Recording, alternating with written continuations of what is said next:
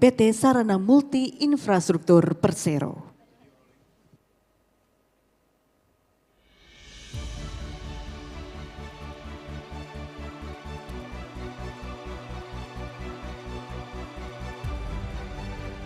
From the vast stretches of over 17,000 islands emerges a nation rich in culture, diversity and opportunity. From towering mountains to breathtaking forests, this is a land where nature, culture and modernity intertwine. This is Indonesia.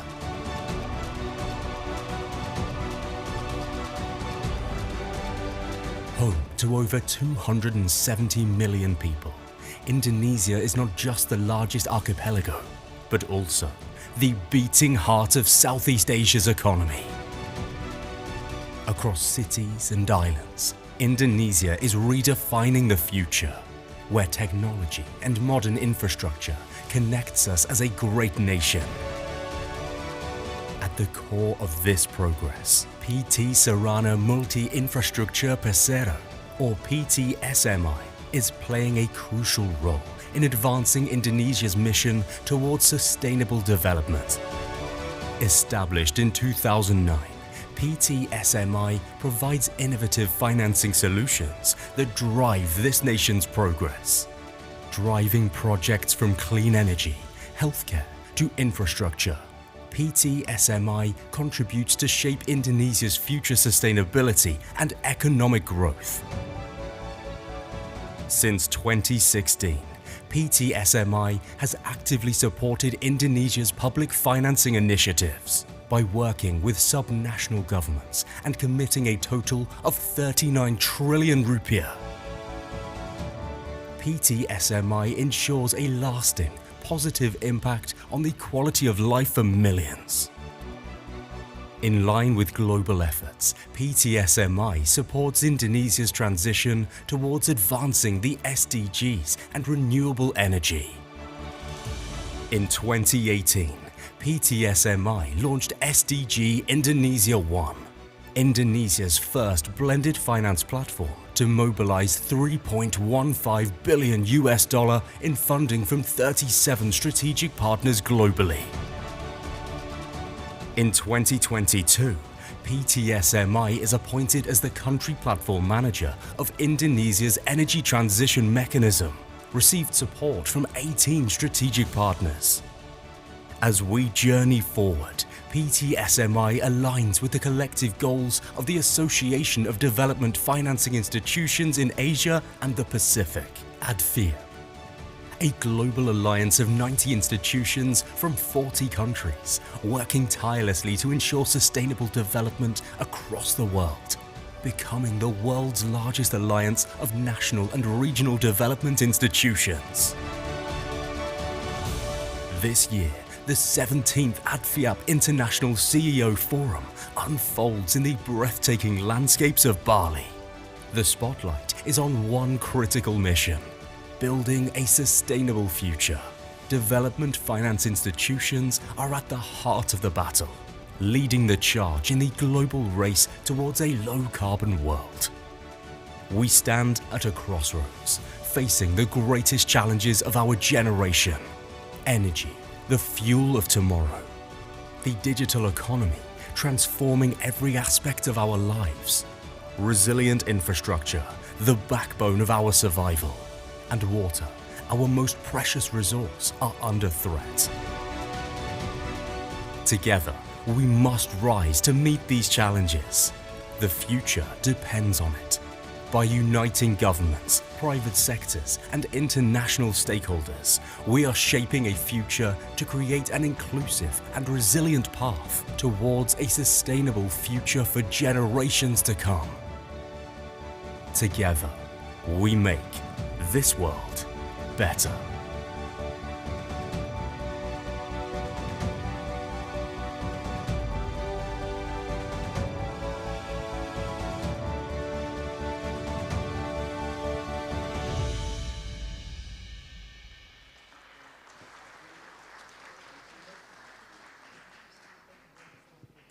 Langgam Nusantara, is a captivating dance repertoire that showcases the diverse cultural richness of the archipelago. Each performance serves as a powerful expression of gratitude from the people of Nusantara steeped in profound philosophical meaning. Through this art form, we are reminded of the beauty of coexistence. Despite our differences, the dance illustrates how we can live in harmony side by side. It conveys a timeless message that diversity is not division, but a source of strength and guiding us towards unity and balance. Ladies and gentlemen, now please welcome, this is Langgam Nusantara Dance.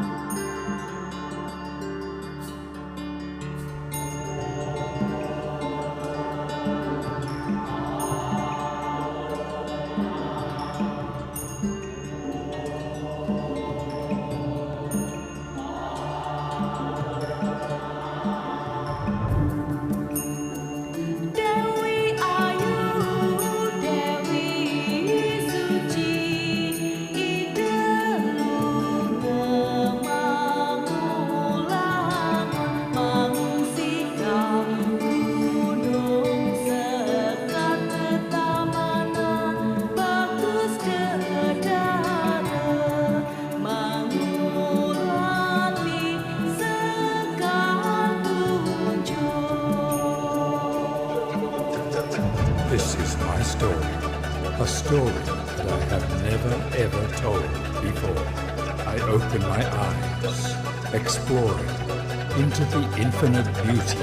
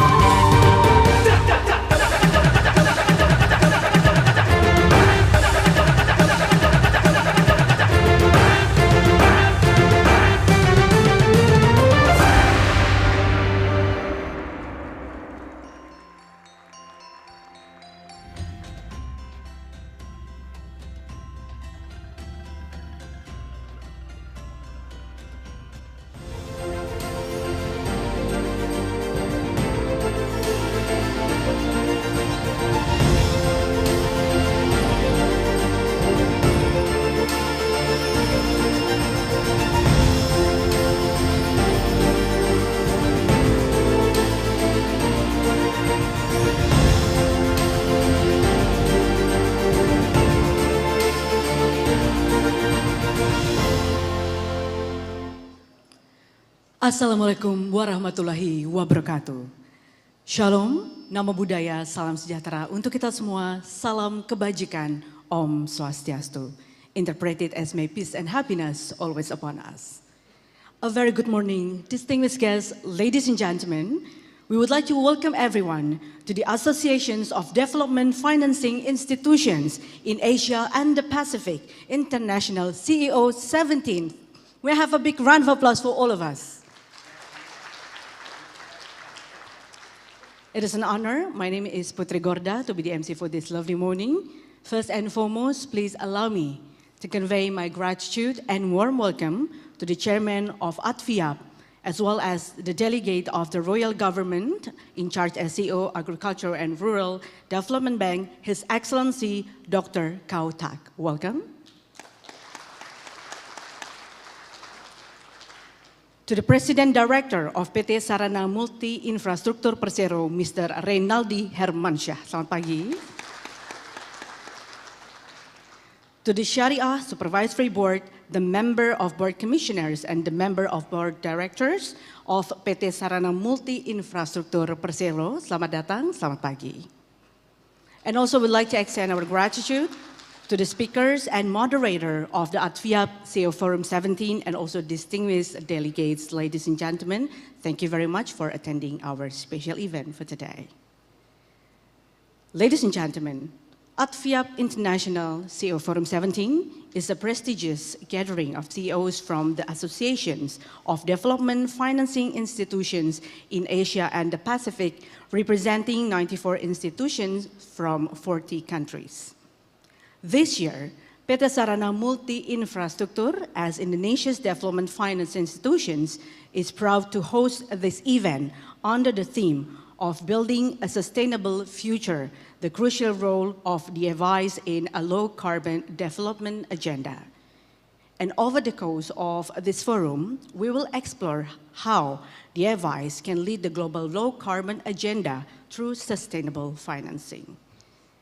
In addition to insightful panel discussions, this forum offers valuable networking opportunities, fostering the collaborations and innovations toward common objective on sustainable future. Distinguished guests, ladies and gentlemen, to begin our first agenda for today, we would like to welcome the President Director of PT Sarana Multi Infrastruktur Persero to deliver the opening and also welcome remarks. Please kindly join me to welcome Mr. Reynaldi Hermansyah.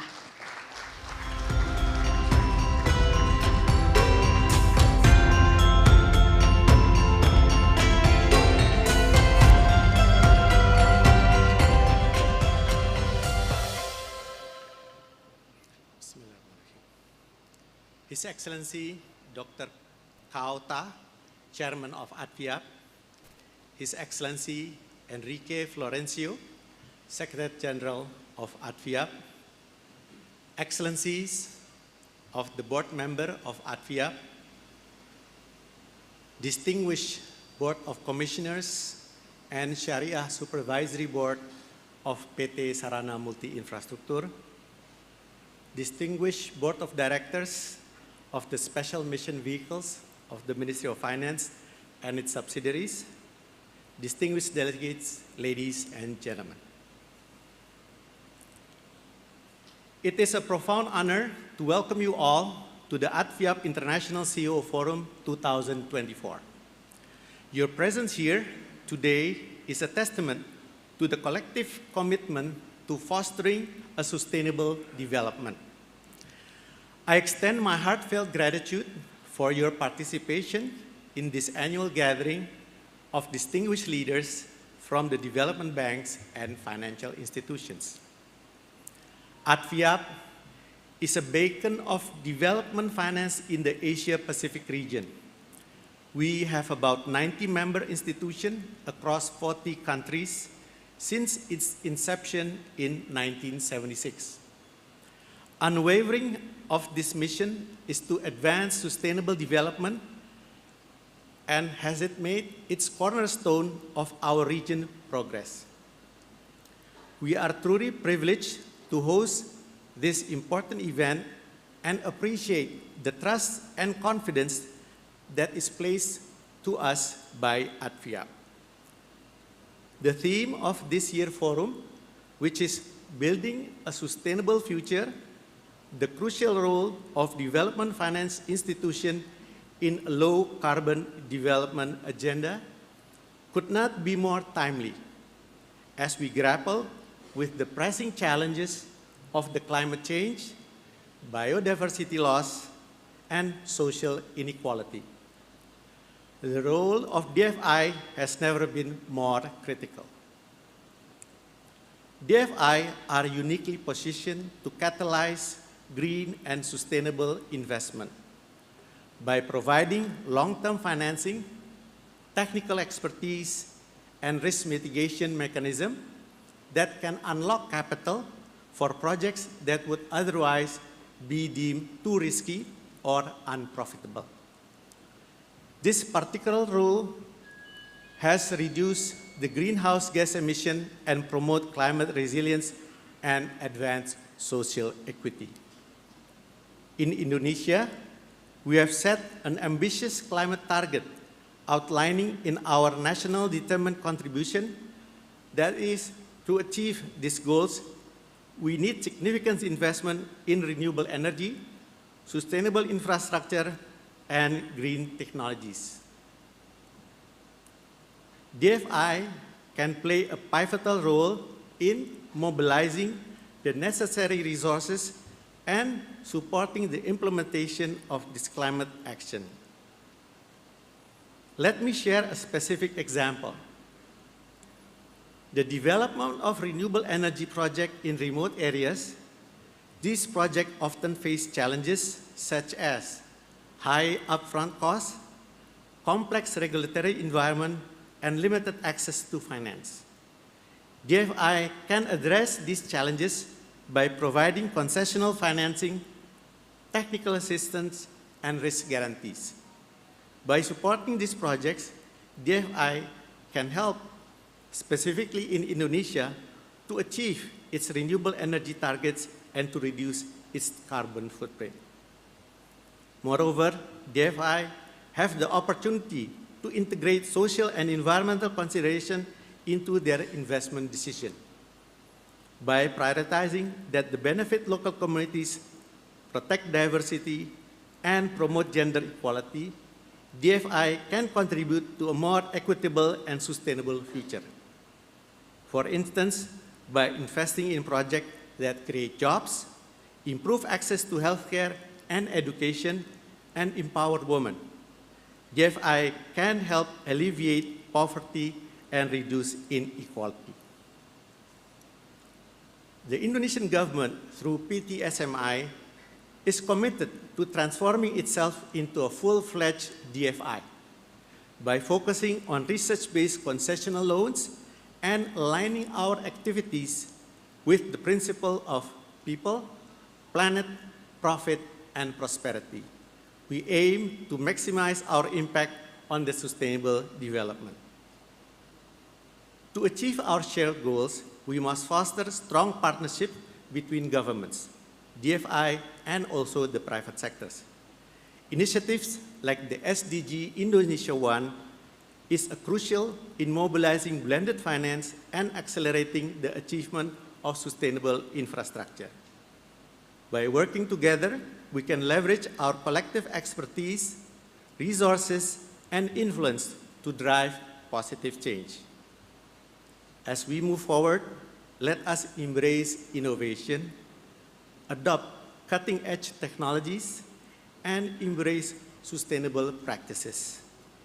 By leveraging this power of finance and innovation, we can create a world that is prosperous, equitable, and environmentally sound. Finally, let us work together to build a sustainable future for the generations to come. Thank you very much.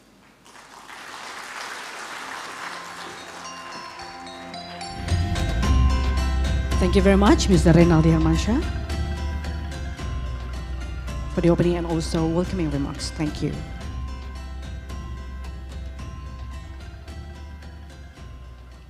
Distinguished guests, ladies and gentlemen, moving on to the next agenda, we will hear the welcoming remarks that will be presented by the ADFIAP chairman as well as the delegate of the royal government in charge as CEO, Agriculture and Rural Development Bank. Please welcome His Excellency Dr. Kauta.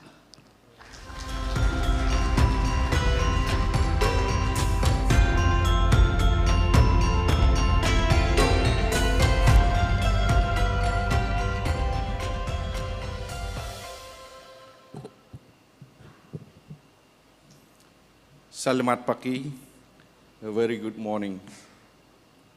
Mr. Raynadi Hermasas, President Director of PT Sarana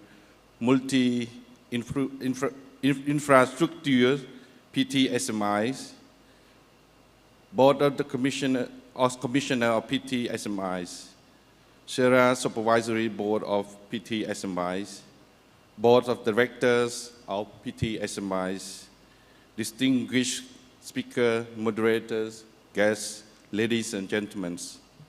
First of all, I would like to warmly welcome everyone to the Association of Development Financing Institutions in Asia and the Pacific, ADFIAP, International CEO Forum 17. I stand before you today with the deep sense of gratitude and responsibility as we gather in Bali, a place of extraordinary beauty, rich cultural heritage, and a symbol of harmonies between nature and humanity.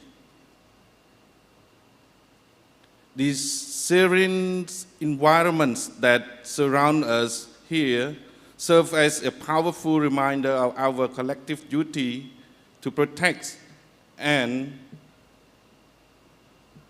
preserve the world we share, especially in the face of growing environmental challenges. It is both an honor and privilege to represent the ADFIAP and Agriculture and Rural Development Bank of Cambodia in the esteemed events. I would like to express my heartfelt gratitude to our gracious host, PT Sarana Infrastruktur, Persero, for hosting these remarkable events, and to Excellency, ladies and gentlemen, for your presence and continued dedication to promoting sustainable development.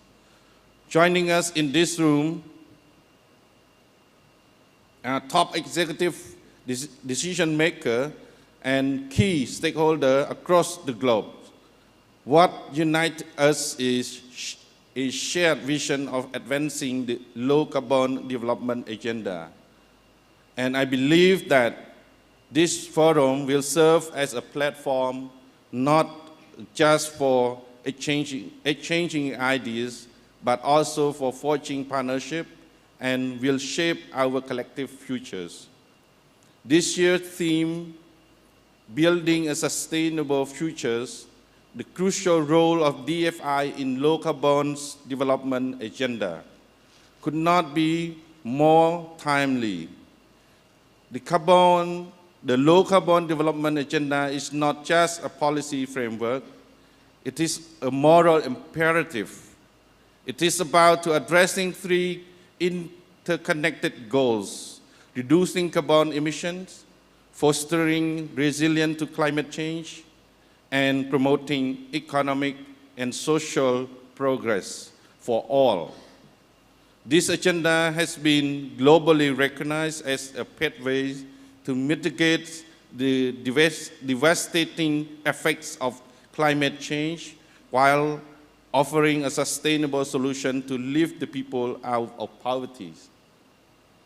The discussion we are about to engage in, from equitable energy transition to resilient infrastructure, digital transformations, and water access, are not abstract concepts.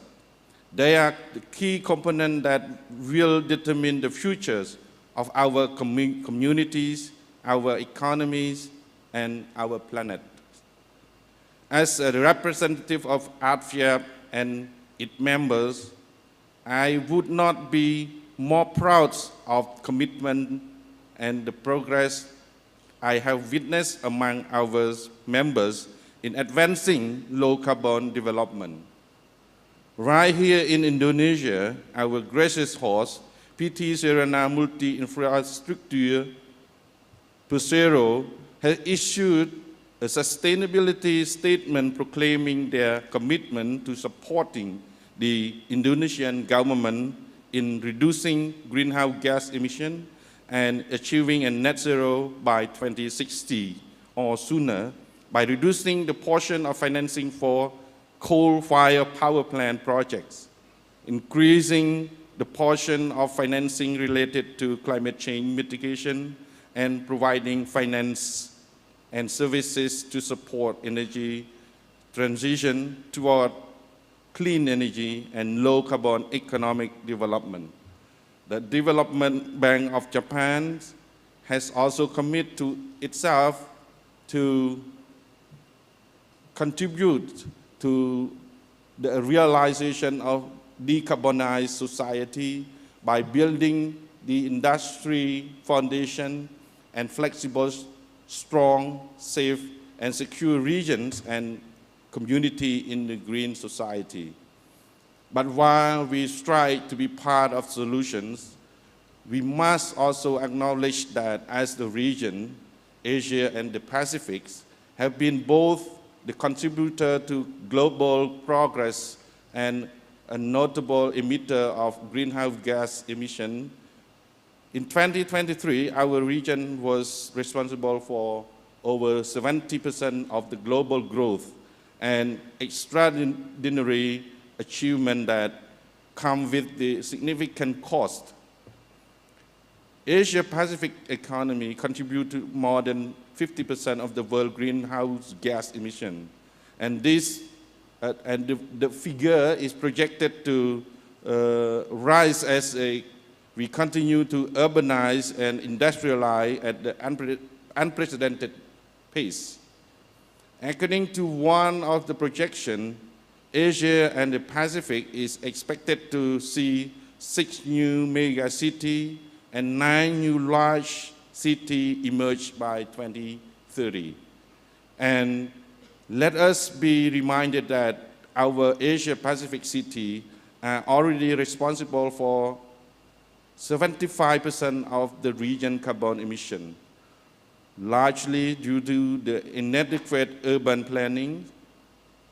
This rapid urbanization will demand enormous expansion in infrastructure, energy, and agriculture outputs, all of which carry heavy environmental implications if not approached with the sustainability at the core. Alarmingly, our region was also regressing in its progress on climate action in 2023, particularly in reducing greenhouse gas emissions, as highlighted in the recent assessment of our progress toward Sustainable Development Goals, SDGs. Our traditional approach to development has yielded remarkable economic growth, but it has also set in motion consequences that stretch far beyond our generations. This is an ever-growing concern that some economies are not doing enough to transition away from the high-carbon future to an outcome that could determine our progress for decades to come.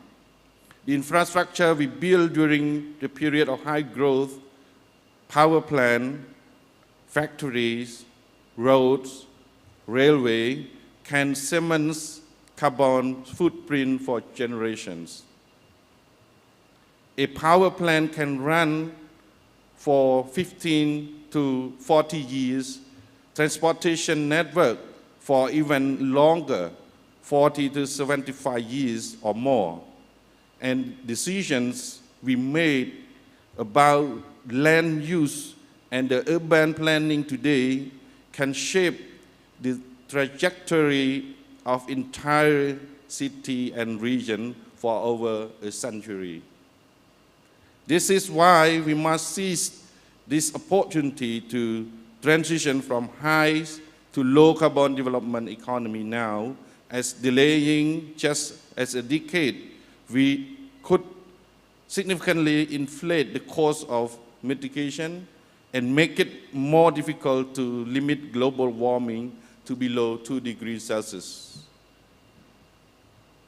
As the major victim of a climate crisis, the consequences of the climate change have been evidently felt throughout Asia and the Pacific region in the form of extreme, unpredicted weather events, natural hazards, which have brought tragic losses of life, displaced community, damaged health, and forced millions into poverty. According to the United Nations Economic and Social Commission for Asia and Pacific in 2023, among the 10 countries most affected by the disaster, 6 are in Pacific regions.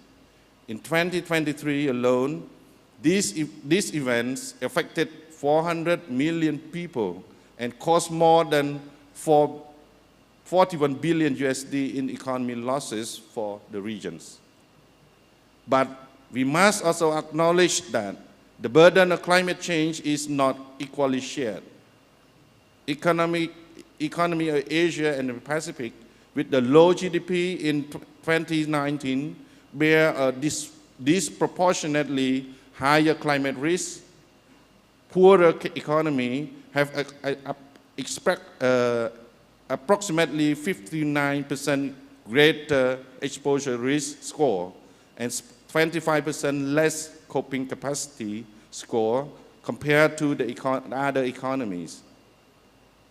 Such disparity between income level and capacity to cope are also mirrored with the economy, as it is often the most impoverished community that bear the consequences of climate risk and possess fewer resources to manage them. Consequently, we are not here today to only discuss a low carbon transition, but also a just one that ensures no one left behind as we move toward more sustainable futures.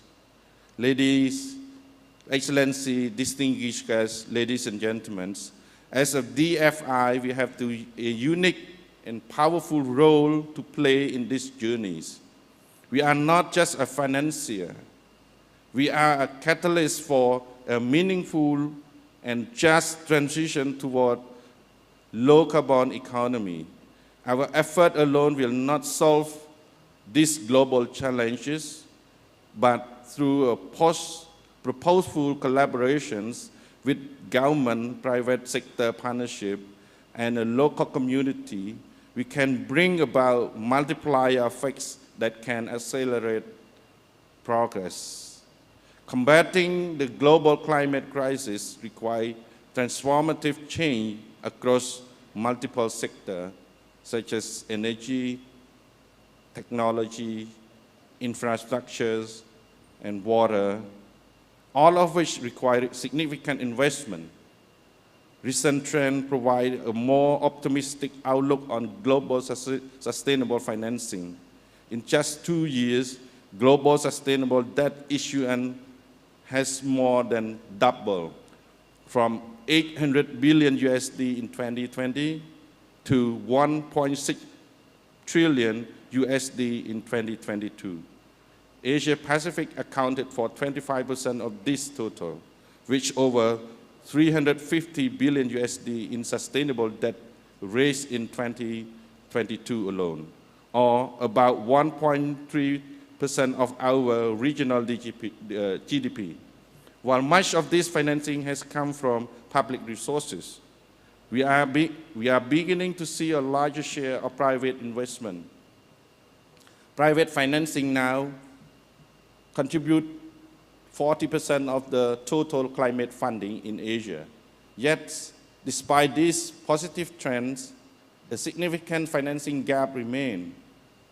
According to the IMF, emerging market and developing economy in Asia alone require more than 1.1 trillion USD annually to finance investment in both climate change mitigation and adaptation, and actual investment falls short by 800 billion USD. I firmly believe this gap represents a tremendous opportunity for DFI, especially the member ADFIAP, to demonstrate their unwavering commitment to sustainable development. We have the willingness to bridge this gap, and in doing so, we will be securing not only the future of our economy, but the future of our planet. While we recognizing the progress made and opportunity that we have emerged, we must also acknowledge the hurdle that lie ahead. We face a significant lack of reliable data to measure and track progress toward the environmental goal. Without proper transition risk assessment, we cannot adequately gauge the economics and financial implications of transitioning toward a low carbon futures. Moreover, social economic data, and particularly in understanding population vulnerability and adaptive capacity, remain limited, making a just transition harder to achieve. Navigating the complex and very institutional framework for climate change continue to be a challenge. Long-standing structure issue, regulatory complexity, and shallow financial market further constrain our ability to hedge against the long-term risks. And let us not forget the external factor, geopolitical tension, energy price volatilities that push government to renew their focus on energy securities. Despite this challenge, I'm hopeful that this forum will lay the foundation for transformative solutions, serving as a crucial platform where we can exchange knowledge, share best practices, and chart new pathways to overcoming this barrier. Excellency, distinguished guests, ladies and gentlemen, over the next 2 days, we will exchange ideas, strategies, experience, and best practices concerning the role of DFI in low carbon development agenda. Our time here is also a unique opportunity to learn from Indonesian experiences in energy transitions and to explore ADFIAP's strategic fintech initiative for sustainable growth. The key topics that will be covered during the panel discussion include: 1, equitable energy transition. One of the most pressing challenges we face is how to accelerate shift from fossil fuel to renewable energy while ensuring that the benefits are shared equitably, particularly by rural and marginalized communities. Today, we will explore model of the low carbon energy transition and discuss how we can catalyze investment to make this solution accessible to all. Second, digital transformation. The power of technology to transform industry, particularly through fintechs and digital banking, cannot be overstated. The forum will examine how digital solutions will be leveraged to enhance financial inclusion and strengthen the overall impact of our works. Third, a resilient infrastructure development. With the climate change representing tremendous risks, building resilient infrastructure is essential. We will explore how impact investment can channel finance into infrastructure projects that are climate resilient and align with the sustainability goals, including the sector that the private market often overlooks. Fourth, universal water access and sanitation. As water scarcity intensifies, due to the climate change, ensuring water security is paramount. We will discuss best practices in financing water access and sanitation projects, how this effort contribute to achieving sustainable development. As we navigate through the agenda, I encourage all delegates engage openly and take this auspicious occasion to explore collaboration opportunities and strengthen bonds with ADFIAP communities and beyond.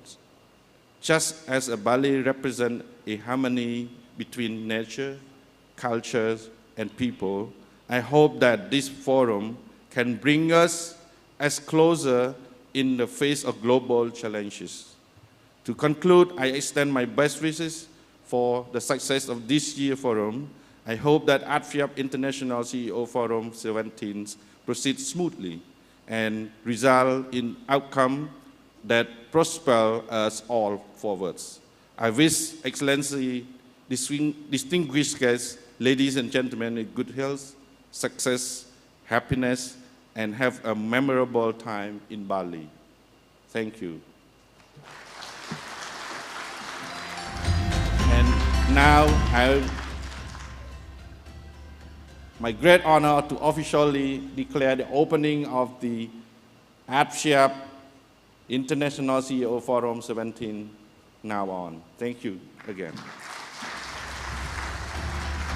Once again, thank you very much to His Excellency Dr. Kautak for the welcoming remarks.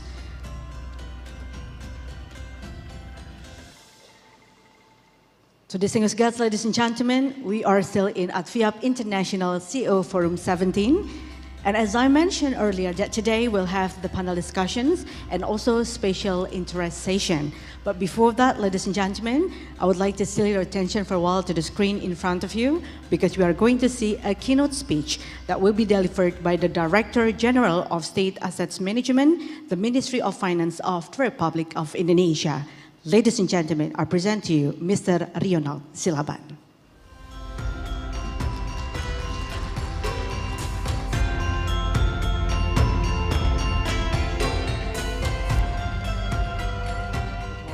Distinguished ladies and gentlemen, as a representative of the Indonesian Ministry of Finance, it is my great pleasure to address this esteemed gathering of the Association of Development Financing Institutions in Asia and the Pacific. Each year, the ADFIAP International CEO Forum brings together global leaders of development banks and financial institutions, particularly in Asia Pacific, to conduct a meaningful dialogue. This forum is essential as the world grapples with the escalating impacts of climate change, resulting in an urgent need for sustainable financing solutions.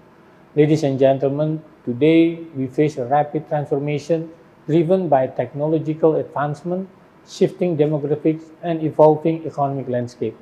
These changes present opportunities and challenges for government and development finance institutions, as we strive to promote inclusive and sustainable growth in our region. As an example, the Indonesian Ministry of Finance has prepared a transformation plan for PT Sarana Multi-Infrastruktur into a development financial institution, focusing on strengthening public sector financing. This would enable the PT SMI to have a more significant role in developing regions outside major cities by financing projects with specific needs and challenges in these areas.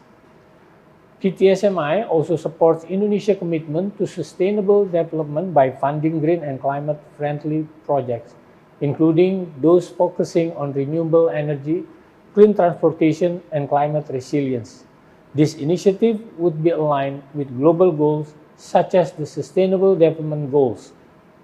Ladies and gentlemen, as we go to further discussion on this forum, let us reaffirm our commitment to working together to address the pressing challenges facing our region and to build a more sustainable and equitable future for all. May the spirit of collaboration, innovation, and shared purpose guide our ongoing efforts to promote inclusive and sustainable development in Asia Pacific. Thank you. Distinguished guests, ladies and gentlemen, now to officially begin our ADFIAP International CEO Forum 17, let us have the opening ceremony procession by playing the Tifa. But before that, we'd like to please kindly invite to come up on the stage one more time to the President Director of PT Sarana Multi Infrastruktur Persero, Mr. Reynaldi Hermansyah, along with the Chairman of ADFIAP, His Excellency Dr. Kautat. Please come up on the stage. And also the Chairman of Sharia Supervisory Board, Mr. Kani Hidayah, along with the representative of Board of Commissioners, Mr. Dik Yustandi, and also the Secretary General of ADFIAP, Mr. Enrique Florencio. Well, ladies and gentlemen, we'll commence the opening procession by playing the Tifa. So later on, gentlemen, please kindly hit the Tifa as excited as you like. So ladies and gentlemen, Tifa is a traditional musical instrument from Maluku, Indonesia, and it's been used in ritual music and regarded as a cultural heritage passed down from the ancestor. So whenever you are ready, ladies and gentlemen, we are going to see the opening procession. Gentlemen, are you ready? Ladies and gentlemen, in the count of 3, 2, 1. And with this, ADFIAP CEO Forum 17, Building a Sustainable Future, the crucial roles of the DFIs in a low-carbon development agenda is officially open. Once again, congratulations. Thank you very much. And we wish to Bapak Reynaldi to please remain on the stage for the next procession. And the other gentlemen, you may return to your seat. Thank you very much. The other gentleman, please. Thank you. Distinguished guests, ladies and gentlemen, we are going to move to the next procession. We are going to see the signing ceremony.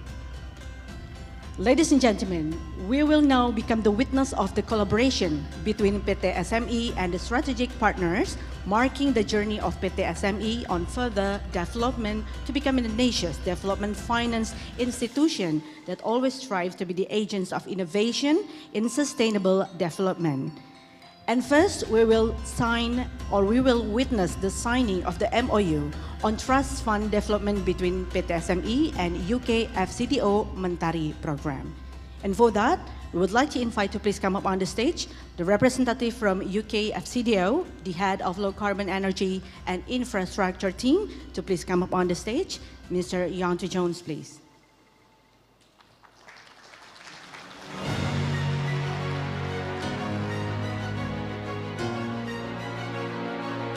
Mr. Hermansyah and Mr. Jones, please kindly take the position. And now you may sign the documents, please.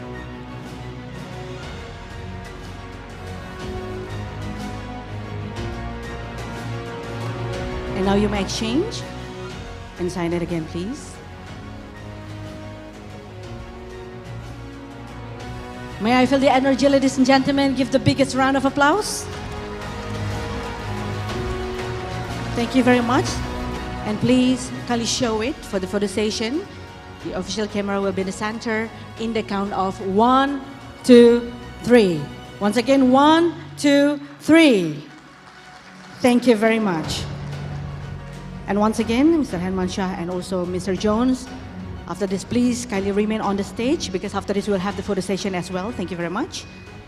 And moving on to the next signing of the MOU, we will see the signing of the joint declarations of intent between PT SME and also KfW concerning the cooperation on promoting green, social, and sustainable bonds in Indonesia. And for that, we would like to invite the KfW Indonesia Country Director to please come up on the stage, Mr. Burkhard Hintz.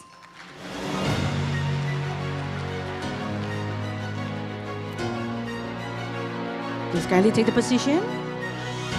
And gentlemen, please sign the document.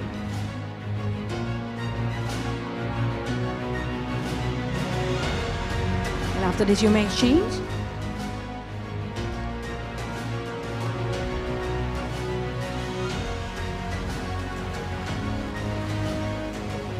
And please kindly showing it for the documentation as well. May I have a big round of applause, ladies and gentlemen. Congratulations. Official camera ready. 1, 2, 3. Thank you very much. One more time, please. Thank you. And now we would like to invite Mr. Jones also to please join for this photo session. Please kindly remain on stage, Mr. Hinz. We'll have a photo session with the three of you. Official camera ready. In the count of 1, 2, 3. One more time, 1, 2, 3. Thank you very much. And please remain on the stage because we still have another photo session. Mr. Hinz and also Mr. Jones along with Mr. Hermansyah, please. And I would like to invite the Sharia Supervisory Board of PT Sarana Multi Infrastruktur Persero to please come up on the stage, along with the Board of Commissioners and the Board of Directors PT Sarana Multi Infrastruktur Persero. Kami persilakan untuk dapat naik ke atas panggung dan berfoto bersama. We'll have another photo session, ladies and gentlemen.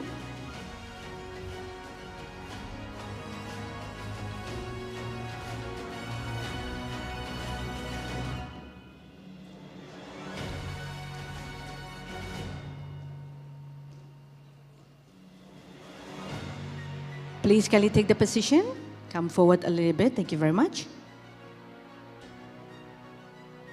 Ready? Official camera in the center, ready. In the count of 1, 2, 3. One more time. 1, 2, 3. Thank you. And now, ladies and gentlemen, please kindly remain on the stage because after this we'll have another photo session. And now we would like to invite all the participants to please come up on the stage for the photo session. After this, we are going to have the coffee break. But before that, once again, everyone, could you please come on the stage? Because we still have one more photo session with all the participants. Thank you very much.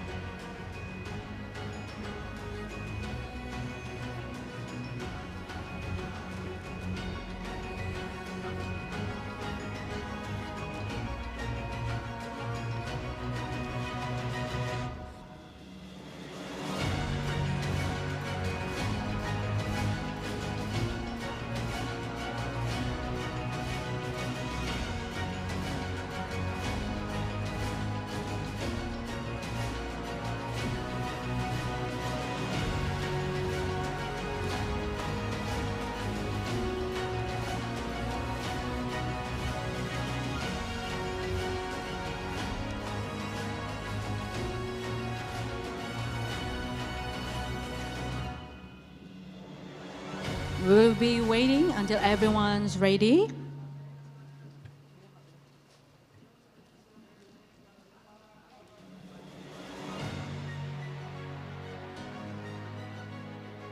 Well, ladies and gentlemen, official camera will be in the center. I'll have to count in the count of 1, 2, 3. One more time. 1, 2, 3. And everyone, could you please say Bali? 1, 2, 3. Thank you very much. Give the biggest round of applause for all of you. Thank you very much. Thank you, distinguished guests, ladies and gentlemen. And after this, we would like to please everyone to enjoy the coffee break that we have already prepared for you in the foyer area. And also we have the booth of small, medium enterprises that is the esteemed partner of PT SME, as well as the coffee corner booth will be available in the foyer area. And we are expecting you to be back here soon. Ladies and gentlemen, we are expecting you to be back here around 10:50 a.m. So once again, 10:50 a.m. We are about to continue our next program and still in ADFIAP International CEO Forum 17. Thank you and enjoy.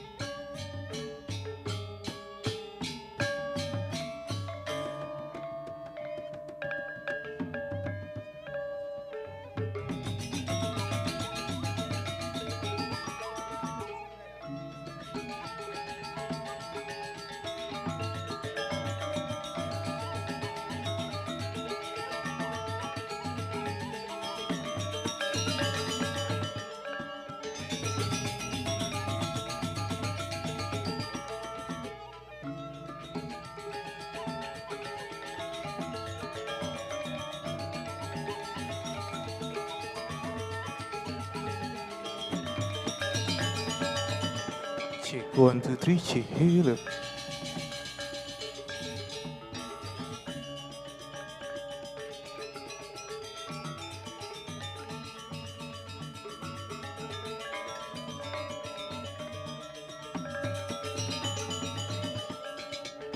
Tiga, cek, cek.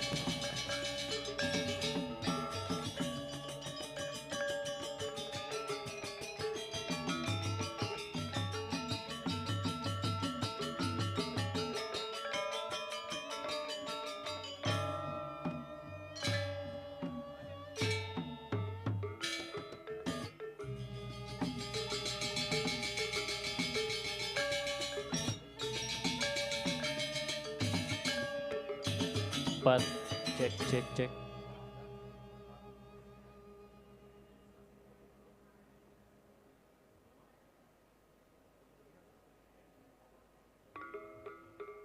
Cek, cek.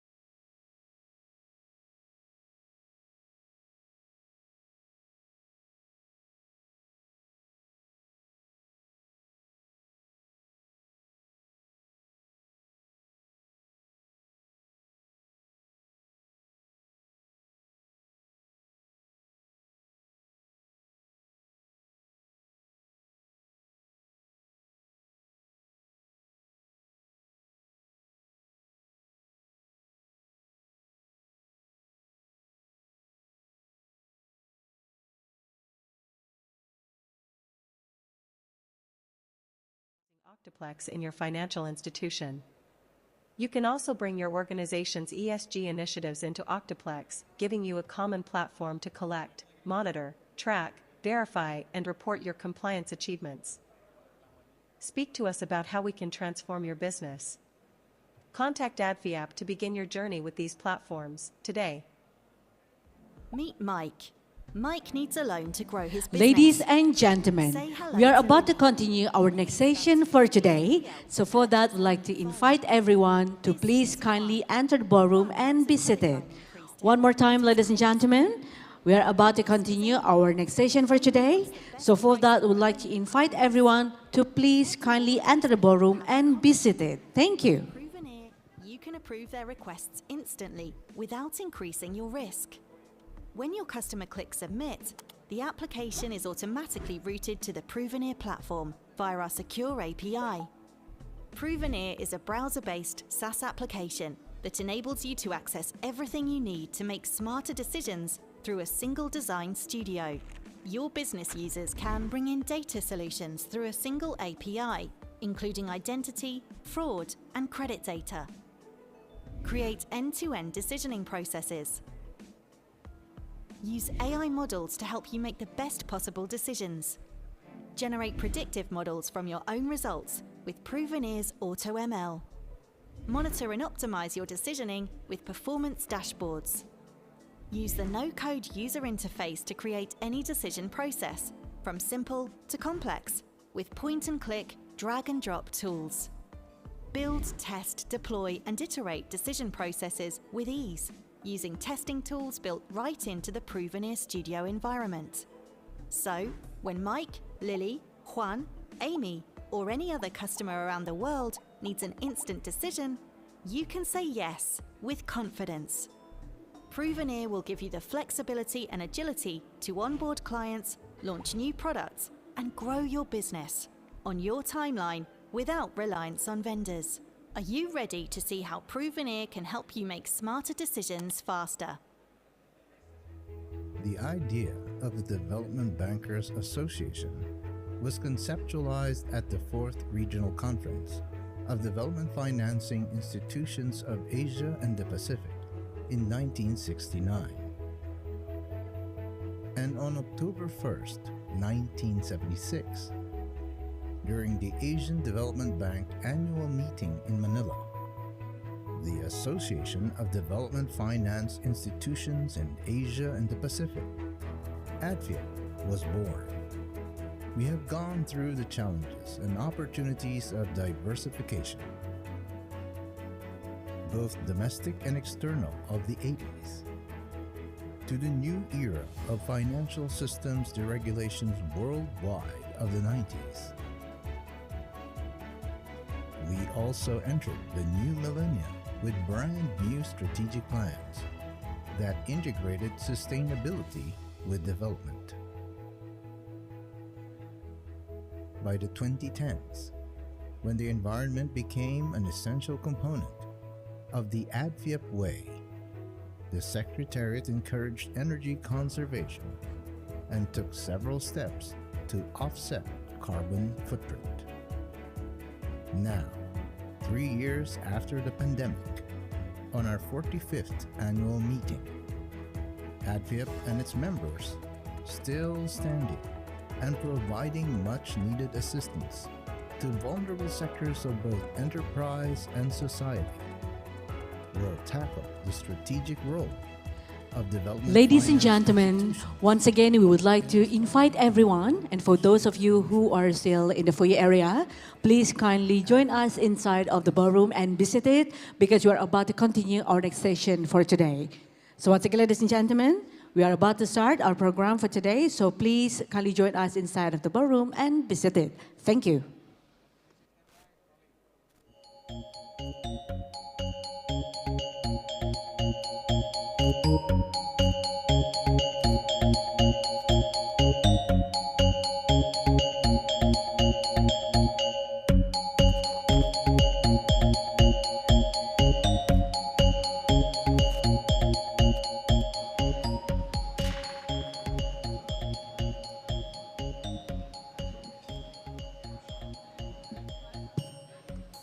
Well, distinguished guests, ladies and gentlemen, welcome back. We are still in ADFIAP International CEO Forum 17. May I have a big round of applause for all of us, ladies and gentlemen? I want to hear the energy. Wow. Thank you very much. So I hope that everyone are still excited because we still have the panel discussion for today and we are going to continue with the next session. But before that, ladies and gentlemen, we are going to play a game. So we are going to have the Kahoot game. So may I have your attention, please, on the screen in front of you. So we will be using the Kahoot, and how it works is like this. We will ask you a series of the questions, and you will have the opportunity to answer using your devices. And the question will cover a mix of fun facts and also about Indonesia, about interesting trivia, and also perhaps a few surprises as well. So to join this game, please kindly take out your devices and go to www.kahoot.it. We have on your screen as well. And you will need to enter the game pin displayed on the screen over there. We have 15936. And also to register, please use your real nickname and your institution. Maybe some of you didn't put the institution. But once again, don't forget to put the real name and also your institution. So it will be easier for us to identify the winner later on. And also, we will have some exciting prizes for our top 3 winners. And please make sure that you're gonna answer it very quick and right answer. Okay, we're going to wait. We still have 28, 30 participants. We need more from you. So once again, you may scan the barcode over there and don't forget to put the pin, the game pin. We have 15936. Don't forget to put your nickname and also your institution. If you forgot to put it, the institution, it's going to be fine. As long as you remember your account right over there in the Kahoot. So once again, you may scan over there. We have the barcode on the screen. And don't forget to put the game pin. And after this, we will start because we have some questions we prepared for all of you. And after this, we will define who's going to be the top 3 winners for this Kahoot session. All right, we're still waiting. We have 65 participants already. All right, we're going to wait.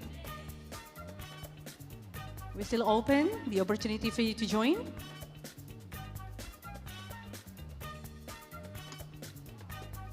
All right, we are going to close the session. Don't forget to, once again, register yourself. I'm going to count 5, 4, 3, 2, 1. We're going to close the session and we are going to start the Kahoot for today.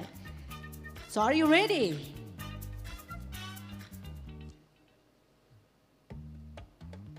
Here we go for the first question. Which island in Indonesia is famous for its Komodo dragons, the world's largest lizards? Belitung Island, Komodo Island, Thousand Island, or Bali Island? One of the answers sounds delicious.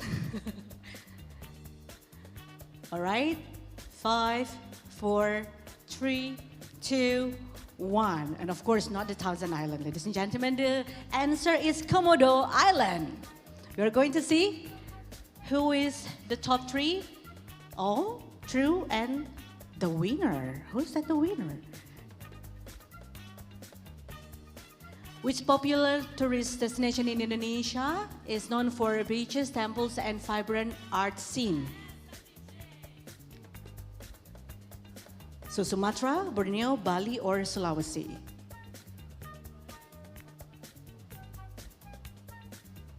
We are going to a 3, 2, 1. Yes, the answer is Bali, and the winner is still Della, and the winner.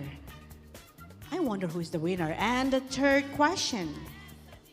Indonesia is the world's largest producers of which spice? Cinnamon, saffron, nutmeg, or black pepper?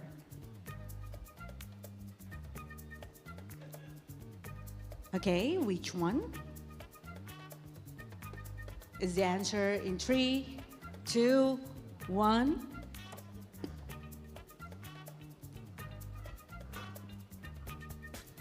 All right, the winner has become the first position. And then what is the traditional fabric from Indonesia, known for its intricate patterns made using wax-resist dyeing? Batik, tenun, ikat, or sangket. Be careful, you have to answer it very quick and right, not only quick. 3, 2, 1. The answer is batik. So we are going to see the position, and I wonder who is WB, AWL, and the winner, okay? And we still have another questions. We have 10 questions. What is the Indonesian food that got first rank of the world's 50 best food in the world, according to CNN survey in 2011? Rendang, bubur ayam, soto ayam, or gado-gado? So bubur ayam is chicken porridge.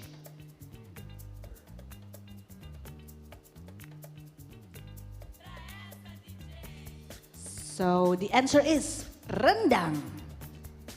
Rendang is made from the beef.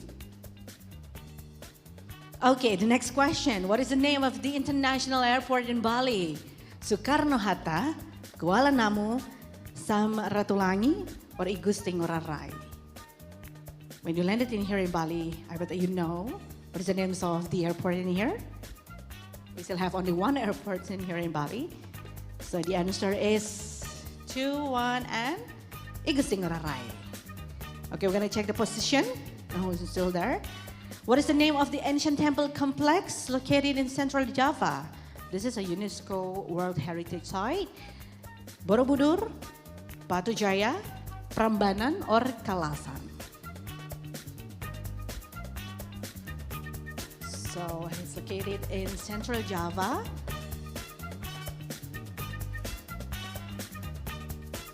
This is World Heritage Site, and the answer is Borobudur. Okay. Okay, we're gonna move to the next question. What is the name of the famous Indonesian coffee that is made from the beans that have been digested by shepherd cats? Kopi Aceh, Kopi Gayo, Kopi Luwak, or Kopi Toraja?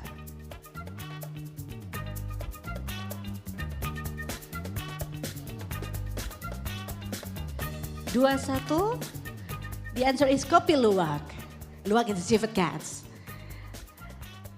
All right, the next question. What is the currency of Indonesia? Baht, rupiah, ringgit, or yen? I bet you already know about this. It's very easy, it's supposed to be. All right, so the answer, I bet you know the answer is rupiah. And the last one but not least, 10 out of 10, we have how many members institutions join ADFIAP? 104, 84, 94, or 74? I mentioned this in the beginning of the opening. Yes, from 40 countries and blah, blah, blah members. Okay, 94. All right. Okay, so we are going to see who is AWL or all and IJ, and also the first winner is, because I'm going to ask you to please come and say SR. We don't have the name of the institution. And if you have this account, could you please come up in front of the stage, because you are going to receive a special prize from us. And please kindly come in front of the stage, please, for AWL, IJ, and SR. Oh, there you go. Oh. Please take the position. One more. Oh, Mr. Jones. IJ is Mr. Jones. Okay. And we would like to invite Ibu Ramona Harimurti. to please give the prizes to the winners. From the 3 winners, I only know Mr. Jones from the name IG, I think. Please.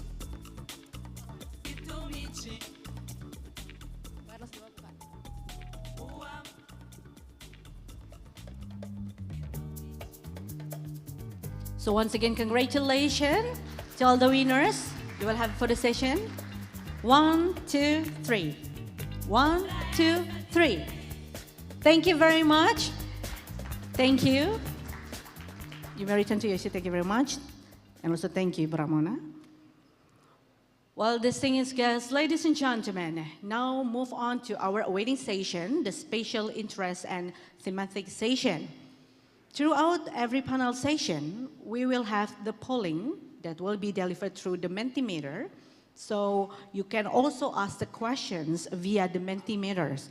So we are going to give you the barcode of the Mentimeter later on. So please kindly prepare your devices to scan the Mentimeter code. Distinguished guests, ladies and gentlemen, let's begin the first special interest session that will be discussing about the showcasing Indonesia energy transitions toward low-carbon economic development.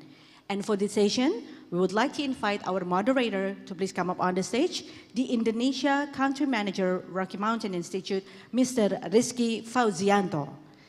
And also we would like to invite the panelists to please come up on the stage, the Director of Energy Conservation, Ministry of Energy and Mineral Resources of the Republic of Indonesia, Bapak Hendra Iswayudi, and then the Chief Financial Director, PT Perusahaan Listrik Negara Persero, Mrs. Cynthia Rusli, along with the President Director of PT Sarana Multi Infrastruktur Persero, Mr. Renaldi Hermansyah, and also the Country Director of Indonesia Resident Mission ASEAN Development Bank, Mr. Jiro Tominaga. Ladies and gentlemen, give the biggest round of applause for our moderator and panelists for today. Thank you.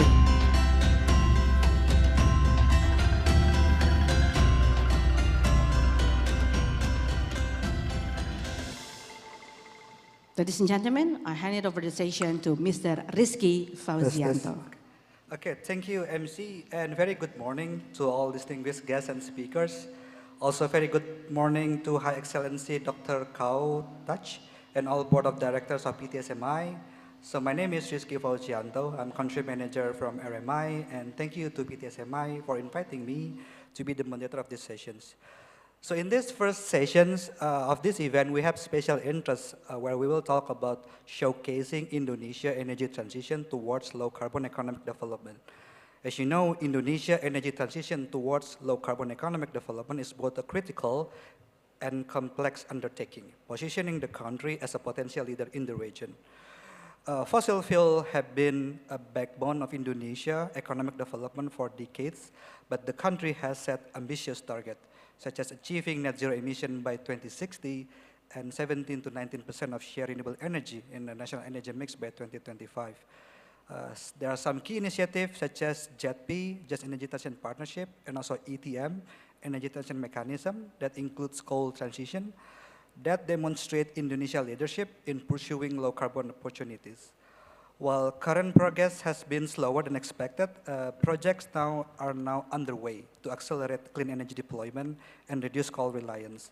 So this represents an opportunity to showcase the country's innovative approaches to decarbonization. This can also set an example to the other emerging economies and DFIs from ADFIAP to navigate similar challenges. So in this session, I'm happy to say we have 4 great high esteemed speakers from Ministry, DFI, Utility, and MDB. I know they have been involved a lot on Indonesia energy transition, especially with the JETP and ETM since announcement 2 years ago in G20. So without further ado, let me introduce the speakers. The first speaker is Pak Hendra Iswayudi, who is joining us online. Pak Hendra, can we check your connection? Can you speak and can you listen to us? Yes, I can hear very clearly. Okay, thank you, Pak Hendra. So Pak Hendra is a Director of Energy Conservation at MEMR. He began his career as Director General of Electricity and has held important position in MEMR. He earned his master's degree in planning and public policy from University of Indonesia, and lastly, doctorate in economics. The second speaker is the beautiful lady beside me, Ibu Cynthia Rosli. Ibu Cynthia is Director of Finance from PLN. She started her career as a commissioning engineer at PLN. Before becoming director at PLN, she was the president director of PT Penjamin Infrastruktur Indonesia. And fun facts about Ibu Cynthia, she has 3 master's degree on engineering and management from University of New South Wales, Monash, and also IPMI. The third speaker is Pak Reynaldi Hermansyah, who is the President Director of PTSMI and our great host of this event. Pak Reynaldi holds a doctoral and master degree in management from Pelita Harapan University and has over 20 years of experience in financial sectors. And lastly, the fourth speaker is Jiro Tominaga. He is the ASEAN Development Bank Country Director for Indonesia. He is responsible on developing and implementing ADB's country strategic and operation Indonesia. He has more than 30 years, including 9 years at ADB, but prior to ADB, he worked at World Bank and Ministry of Finance in Japan. So those are the 4 great experts that we have now. So let's start the panel discussion. But while listening to this session, I will invite participants to ask questions via Mentimeter, as has been mentioned by the moderator, which you can also access to the barcode link in the screen. Will it show in the screen, the barcode? Okay, so you can also access this barcode and ask question, and we will ask the question. I will ask the question, read the question to the speakers at the end of the presentation. So we will have our Q&A at the end, so feel free to put the question there. Now I'd like to go to Pak Hendra first, because you're not joining online, Pak. Given the heavy reliance on coal for power generation and the challenges in balancing energy security and sustainability, from MEMR point of view, Pak Hendra, what strategies do you see as the most effective in transitioning from coal while also ensuring affordable and reliable energy supply, particularly in the light of the current global economic uncertainties? Pak Hendra, the floor is yours. Okay, thank you, Pak. Surely the most effective way is the first one. Oh, sorry. Should I present my prepared presentation now? Yes, Pak, it is shown in the screen. Okay, thank you.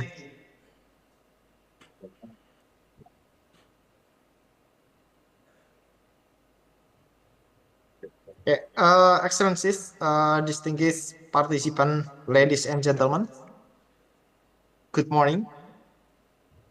First, on behalf of Director General of New and Renewable Energy and Energy Conservation, please allow me to extend the highest gratitude and appreciation to PT SME for inviting us to participate in this event. I'm truly honored to be able to address you at the special interest session of the International CEO Forum 2024 that has been organized by ADFIAP. This session is a good opportunity to share with you about Indonesian energy transition in supporting the low carbon economic developments. Next slide, please. Thank you. In accelerating our decarbonization in energy sectors, we can see that the World Energy Council has presented a concept of energy trilemma. This concept is highly relevant for Indonesia, as we are currently still on the path to improve our economy, which require a stable supply of energy as the main drivers of development.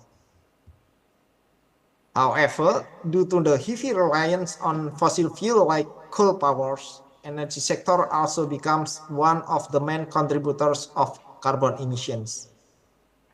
Therefore, we need to provide not only secure and equitable energy, but also balance with the sustainability aspect in energy trilemma, which includes the use of renewable energy and efficient technology. Next slide, please.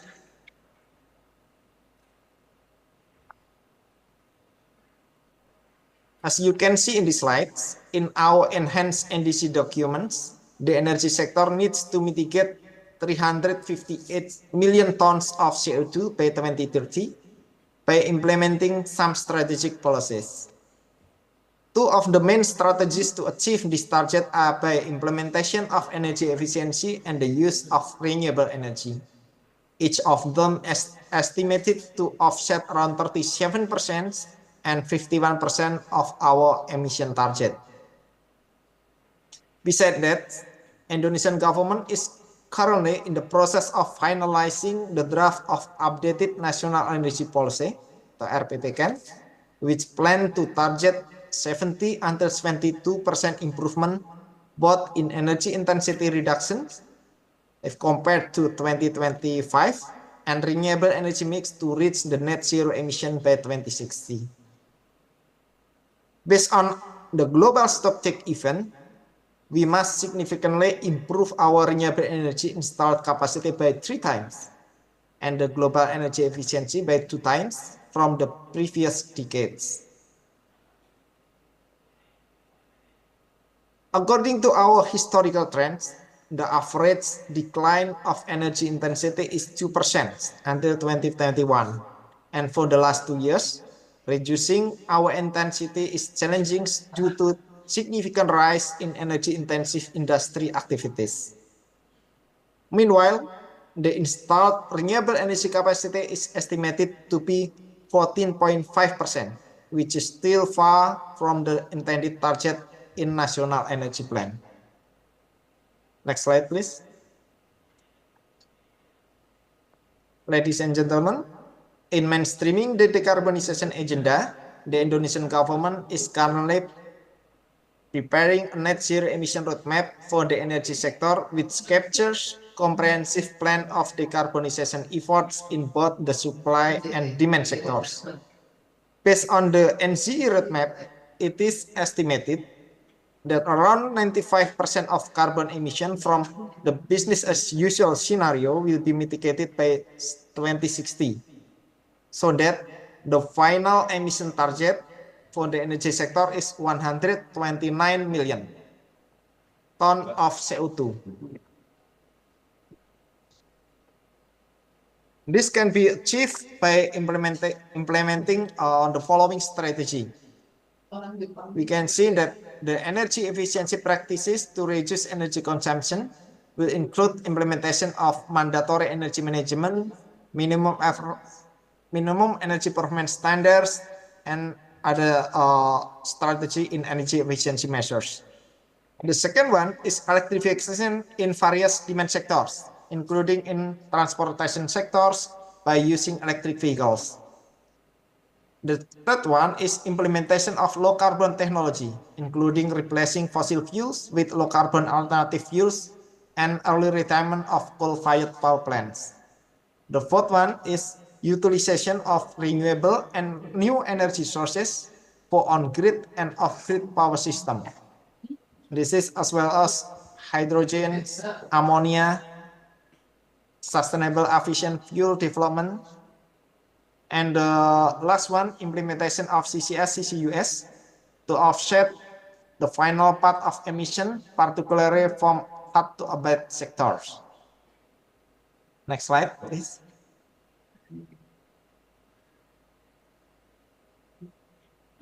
In the supply sector projections, the NZE roadmap will be aligned with the General National Electricity Plans. We can see here, by 2060, the installed capacity of the power plant will be 367 gigawatt, with energy mix in 2060 consisting of new and renewable energy, which is 42% coming from variable renewable energy like solar and wind. In addition, despite being an archipelagic country, we must be able to provide equal access to energy throughout Indonesia, as our future generation relies on VRA.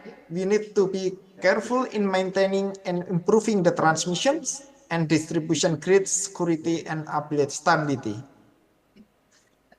The supergrid projects is prominent to connect the renewable energy resources and the high demand area by accelerating on-grid and off-grid renewable energy projects. Next, please.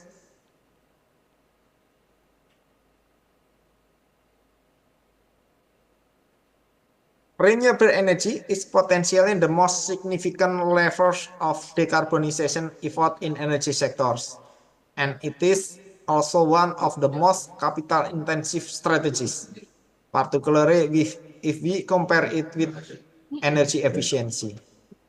If we look at the overall installed capacity, when compared with its potential, the current renewable energy use is only 0.3%.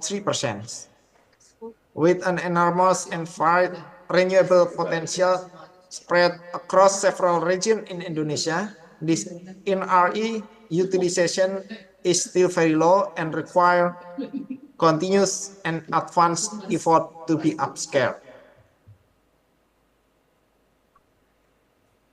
On the right-hand side is a wide range of technology of renewable energy that can be developed in Indonesia. Each type of this technology will require specific mechanism of incentive and investment so that the deployment of renewable technology can be optimized. Moreover, there are new energy sources that can be tapped to diversify energy supply, such as the nuclear energy as stated in our recent development of National Energy Policy and Power Development Plan. Also, the use of hydrogen and ammonia in transport and ammonia in transportation. Next slide, please. Sorry, Pak Hendra, if you can also finish the presentation in like 2 minutes, Pak, that would be great. Okay. Yeah, next, please.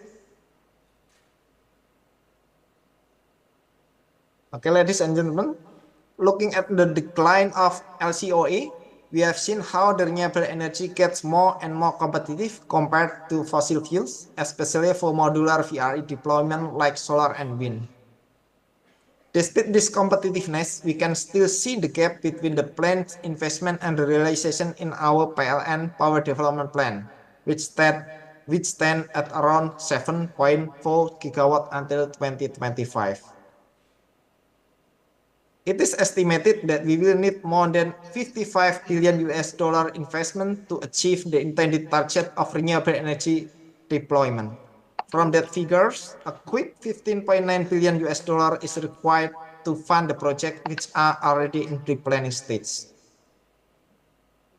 Next slide, please. We have new regulation number 33 year 2023 on energy conservation. These regulations regulates implementation of energy management, also regulate on the implementation of minimum energy performance standards, and also regulates on ESCO. If we see on the screens, the energy saving profile in 2023 based on our online reporting systems, the total percentage of efficiency result is still low compared to the entire consumption, and only 1.74%. And most of the saving are performed by performing technology replacement. We also developed one-stop digital platform called Synergy.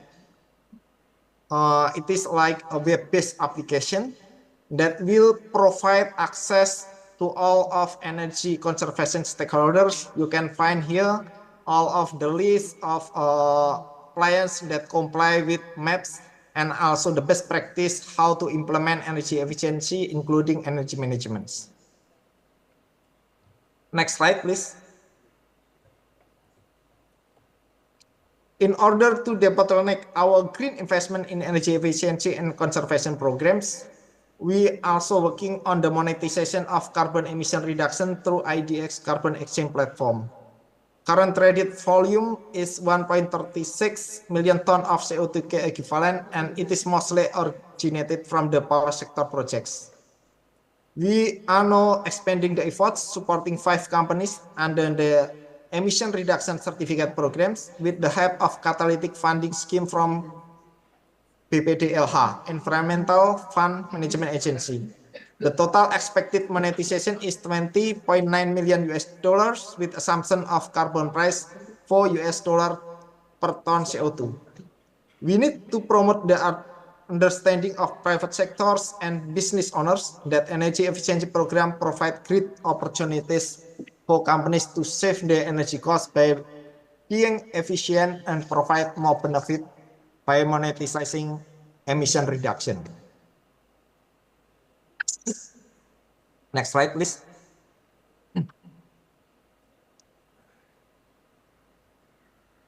Meanwhile, for the breakthrough of green investment in new and renewable energy technology, we issued these two policy reforms. First one is the Presidential Regulation number 112, year 2022, on the acceleration of renewable energy development for electric power supplier.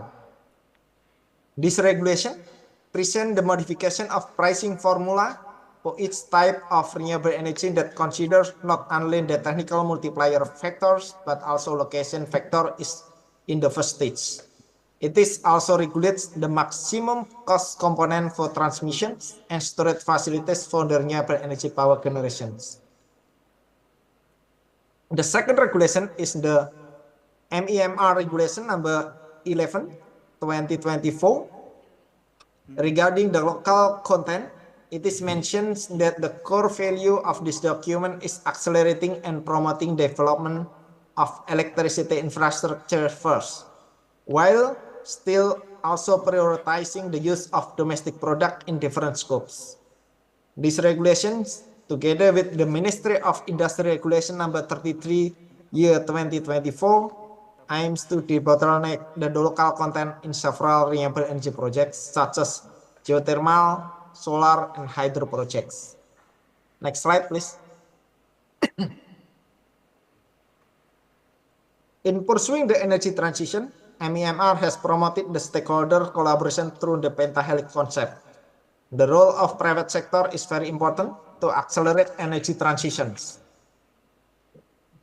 Research and academic institutions have been pushing the infrastructure and technology development, as well as testing facilities for green technology breakthrough, like solar panel and electric vehicle components.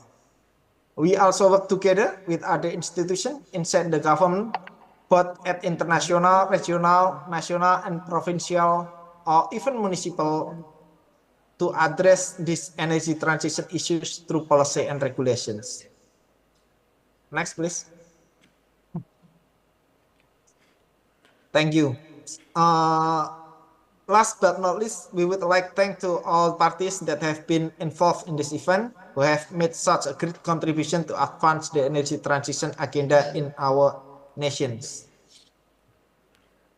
I would like to invite all participants to contribute actively to establish cooperations and to collaborate in supporting the development into main strategies that the government promote to tackle the challenge of energy transition.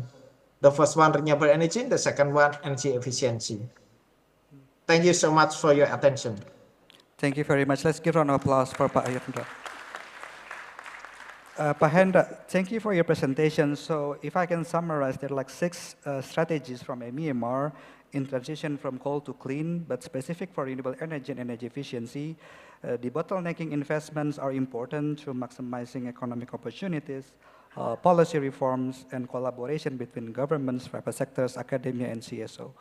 So that actually mentioned, Pak Hendra, you mentioned about RE potential in Indonesia, which is a good segue to the next speakers, which is Ibu Cynthia.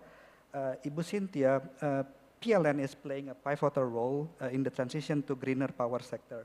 From a state-owned perspective, what are the key challenges that PLN faces in reducing fossil fuel and increasing renewable energy capacity? And how can government policies, incentives, and international support such as JETP, ETM can align better to support PLN in these transitions?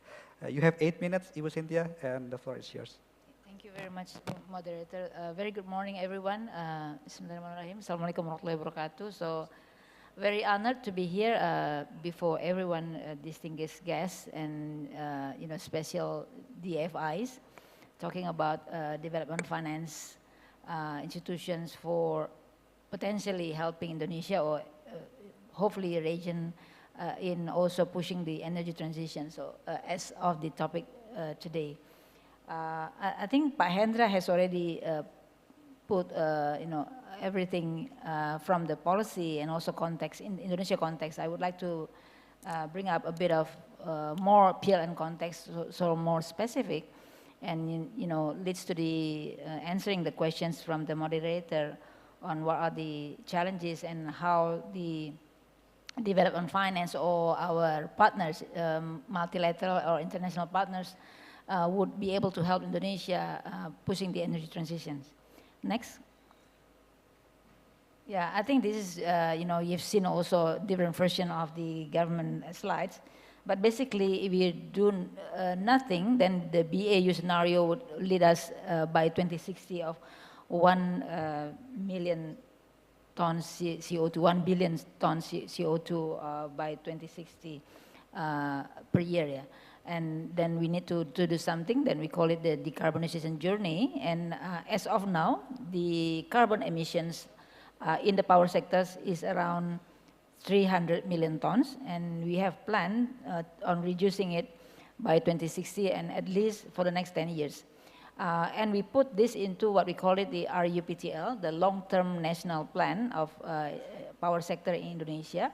And we have just, end of last month, we sent the final version to the government to be reviewed, and we hope that this is going to be issued soon. So basically, this in a long-term path that we need to push. Next.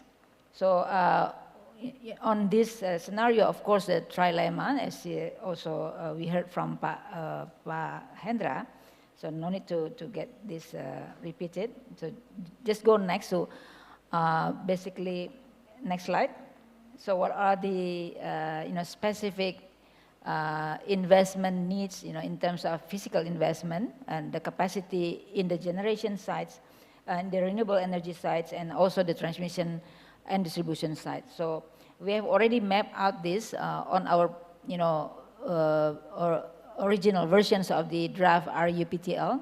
We call it the Accelerated Renewable Energy Development Scenario. So we have various scenarios, and we choose one of the scenarios. We call it Accelerated Renewable Energy Development, or ARED scenario.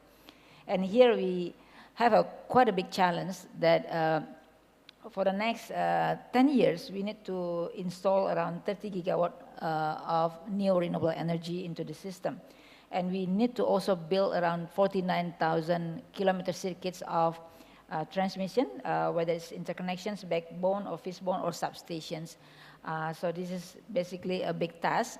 Then we need to see on how much basically is needed for developing all this basic infrastructure to enable us to support the economic development, as well as having the emissions being reduced towards the net zero by 2060. And how much does it cost? Basically, the next slide. So we have already also mapped out. So it's not a small amount of money. So it's around 110 billion US dollars. 80 billion US dollars for generations and around 30 billion US dollars for transmission and distribution system. So that's also include the the smart grids and distribution system. So it's not only the high level voltage transmission system, but also the control centers, the smart grids and everything that enable us in the power system to absorb the intermittency of the new renewable energy, be it solar or wind, and also in addition to this is also the battery energy storage system for the next 10 years. So this is basically the numbers that we are now discussing. And out of 110 billion US dollars, how much that we are already being secured from the multilateral, from MDBs, KFW, bilateral development institution as well, ADB, World Bank, and also partnership with the IPG, International Partnership Group, under the JETP umbrella, and also the GFANZ, the Global Financial Alliance for Net Zero, comprising of commercial banks. So we have been in discussion with them. This is around 10 billion. Now it's around even upgraded to around 11 billion now. So we have already mapped out, what are the sources that can help us meet the funding gap of $110 billion from the ordinary sources that we get from our partners, from the MDBs and the bilateral partners, but also from institutions or partnership like JETP and some other institutions. So these are the current situations. I think we can discuss on the challenge. Of course, we have heard also this morning on the challenges, I think from the chairman of the, these associations of DFI. For Indonesia context, I think the putting more renewable into the system, as you see, this is much more relatively expensive than the existing conventional power plants. So it would always now, as of now, increase the cost of production of electricity. So the levelized cost of electricity will be higher. So the impact of new investments, of course, needs to be really calculated. And the only way to get this cost recovery is either from the customers, from the tariff. So we need to look into the affordability of the people of the Republic of Indonesia, but also from the fiscal capacity of the government.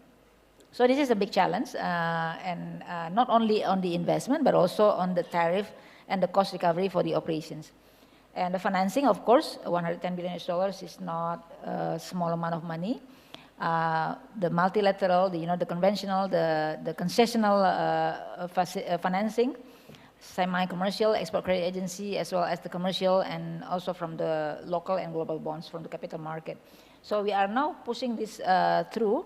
And for this, of course, within PLN, we need to develop a necessary framework for this green financing framework, sustainable financing framework, and all these, partners also helping us develop various sets of protocols that enable us to also access to the financial market for helping us funding this energy transition roadmap. Technology adoption is also an issue. I think we talk about CCUS, everything, the new technology which has to be still commercially proven technology to be adopted. So this is still, we are now quite a lot of initiatives in piloting this technology to get into the system. And also we are now building our advanced control centers and also smart grid system in Indonesia, especially in Jawa Bali system or Sumatra and Sulawesi, which is, key demand centers in the country. And the policy, of course, the regulatory policy, institutional arrangement, institutional framework is something that I think in every country is also becoming an issue. Bureaucracy process is also a challenge for everyone to maneuver. And, coordination and stakeholders engagement is something that I think utilities like us working in the public sectors, having a long-term view of the investment and cost recovery is something that is always a challenge. And the last but not least, is the social aspect on the just transitions. So I think this is also quite important, as you've seen from the Pak Hendra presentation, that there is, the social aspect with regard, for example, on the early retirements of the coal power plants. So we need to look into the whole supply chains of the coal, from the mining up until the community or the people around the power plants that will be going to be repurposed or going to be, broken down and disposed. Things like that is now being assessed as well. So all in all, Indonesia, at least the progress now is the planning. The roadmap is already being acknowledged by everyone. So we have a concrete plan. Of course, the plan would need to be refined from time to time as the system is dynamic. As you see, for example, now, as of September, our demand growth now is already almost 7%. Last year of around 5%, while our RUPTL plan of around 4 to 5%. So it's even bigger than, higher than the GDP growth of the Republic of Indonesia. So the dynamics of the system needs to be also continuously incorporated into our long-term plan. So it will impact it, not only for the economic development, but also for PLN as we need to ensure that utility of our investment and our assets is something that is always productive. So this basically the idea from the corporate perspective, at least we have the plan, and we are now pushing, also discussing with our partners, or with the governments and the financiers, and all of them, of course, the theme now that we can conclude is that everyone is talking about the ESG. They are talking about the climate risk or sustainability risk and how PLN is able to manage this risk. So fortunately that for the last 3 years internally, PLN has also done quite a lot of homework internally. So we develop our internal ESG culture. We have this scoring, we have this assessment, we have an internal target, dashboard, the war room or everything. So in short, I think planning, but also preparing the institutional readiness for pushing this forward. As you know, for the last 4 years, the challenge in the delivery of the renewables is also an issue. So we also need to revamp the execution capacity of accelerating the renewable energy development while also maintaining the development of infrastructure development, transmission, substations. Just for your information, for the last 5 years, for example, even during the COVID, PLN is managed to support the incremental connections, new customer connections of around 3.5 million new customers every year. And we also able to build, transmission and, infrastructure to meet this increasing demand. So as of now, our customers is the biggest amongst the utilities around the world. So we have 91 million customers as of now. So we need to serve them around the countries, also able to meet their demand, increasing demand with the most competitive price, most competitive cost as much as we can, utilizing our domestic use primary energy, as well as ensuring that the CO2 emissions is going to be managed. As you know now, productions from coal comprises of around 65%. So we are planning that by 2033, 10 years down the road is around, can be down around 15%, 50+%. So can go down by 15% with the plan of installing more renewable energy. So it's not easy. It's a challenge. As we have this energy transition, like for example, incorporating gas-fired power plants as a transitions, as well as building this new renewable energy, and also ensuring that the system stability with the battery energy storage and the control of the whole power stations in the system that can ensure the quality of service to the customers can be maintained at a level that are acceptable to the customers is a challenge in terms of the operational from PLN. So in short, I think the challenge is there, and thanks to also the partnership like JETP, I think JETP is something that is not only so much about the $20 billion, but also the discipline that they bring. So by the G20, last November 2022, and the drive with JETP, with the government of the Republic of Indonesia, that has driven us to develop the planning of this energy transition. And they are also helping us to look into the just energy transition, the financing, as well as the system planning. So we are engaged the International Energy Agency to simulate and try to have the power system planning together with them in terms of ensuring that we have the credible plan on the table, so that the JETP and our partners would look into our plan quite confidently. So I think discipline brought by the financiers or the partners is something of the value before that we get the real financing into the infrastructure projects in Indonesia. So I think that's probably the response to the questions. Thank you. Let's give a round of applause for you, Cynthia. And thank you, Bu Cynthia, for sharing the snippet of the new REPTL. I mean, I'm glad it has plans for 30 gigawatt renewable energy and has potential like 47 billion out of 110 required allocation, that funding, right? I believe the Indonesian look forward to the new REPTL. Hopefully it will get published soon. But then in regards to the remaining 60 billion US dollars, this may be a good connection to Pak Rinaldi, but the financing remains one of the biggest barriers to transitioning from coal and scaling up renewable energy project in Indonesia. Like PLN mentioned, there's like some gaps, like around 60 billion. What innovative financing mechanism, such as blended finance, green bonds, or international partnership like JETP or ETM, and its specific needs that you believe will be most effective in mobilizing capital for the coal to clean transitions? And how can the MDBs and private sector be further engaged to support this, Pak? You have 8 minutes, Pak, and the floor is yours. Thank you, Mr. Moderator. I'll try to be on time, as you have requested me. Well, first of all, thank you very much for having me, and a very good afternoon to everyone.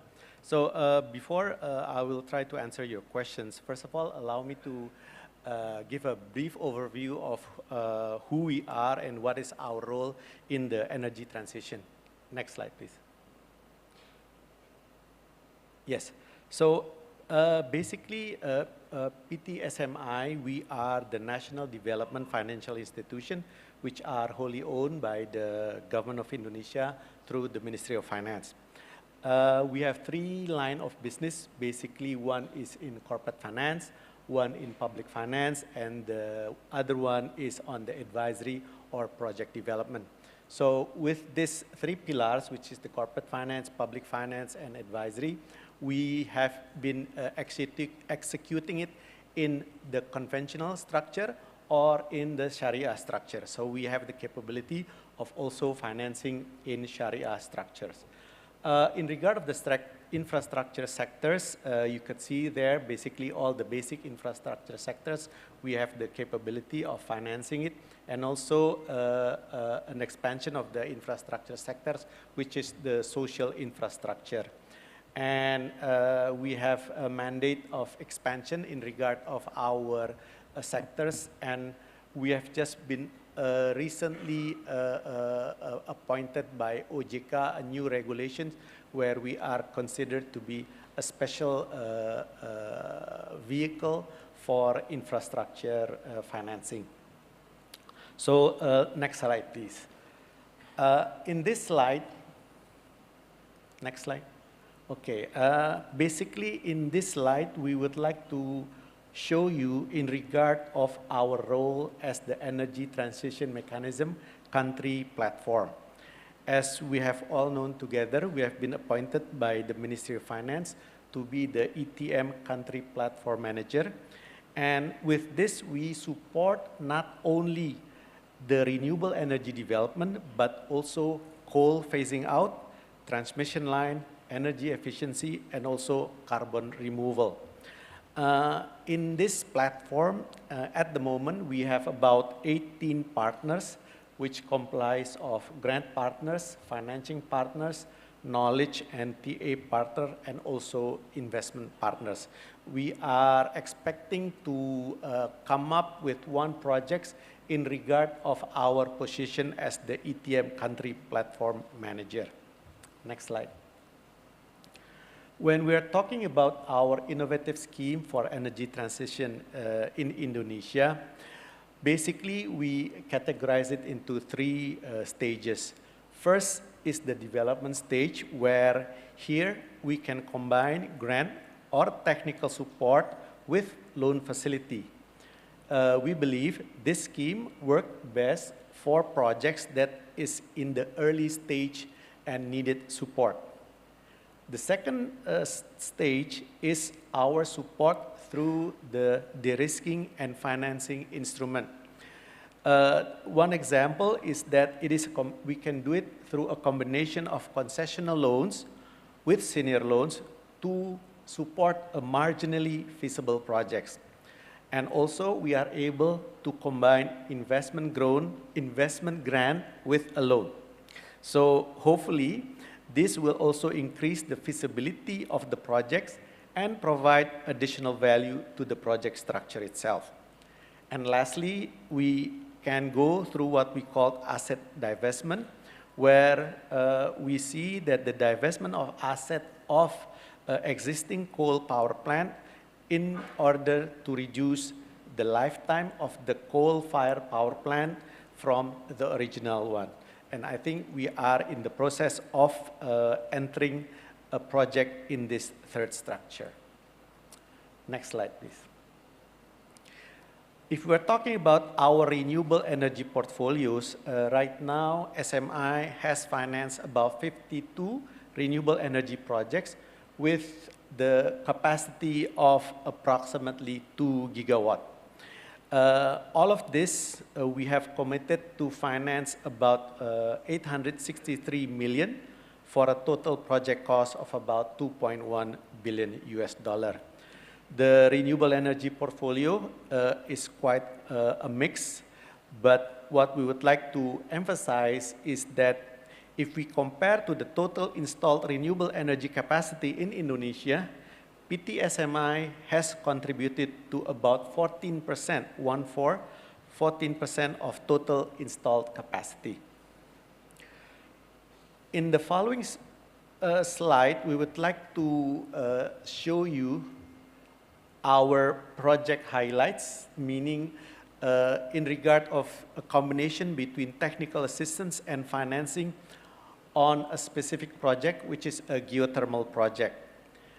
This geothermal project has a capacity of about 31.4 megawatt located in Java, and PT-SMI is not only providing loan, but which is also co-financed by the US Development Finance Corporation, but also we mobilize technical assistance basically from through two institutions, which is USAID through CINAR program and with the Global Green Growth Institute. So USAID will support or has support in regard of the legal due diligence, while the GGGI has support regarding the geothermal resource analysis, pre-signing, and disbursement support. So I think this will be able to showcase to you our capability in regard of financing with technical assistance on a geothermal project. On another project that we would like to showcase in this opportunity is on a small-scale mini-hydro project where we take part in regard of the de-risking and financing aspect. So as I mentioned to you, we financed this project through an investment grant and a loan facility. So the investment grant is actually helping to increase the feasibility of the project by providing around 15% or about as the investment grant to the project, and then with that the loan is reduced to about 65%. Therefore, this will de-risk the project and therefore make the project more feasible. Lastly, I would like to update you regarding what we think are required to accelerate the energy transition effort in Indonesia. First of all, the energy transition roadmap. We believe the government will be issuing the energy transition roadmap that will serve as a guideline to the country's energy transition plan. Second, I think has already been mentioned by Ibu Cynthia in regard of the electricity business plan, or what is commonly known as the RUPTL, which previously mentioned also just has been submitted to the government. And lastly, we also ourselves are in the process of preparing our energy transition roadmap, which we will hope to also support the government in regard to the energy transition in Indonesia. So with that, I will close my presentation as per your guidelines. Thank you. Thank you, Pak. And thank you for being on time as well. Thank you for sharing some potential innovative mechanism for energy transitions in Indonesia and showing some of PT-SMI project portfolio from coal retirements into renewable energy such as geothermal and mini hydro. So we have heard from the strategy from the governments the challenges from utility, financing mechanisms from PTSMI. So now let's talk about the funding from the international support itself. I'm excited to hear from Jiro Tominaga from the MDB side. Tominaga-san, what role do you see from the MDBs in helping Indonesia to bridge the financing gap and the risk investment in transitioning from coal towards clean technologies? Perhaps, are there any lessons learned from the ETM, coal to clean projects that you can share? You have 8 minutes and the floor is yours as well. Thank you. Thank you very much. Is it on? It's on, right? Okay. Thank you very much for inviting me. It's a really great honor for me to be in part of this panel. I think really the climate issue is the agenda that we all need to work on together. Given the sort of the market failure aspect that is involved in this, the difference between the financial and economic and social costs, I think the role of the institution like ourselves, MDB, but also development financing institution, I think it is really, really important. And in that sense, I thought also for the ADB, we will aspire to become the climate bank of the Asia and Pacific, and we are taking steps towards that. So what can we really do? Maybe then, can we go to the next slide?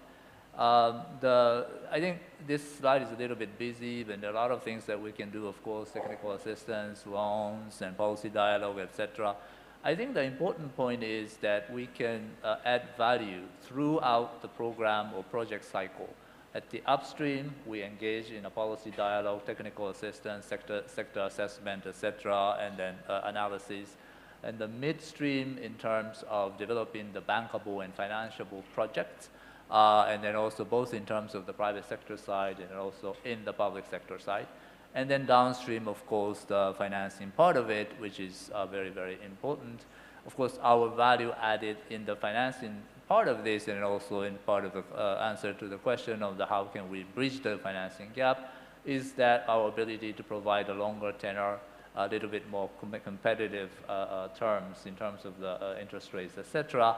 But at the same time, combined with the ability to do the technical feasibility assessment, as well as including the social and environmental safeguards, to really structure the project. So I think that would be the value added that we can provide. The next slide, in terms of our work in the Indonesia and the energy sector really epitomizes this combination of upstream and midstream and then downstream. Upstream level, we have a very good policy dialogue with the government authorities, and then also with companies like PLN and also UDIPA about developing, for example, the investment plan at the program level beyond the transaction by transaction level. At the same time, technical assistance all the time throughout the process. And then finally, of course, the downstream financing, both from the private sector project as well as the public sector project. Now, there's also at the bottom of this slide, you see the Indonesia Just Energy Transition Partnership. This is basically the support that we provide to the international partnership program as a sort of the neutral participant into the discussion so that we can convene different stakeholders to discuss about some difficult policy issues, and then also decisions that would be made and coordination among the stakeholders. So we can we do not direct a decision, but just provide a platform for people to come in and discuss. And then also we provide a technical sort of analytical services to facilitate the discussion and decision making. Now, the next slide talks a little about this energy transition mechanism that has been come out several times already. Basically, this is under the sort of the thinking that, of course, there's a renewable development, very, very important, but also at the same time, renewable development area is very attractive in the sense of attracting financing, generally speaking. Of course, there are differences. But at the same time, what are we going to do, for example, with the existing coal-fired power plant? I mean, this is going to continue operating, but is there a possibility to retire them or repurpose those facilities into more renewable type of facilities earlier than the original plan? So the reduced sort of the operating period, the greenhouse gas emission produced during that period can be reduced. Greenhouse gas can be reduced.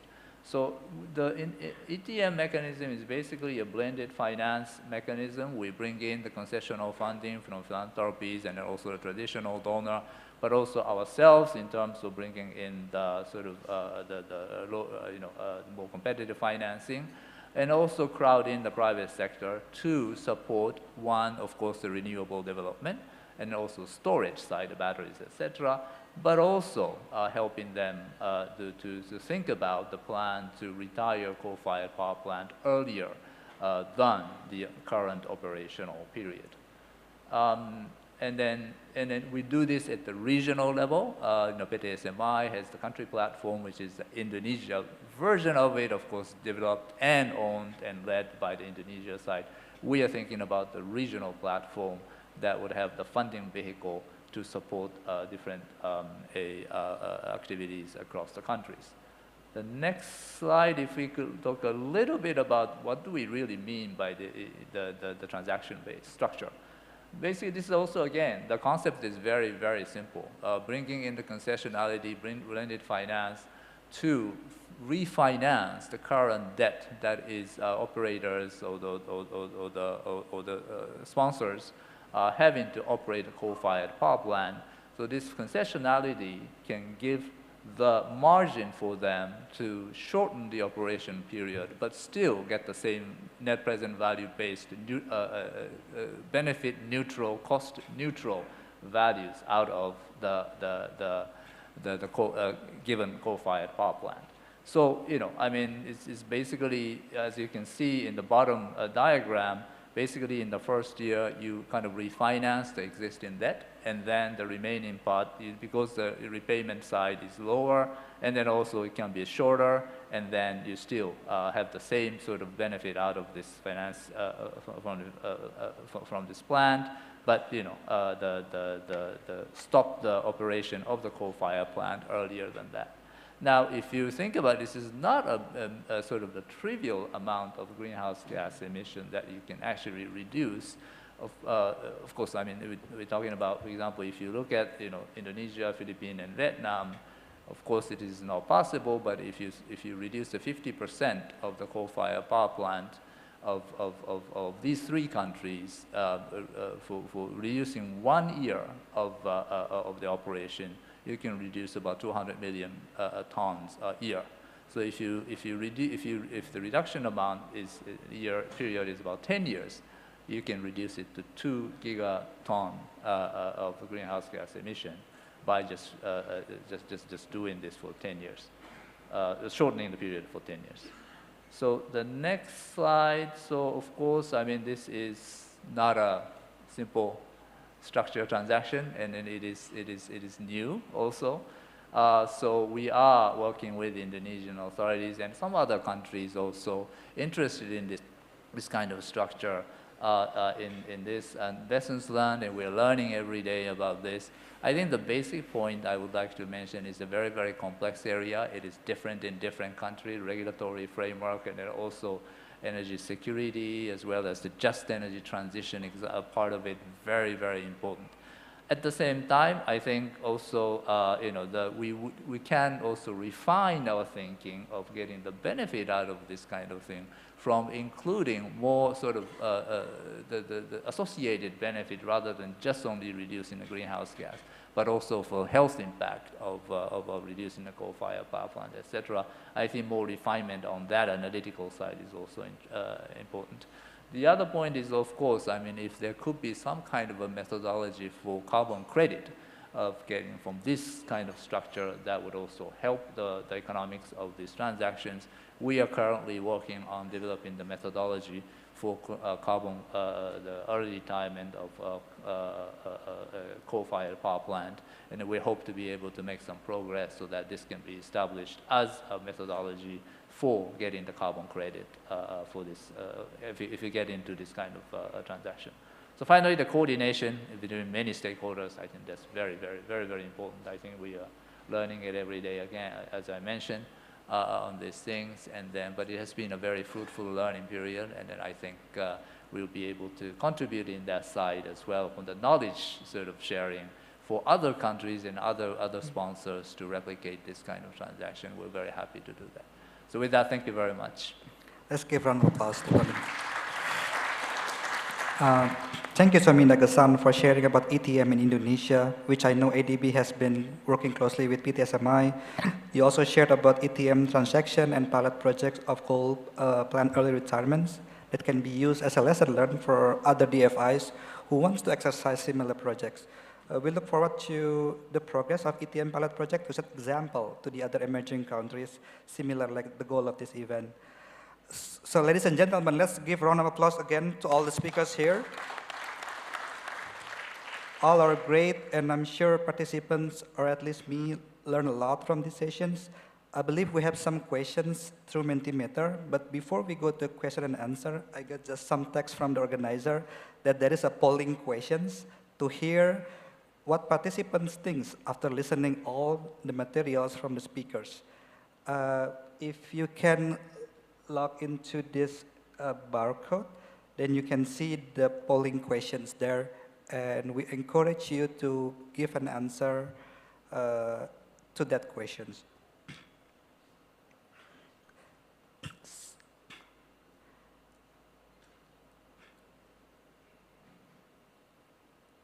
Is the question will be shown in the screen, organizer? Oh yes, oh, there it is. So the question is, are you optimistic that early retirement of coal-fired power plant can be one of the solutions for energy transition? This has been a lot of hot topics in Indonesia for the last 2 years. So yeah, would love to hear participants' thoughts, especially hearing from Ibu Cynthia and also Pak Renaldi, and experience from Jiro, and some policy strategies from Myanmar, from Pak Hendra. So it's quite equal between very optimistic, now it's optimistic only, less optimistic. Now it's more just in the middle, optimistic. Is it the feeling that we have for Indonesia?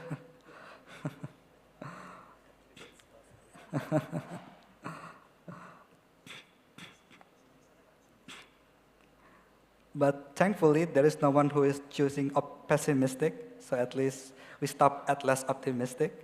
So that's very Asian. We always use the less optimistic rather than pessimistic. Okay, it seems the trend is going towards in the middle. Like, as always, the easy solution, yeah, the easy choice to choose in the middle. All right. Okay, should we stop now? The question, yeah? All right. Okay, so now we have some question, but thank you very much for this answer. Hopefully we get more optimistic as long after we see a UPTL, after the ETM projects. So hopefully it moves from optimistic to the very optimistic. Now we have some Q&A sessions. Can you show this question again, organizer?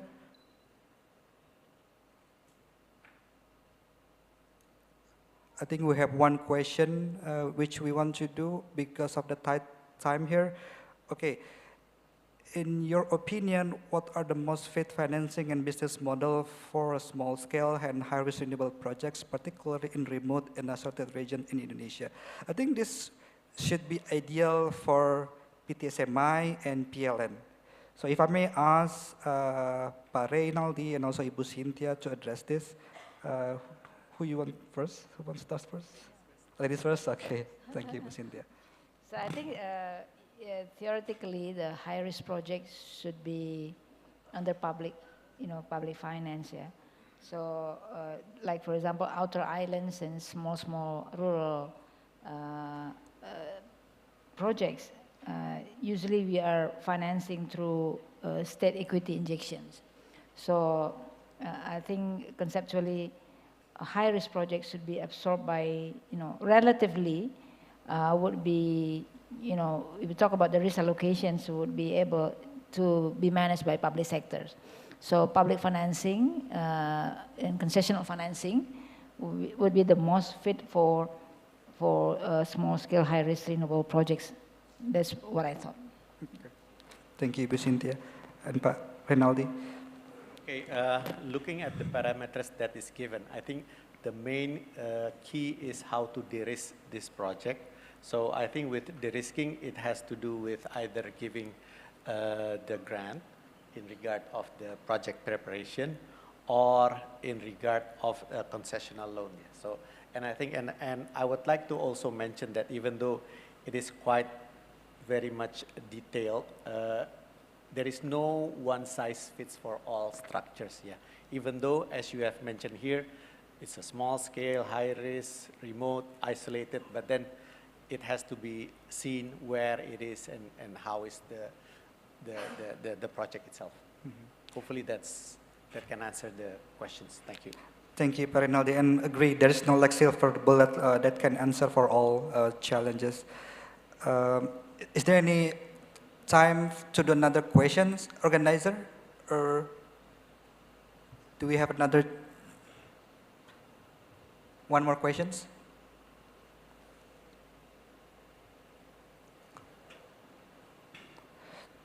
Okay. Oh, back to PLN again, Ibu Cynthia, so you're famous now. Bu Cynthia, for PLN, how do you envision energy mix in the next 1 to 20 years? And what sectors or technologies are expected to be game changers? Maybe also Bu Cynthia and Pak Hendra, yeah. Maybe this also fit with MEMR. Maybe Bu Cynthia first. Yeah, I think in the plan that we have now, for the specifically for coal mix, for example, coal mix currently is around 65%, though we plan to bring this down into around 50% by the next 10 years. So that's one thing, and of course the renewable energy that is currently around 12-13% would be triple, or even taking the 15% off from the coal mix would be replaced by the renewable energy. So that's the plan. So that's why the capacity-wise, the renewable energy would always take place. There is a moratorium in coal, and we still have to install, put in place the transition technology for this is a gas. So gas is always currently is the optimum solutions for transitions between the coal, the brown energy into the green energy. So that's in the plan now. But still the gas is something, because gas is also, of course, we are expecting from the local, the gas, pipe gas. But if it is not adequate, then we go into the LNG, which is also expensive. So it's mostly also imported, potentially. So this is basically the thing that I mentioned is quite fluid, given also this, various technologies available commercially and competitively. So we look into, of course, the renewables, the hydro. So we have quite a few of projects, hydro projects, the pump storage, the mini hydro, on the various islands of Indonesia, because the potential of hydro is quite huge in the country. And also we are pushing geothermals with its certain challenge, we discussed about this with the KfW, with JICA as well. And not to mention the wind and solar, which needs to be, accelerated more. Distributed generators with a rooftop, for example, is also a potential source of growth for the renewable energy. So that's probably the schedule. So this is examples. So this is the version 0. So last week we sent to the government on version 1. So it's even more aggressive, because we are looking into what the government has planned under what we call it the RUKN. So that's the long-term plan of the energy, long-term plan for the country, national energy long-term plan. But this is power sector in the PLN system. So based on the RUKN, the long-term energy plan from the government. So the low-case scenario, we take that low-case scenario and we put that into our accelerated renewable energy development. and also the target of the CO2 reductions along the way. So we look into, one is really what are the emission reductions target, and so what does it look like, and how this also be served or addressed by the system requirements, the energy transmission constraints and primary energy availability, and also the stability of the system. So that's how it comes with the power system planning. So that's probably the answers. Okay, thank you, Ibu. So gas and then some breakthrough technologies like pump storage, hydrogens, and also like BESS will be kind of like in the next 10 to 20 years, yeah. Pak Hendra, any thoughts from your side, Pak, in addition to what has been mentioned by Ibu Cynthia? Sorry? Pak Hendra, are you still here? Oh, yeah. Voice? I think you're Okay. muted, Pak.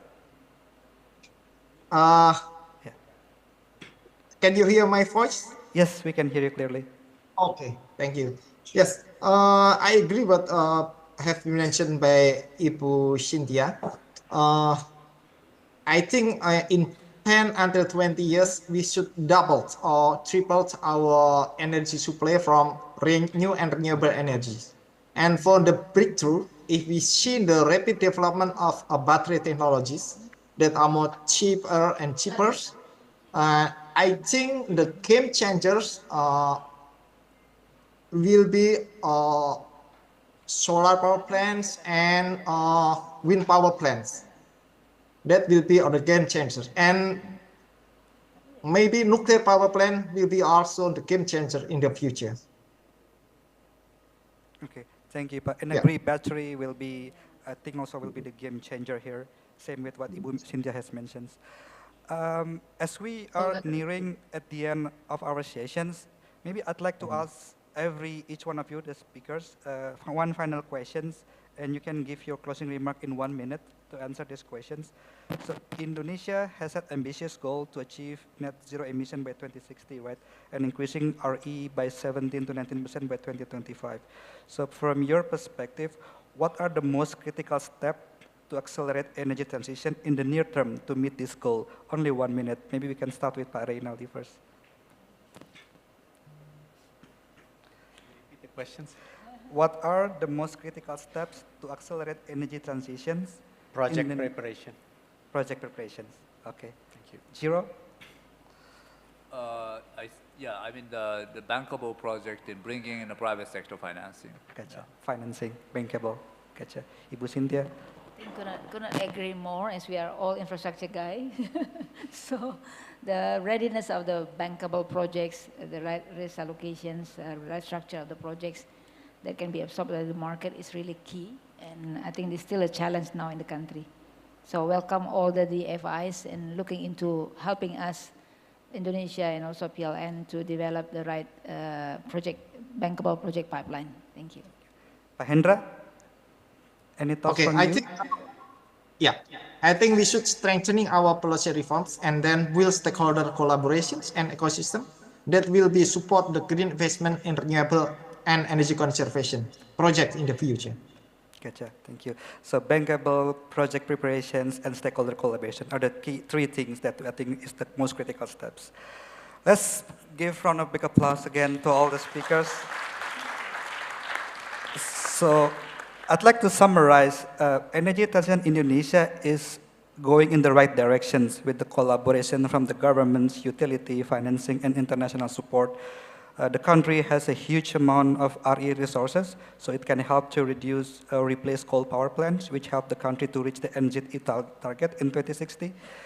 Of course, the country will still need support from the international, especially on the financing, as the transition should also consider the just aspect and the impact to the local communities.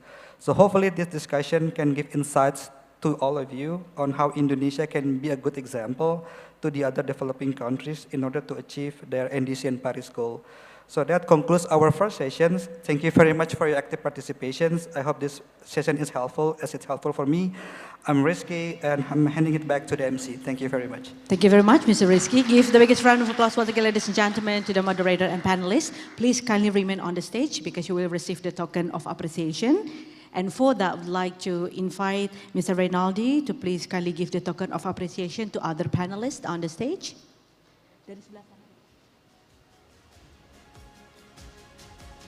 So once again, I'd like to extend our gratitude. Thank you very much to all the panelists for the insightful discussion.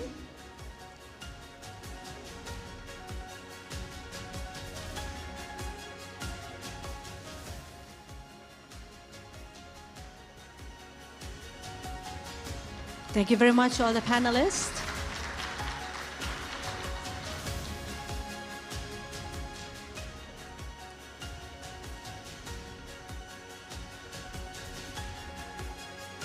Thank you to Ibu Cynthia Rusli, and also would like to extend our gratitude to Mr. Jiro Tominaga.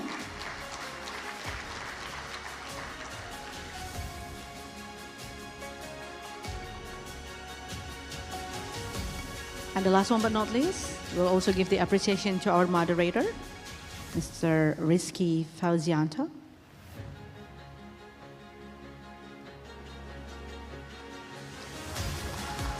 And after this, we'd like to please everyone to have a photo session on the stage. All the gentlemen and also Ibu Cynthia. All the panelists and moderator will have photo session together one more time.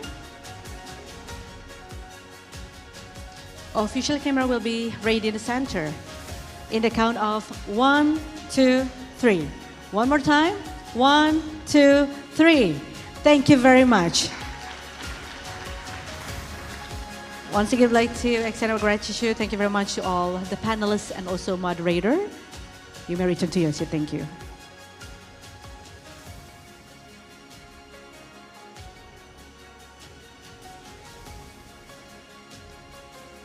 Well, distinguished guests, ladies and gentlemen, the session is getting more interesting, but now let's move on to the most anticipated session, which is the lunch session. So ladies and gentlemen, I'd like to please everyone to enjoy the lunch in the XVII restaurant. So if you need the directions, our team will be very happy to help you, to show you the direction to go to XVII restaurant. And also we would like to expect you to be back here in this ballroom at 1:30 p.m. because we are going to start another session for today. So once again, thank you very much. As Indonesian says, selamat menikmati. Thank you.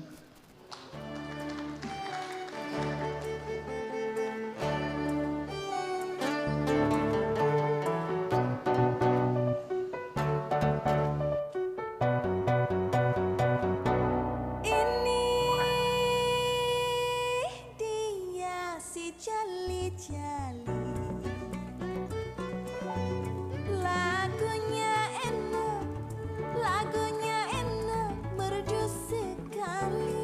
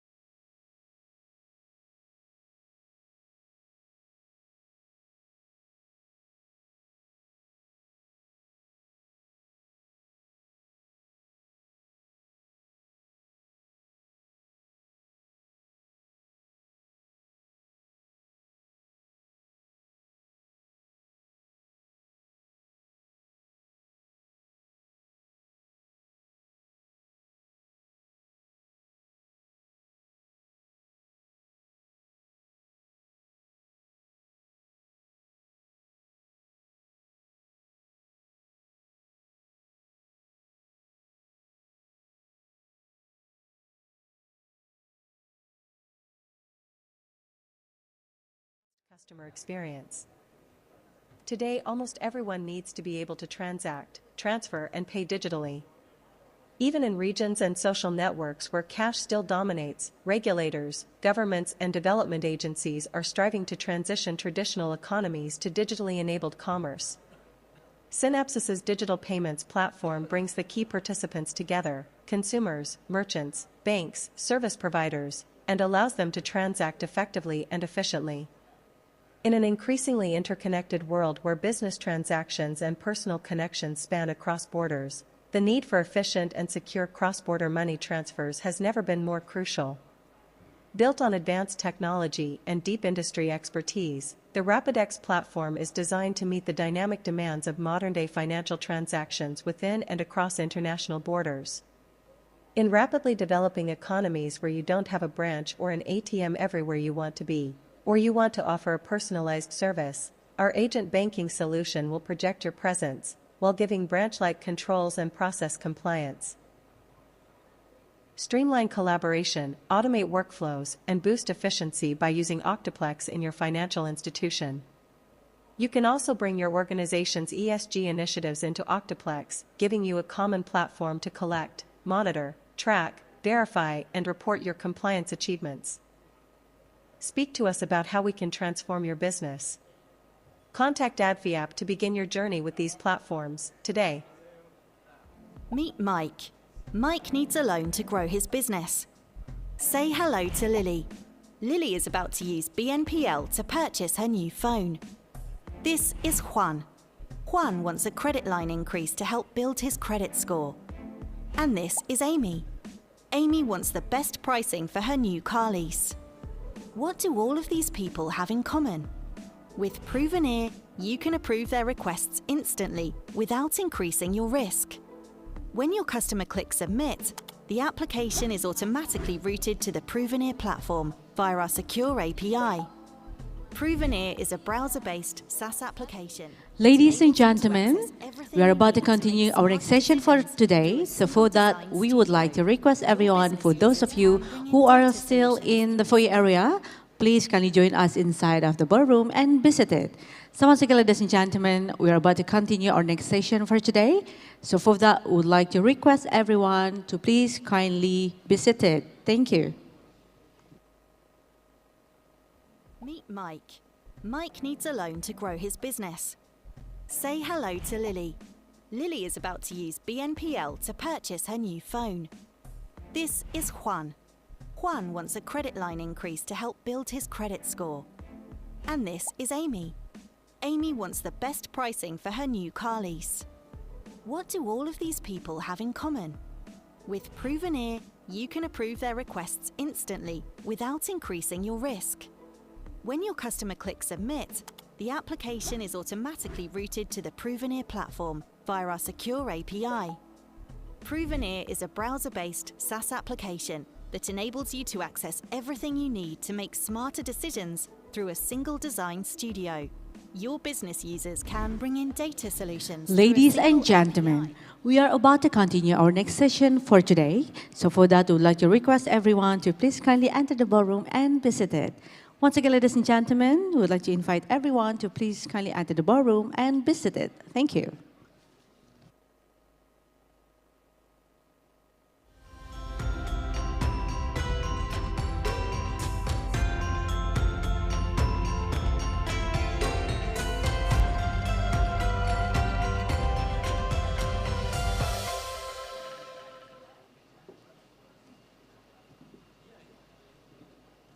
Ladies and gentlemen, welcome back. We are still in ADFIAP International CEO Forum 17. Before that, may I have a big round of applause for all of us to feel the energy for this afternoon? Thank you very much. Distinguished guests, ladies and gentlemen, we'll continue our next session with the topic of equitable energy transition, pathways to a just and sustainable future. So for this session, we would like to invite the moderator to please come up on the stage, the Senior Researcher, Center for Strategic and Policy Studies, Brunei Darussalam, Director, Ateneo Center for Economic Research and Development, Philippines, Dr. Alvin Ang. And also we would like to invite the panelists to please come up on the stage. Risk Management Director, PT Sarana Multi Infrastruktur Persero, Mr. Pradana Murthy. Also the member of the Management Board, European Iranian Handelsbank AG, Mr. Ralph Marine. And also the CEO, Development Bank of the Philippines, as we have board member, Mr. Michael De Jesus, that will be represented by the Vice President and the head of the Corporate Planning Department. Ladies and gentlemen, I present to you Mr. Rodrigo Jesus Mantaring.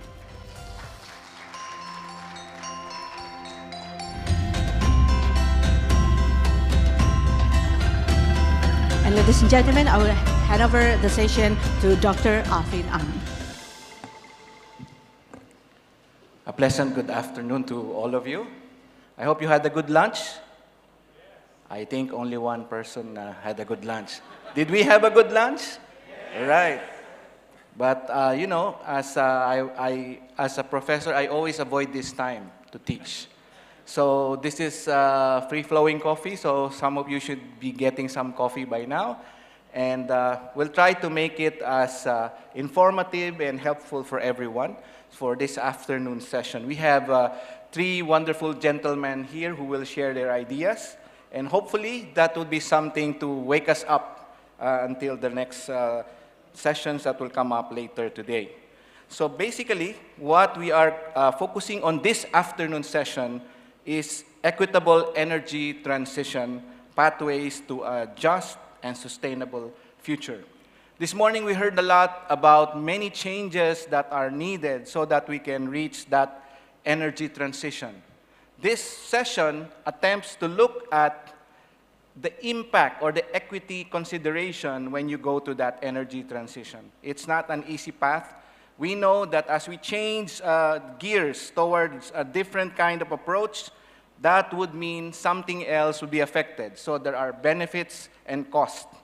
So if we are going to look at those issues that we're going to tackle this afternoon, basically we're looking at the fair distribution of benefits and costs, inclusivity, human rights, alternative livelihoods, environmental justice, and that all will require global cooperation.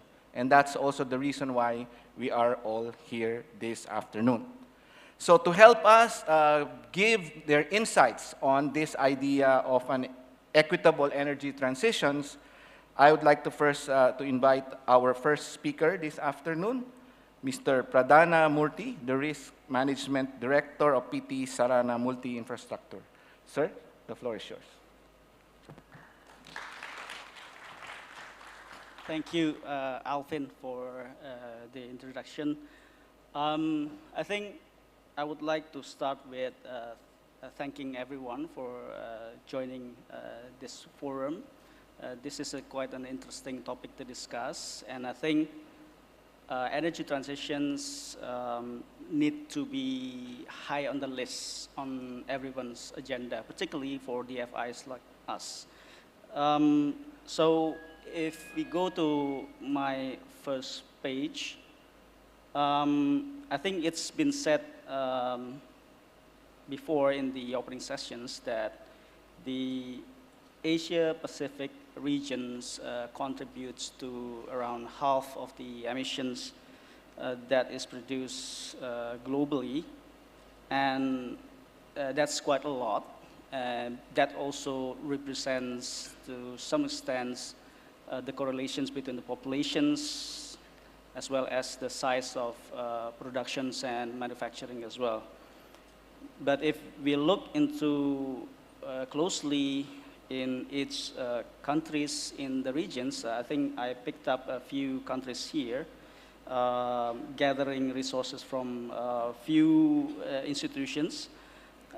We can see that there's a lot of variety and differences between countries in terms of the correlations between how much they emit with the size of populations as well as GDP. We can see that, for example, in China, I think it contributes the most in emissions for Asia-Pacific regions. that actually exceeds the size of populations. I think the intensity of the emissions is quite high in this case. But also it's balanced out by this, the size of its GDP. It means that there's a potential that China can actually do something about the emissions due to the size of its GDP. But for instance, for India, the share of emissions is not as high as China, although the size of populations is similar. But the share of GDP is much lower than China. Then it means that it will have to leverage more than China to tackle its emission. So that's the flavor of country by country, including Indonesia, whereby the share of emissions emitted by Indonesia is around 5%, whereby the population is at 7% and the GDP is at 7%. So that's the picture. And if we go to the next slide, if we go to Indonesia, on the net zero emission target, next slide please. Yeah. We have followed the Paris Agreement and we have set out our enhanced NDC by 2030, as well as targeting net zero emissions by 2060. And if you can see that our committed enhanced NDC equal to a reduction of GHG emissions around 32% by self-resources. But if we receive international resources, then it can be as high as 43.2%. Now, if we break down by sectors, I mean, to achieve the NDC, Indonesia needs to abate 5 particular sectors, which is forestry, energy and transportations, waste, agriculture, and industry and production. So if we see the variations between sectors, the forestry still contributes the most of emissions, and therefore the most reductions that needs to be targeted. Not far way off, the second is the energy and transportation sectors that we need to abate. So that's the picture of Indonesia, and as we heard previously from the presentation of our government as well as from PLN, I think there's several policies are in place and being developed right now, including carbon pricing, as well as other policies that needs to be done. Now, if we look at next slide, now from that picture, we try to count the amount of investments needed to actually achieve the NDC target by sectors. And if we can see that even though forestry and land use is the biggest contributors and has got the biggest target to achieve, however, it's the lesser costs entails in abating that sectors. Compared to energy, energy is the second biggest sectors to abate, but I think the investment is much higher. So the capital investment for the energy sectors is much more intensive. In the dollar value, that's equal to almost 250 billion US dollar until 2030. That's a lot of money, and of course, our Minister of Finance already said that it certainly cannot be borne by state budget alone. So it needs to be leveraged. It needs to invite private sector financing as well as international donors.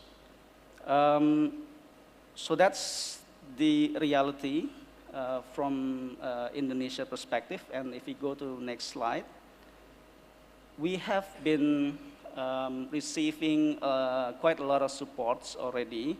One of the most notable one is the JETP commitment to support energy transitions in Indonesia that has been announced back in G20 2022 in the amount of 20 billion US dollar.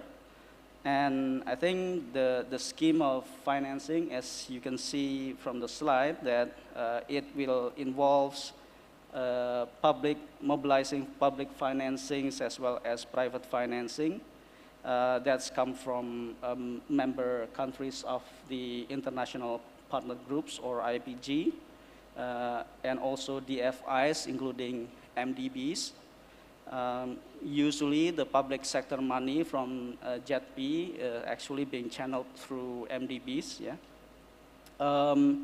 And also the private sector financiers like GFANs. So that's has been committed for the next 3 to 4 years, and that's being directed to finance projects, be it owned by PLN, IPP, and others in the several sectors, including CFPP, early retirement, renewable energy, transmissions, enhancement, and so on and so forth. Yeah. So I think that's has been developed over time, and we are starting to witness financings to projects. Yeah, I think Rinaldi already mentions a couple of examples in the beginning. But we need to do more to actually be able to absorb that 20 billion US dollar commitment over the next 3 to 4 years.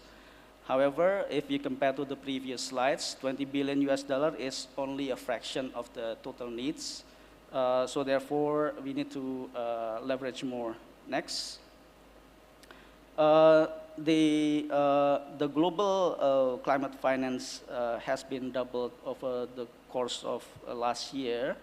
But if you can see, the allocations is largely directed towards advanced economies, and the minority goes to the emerging markets and least developed countries. So we need to do more to attract that kind of financing, that's climate-related financing. And if you can see in the right-hand sections of the slide, I think the majority of the climate finance comes from the public sectors, which is the governments all around the world, as well as from DFIs, including MDBs. So I think certainly private sector needs to do more, needs incentives, regulations need to be directed towards mobilizing private sector capital. But I think the last slide next, as Alvin mentioned earlier, I think the costs and benefit arising from the energy transition should be addressed fairly across stakeholders. And I think I'd just like to mention a few stakeholders that needs to be identified and protected, yeah, because they will be affected by the energy transitions process. That includes, say, for example, workers of assets that is going to be phased out, like coal power plant, and that this needs to be reskilling and upskilling, as well as their readiness to actually change jobs because of the transitions. And the second part is, of course, the communities. Indonesia has a lot of vulnerable communities that is isolated in islands, yeah, and this is also a key stakeholders to address.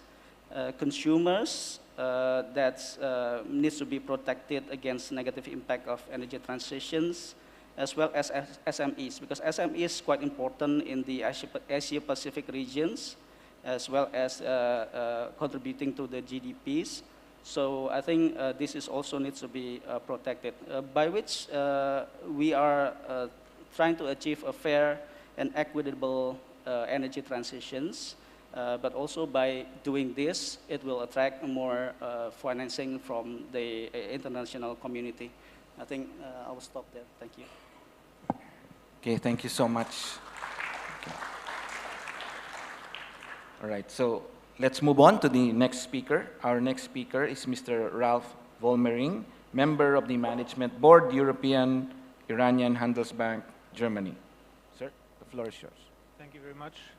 Thank you very much for having me and allow me to highlight some issues nearly everybody highlighted in his speech today, but always from a different perspective. With the first slide, it's already 9 years ago that all nations at the United Nations adopted the 2020-2030 agenda with the 17 Sustainable Development Goals. It was a milestone, and this global consensus is still the guiding principle of many countries which are presented here today and also in their development policy. Asia as a continent with different economic, social and political developments and backgrounds is very important in this regard. The rapid economic upturn in East, Central, Southeast, and South Asia represents a major challenge for the environment. This is one of the reasons why there is a considerable backlog of essential investment in climate and environmentally friendly social infrastructure, especially in Central Asia. For example, 7 Asian countries, including China, India, Indonesia, Iran, and Saudi Arabia, are among the largest carbon dioxide emitters worldwide. But this does not mean I blame these countries, because there is no accusation, but an incentive to search together for sustainable solutions. These countries can therefore be part of the solution in these global challenges with regard to the climate protection, as they cover very high energy requirements, predominantly with fossil fuels as coal and oil. For this, Asia is part of the solution, not part of the problem. So, on the way to the neutrally in regarded climate. This slide number 2. Today, the question is, where do we stand in terms of implementation, and how, as a global community, can manage to achieve the goals for these equity? From my point of view, unfortunately, the midterm review is not that positive, though there are many aspects which is worked on intensively, as we saw in the different statements we heard already today. Globally, we have to keep on track for any of these SDGs. It's high time to catch up on sustainability goals, from my point of view. And to get on track in the coming years, we need more rapid and structural changes. One of these key contributions definitely is climate protection. It is an important lever for achieving these SDGs. However, the global community will only stop the climate crisis if we work together. In addition to the SDGs, has therefore set itself the goal of limiting global warming to 1.5 degrees with the Paris Climate Agreement. But after all, there is no plan B. The consequences of climate change are already threatening fundamental human rights, and those in the world's poorest people, for example, those who are at least able to defend themselves against the consequences of climate change, those who have no chance to move elsewhere, even though extreme weather events take place in their region, and people of this world from whom climate change is a real threat in life. These social aspects we already mentioned before is therefore, above all, protecting the most vulnerable and poorest inhabitants. Climate protection is a question of global social justice. And the means so urgently needed to achieve this must be implemented in a social just manner. Above all, a global energy transition is needed to protect the climate. It entitles changes that not everyone agrees with. The next slide. It will lead to costs in everybody's lives and affect, for example, coal and oil miners, workers losing their jobs, for example. It is therefore important for those who lose their livelihoods as a result of these reforms, receive support and new perspectives. The transformation of society as a whole towards climate neutrality must benefit everyone and leave no one behind. As on the next slide, I'm personally very much in favor of social just transition. This transformation contributes to the achievement of key SDGs by contributing to climate protection by reducing poverty. On the next slide, but such a just transition costs billions of money. We saw several figures on several slides today which showed which big amount is needed, but doing nothing definitely is more costly. Because anyone who bemoans and shies away from the cost of the energy transaction right now is not acting economically and is rather driving costs up in the long term. This is why the industrialized countries promise to mobilize $100 billion per year for climate protection in the global south from 2020 is so important. Not only for the credibility of those industrialized countries. Germany, for example, has already spent 6 billion euros a year international climate financing and plans to do so until 2025. The majority of the funds have been agreed with international partners, with high priority being placed on climate change, migration and adaptation. Many partner countries have responded positively on this, resulting in a significantly way to this for more climate-related projects being supported. These measures therefore contribute to the SDGs in several ways. They combat hunger, reduce poverty, and protect the climate. All countries, as viewed from the important Asia-Pacific region, work on their part intensively, as we have seen regularly in the ADFIAP meetings, latest in Phnom Penh. The field to work on is not only effective climate protection. Meetings like this also show that all countries as a global community are trustworthy. This is a strong international basis for achieving the SDGs. A good practical example on the next slide are the Just Energy Transition Partnerships known as JETPTs. Countries, including Germany, are working together with the Global South and G7 countries on climate protection in the early phase of energy transaction.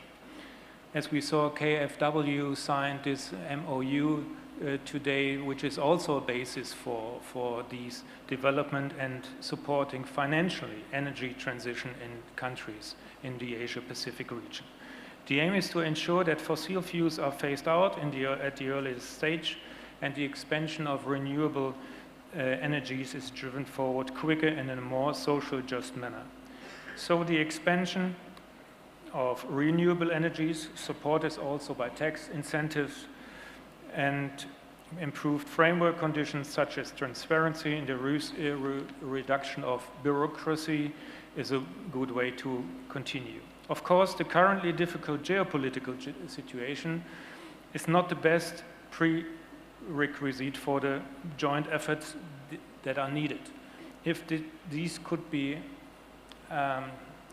developed in a different way, it would help out all participants to work on these mentioned targets. Every country, I would say every organization in every country that is committed to this topic in the interest of the global community must make a sustainable contribution to a faster implementation of the SDGs. On the next slide, for this community-centered solutions like investments in local renewable projects, community, solar, wind, and decentralized energy solutions is important. Also, job creations, trainings, etc. are needed most. Last but not least, inclusive policy frameworks are to be established, targeted towards low-income communities and adopting renewable energies. Because my time is running out. I knew it before.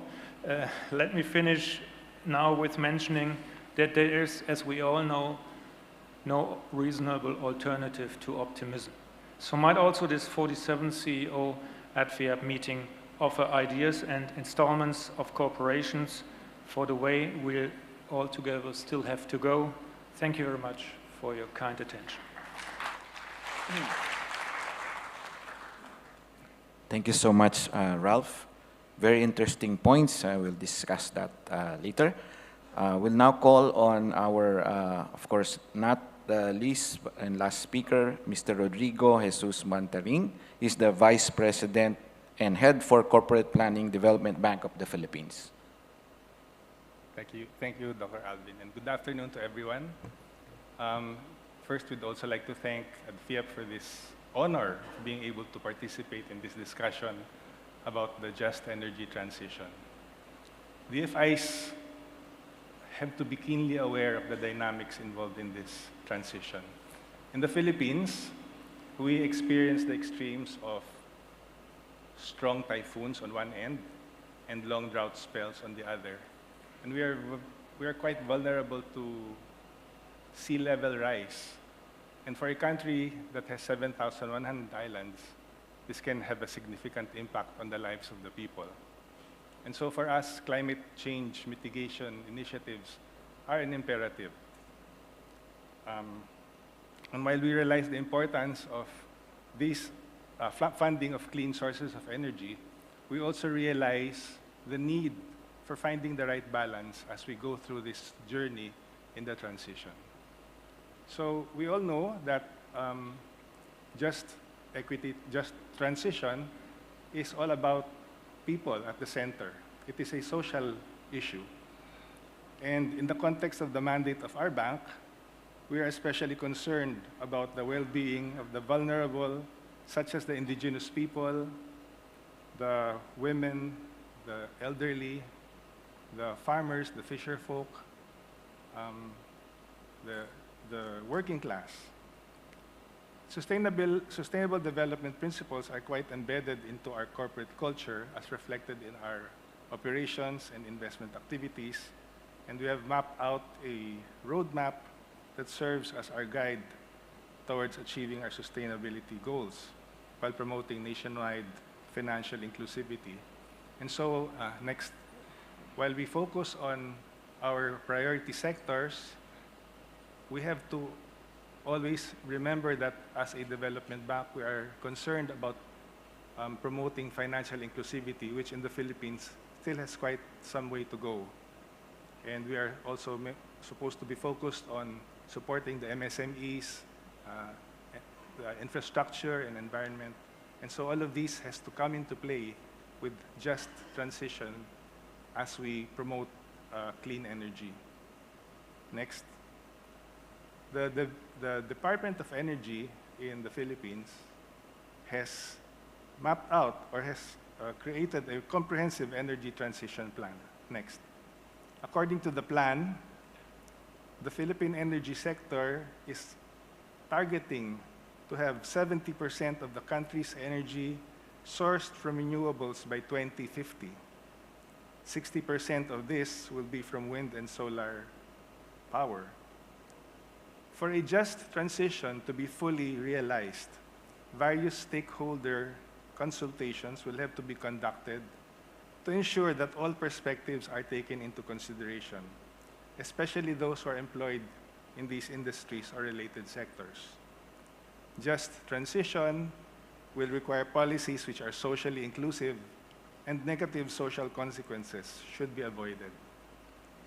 And so, definitely, clean power is a means towards mitigating climate change. But a Bloomberg opinion, which was published just 2 weeks ago, notes that while the supply of renewable energy is increasing, it is not enough to satisfy the growing need for energy. The International Energy Agency published its annual World Energy Outlook, revising the projections for coal consumption upwards because power use is accelerating faster than renewable sources can provide.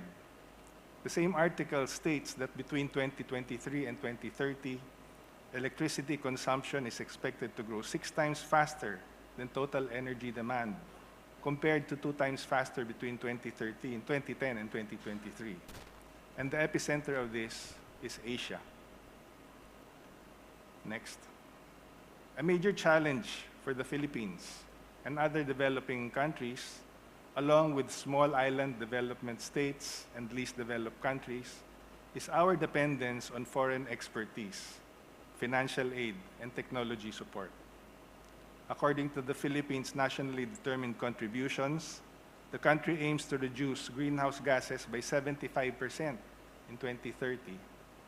That is 6 years from now. This goal is very difficult to achieve with our current knowledge and resources. Next, but with our limited knowledge and resources in the bank, oh, that was already the next. With our limited resources and knowledge in the bank, we aim to optimize our funds to finance climate change mitigation through our existing programs and hope to roll out a few more in the future to respond to the growing needs. Our efforts might appear to be insignificant, but considering the amount of development that's going on all over, then we have to continue to do what we intend to do.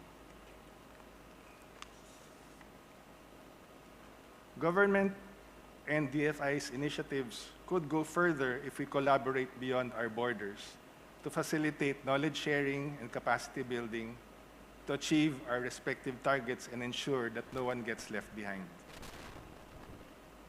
We also wish the same support from our private sector counterparts to help us achieve our respective nations' goals towards a future that is livable, sustainable, and equitable. Thank you very much.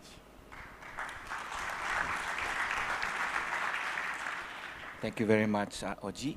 So I think we can basically summarize the call of these three gentlemen. One of the key phrase that they all were saying basically is that there is need for international cooperation to achieve the just transition. It's not very easy to do it individually as countries, and we have different skills level, knowledge, and understanding of how to do this. And the SDGs, as it is coming very soon, and yet we still need to make some more adjustments. And the cooperation of each country, and this meeting this afternoon, this 2 days, is a venue for that cooperation and knowledge sharing on how to do this just energy transition. So we now move to some poll questions, just like what we had earlier this morning. So we want to get your pulse on some of the things that we have discussed just right now. So may I invite you all to go and click on the Menti screen and vote on some of the questions that will be raised here. So, okay. All right. So how confident are you in the effectiveness of blended financing models in driving sustainable energy projects?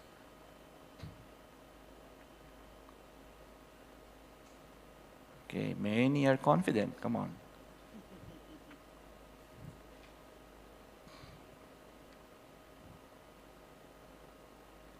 Okay.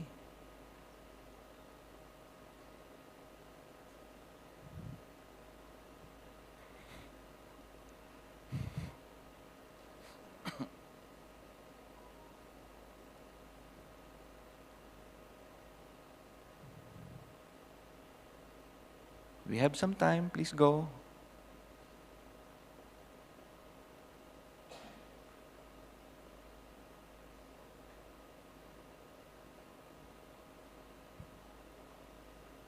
No more votes coming in. I think you are looking at another election. We are focused here, my friends. Please look at the screen.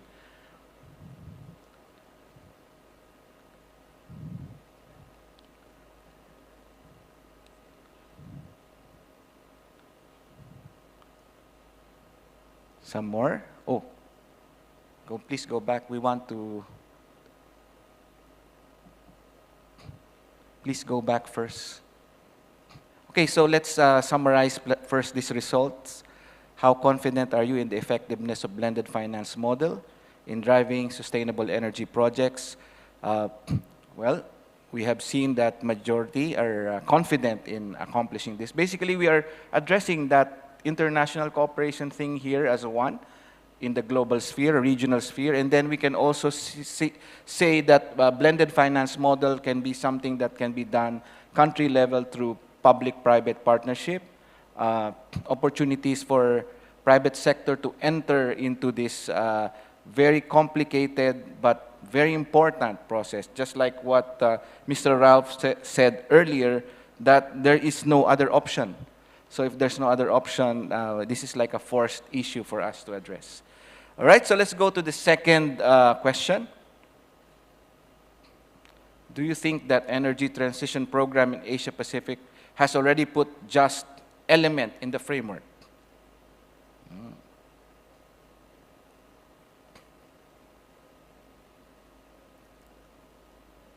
Very Asian answer. Yeah.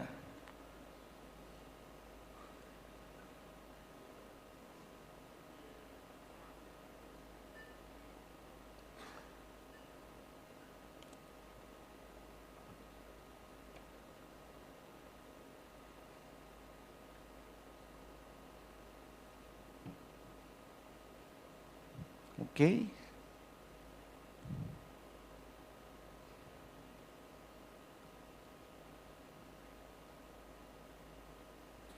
All right. Well, many are unsure on the just element in the framework. Right. Actually, the big numbers that we have heard this morning and even earlier tells us that there is really something else that is needed to be funded, right? And that just element is, until now, I think we have not quantified that, so that we don't know how much is that going to cost us really, that cost part of just transition. So I think that is one thing the conference can work on in your different discussions among their colleagues here. Maybe that's something we can think about. How do we incorporate the just element in the framework of energy transition? We can cost all those transition from coal, oil towards renewables, but then the in-betweens, the real center of all of this are people. So we need social protection in that event. All right, so maybe now we could go and open the floor for some questions, and we will again show you on the screen the QR code where you can put your questions, and these three gentlemen will help us answer your queries.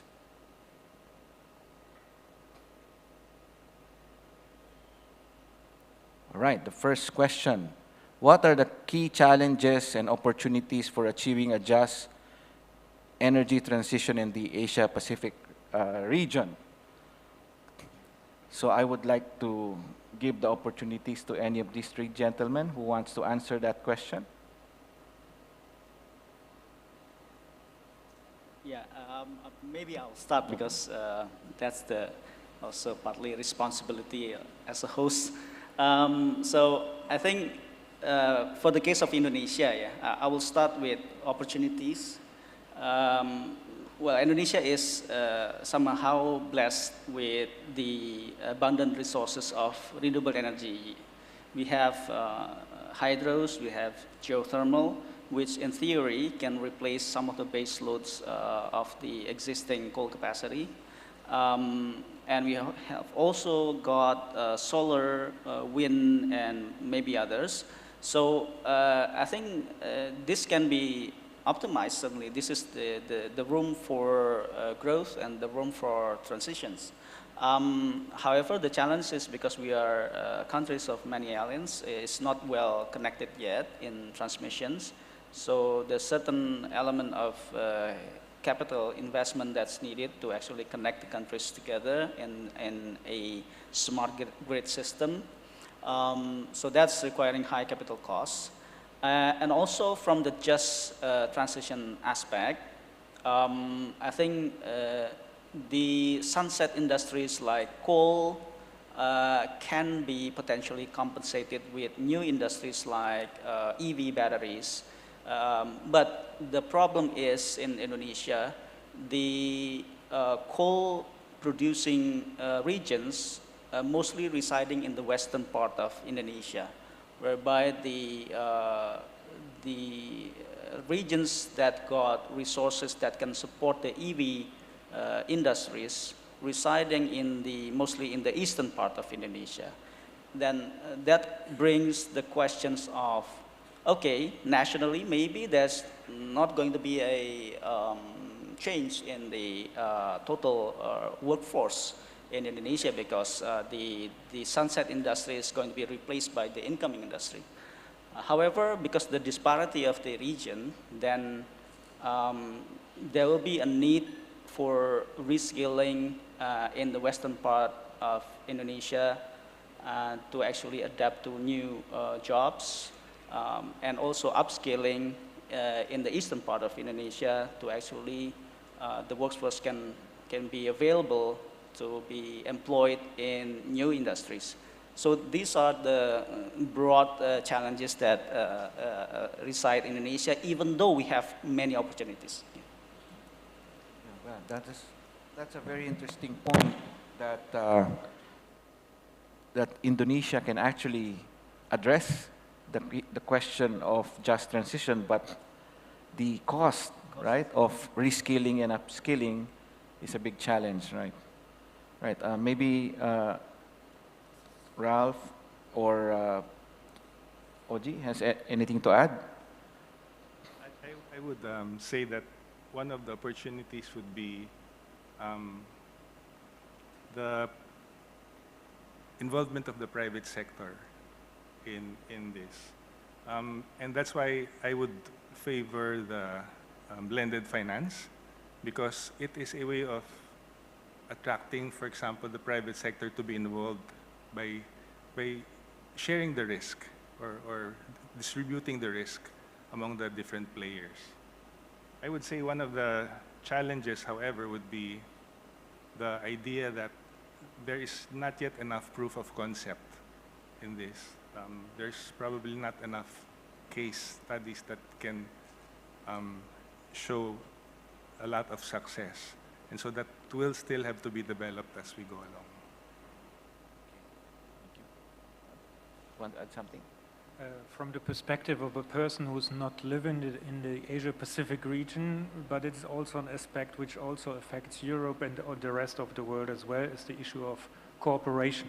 I think one of the key challenges is that we have to cooperate in a much more way than we already do right now. The results we talked about today already in some of the statements the colleagues did.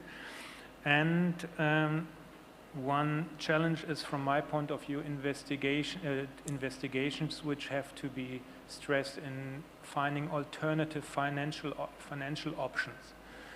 One of the questions we answered before was that 9 participants from which region ever said we do not have too much financial options at the moment. And the instruments we already know right now are concentrating on regions, are concentrating on models, and from my point of view, finding alternatives on the basis of technical possibilities, finding alternatives on financial solutions. Probably the existing models do not reach every country which is represented here in the room. So probably we have to also look on their needs and their interests to design a full body model, let's say, in the regard of financial options.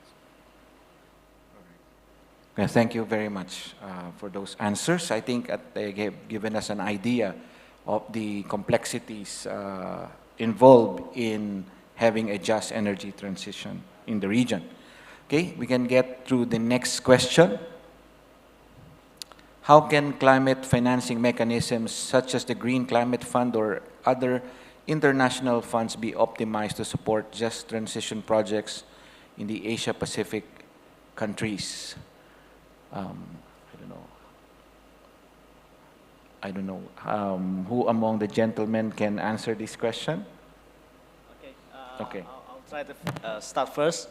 So coincidentally, SMI has got experience in dealing with Green Climate Fund because we are the first accredited entity of Green Climate Fund in Southeast Asia. And we also have experience in dealing with JETP, which is the IPG&G finance mechanism for energy transitions.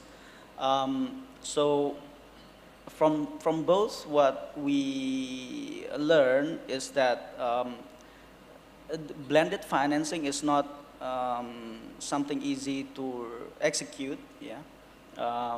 Although we have some success, but it takes time to actually deliver a blended finance mechanism, especially which involves external funding from international resources. If you can imagine, if you would like to marry different parties into an agreement, you need to be able to accommodate the interests of all parties into the same agreements, in which case the interests of all financiers in the same projects. So I think that is the challenge, the main challenge of executing blended finance.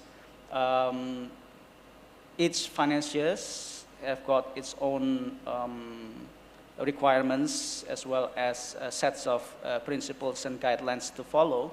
And it means that the projects needs to be well defined, well prepared, as well as well anticipated in terms of the impact that it has, not only on the projects, but also in the bigger level in the just transition aspects, say, for example.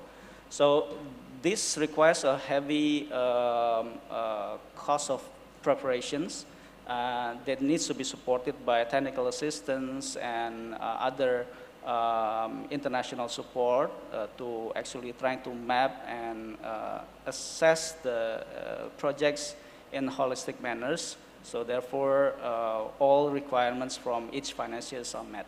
So that's probably it's a good sources to have, because those types of sources can bring grants as well as concessional loans, which is very needed for projects. But that's challenges need to be addressed first. Yeah. Thank you. All right. Thank you for that.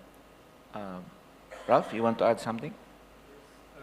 The question is, how can funds be optimized? To be honest, I don't know. And I think answering these questions in such a way shows, and I think I'm not the only person in the room who would answer this question like this, because as discussed before, these alternatives have to be designed in some way. Because what also makes me sad when there are meetings, big international meeting, climate conferences, sometimes they do not bring an outcome which is the basis for further international discussions, and the basis for discussion about the needs about each participant. And I think this has to change, and all participants also in the ADFIAP meetings, I think there can be some improvement that participants get into contact with each other, talk about needs, talk about alternatives to traditional financing models, etc.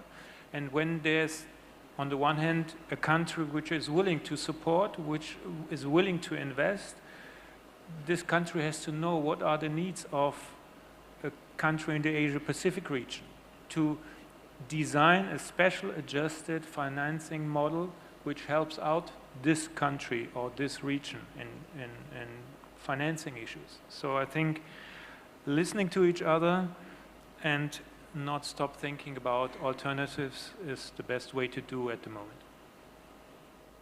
All right, thank you.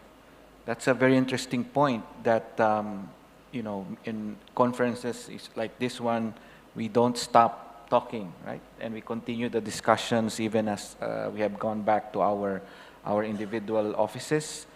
I like the point that we don't stop thinking about the alternatives, right? Because the design is important, that is based on the context of a particular country or region, right?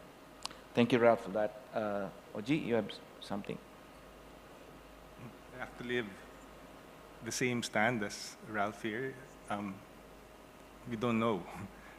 We do know that there are some innovative finance instruments that are being offered for these, like blended finance and the green fund. But the question is how it can be optimized. And until you have, in my view, until you have enough use cases, then that's the only time that you can begin to find the proper implementation for the optimization of these. So it will probably have to go through a phase where in the beginning it is not optimized, but as you go along, then we learn how to deal with it in a more efficient manner. Thank you. We have time for one last question. Okay, and we flash that question. Energy efficiency is a quick win and goes along with good value for money in terms of fighting climate change. Why is the focus of financing particularly on renewables? This is a very interesting question. So maybe I'll ask, Ralph, do you want to answer this first? From my point of view, at the moment, there are no alternatives. You saw different charts today in which wind, solar, etc., even the discussion about power plants to be the basis for the change in the energy structure of countries plays an important role. And for this, I think renewables play and will play definitely an important, and it's the basis for every development. However, the technique will be developed in the near future, but as we saw the timelines, even up to 50-50, I don't know, I cannot remember in which report it was listed up, coal and oil, especially gas, play still an important role. And if we keep this in mind, we definitely should stress the implementation of renewables to have a change in regard of the basis of the energy structure of countries in the world. Any of the two, Jen? Yeah? Probably would like to add in the case of Indonesia, yeah. I think Indonesia is trying to do both simultaneously to actually transition fossil fuel to renewables is one thing. The other thing is, of course, to scale up and replicate and push for greater accelerations in energy efficiency. However, in energy and efficiency, I must say that even in our country, the energy and efficiency sector is a bit behind than the renewables because the lack of clarity of what it means. Yeah. Because energy efficiency can mean a whole sort of different definitions, as well as how to actually measure the efficiency gains from an activity. The lack of investment-grade audits professionals in Indonesia is also contributing to the slow growth of energy efficiency projects, as well as the scalability of that investment opportunity, because usually it's quite small and related to one assets only, say for example one building. From the bankability perspective, I think for larger banks it's probably quite difficult to actually find the investments thesis for investing in small energy efficiency projects. So it needs to be scaled up. It needs to be bonded together. So the existence of ESCO companies can help, certainly, or other big sponsors, but in Indonesia, this is not happening yet, so it's a bit difficult for banks and financial institutions to actually finance energy efficiency projects at the moment. Although there's some already being financed, but not much, not many at the moment. Yeah.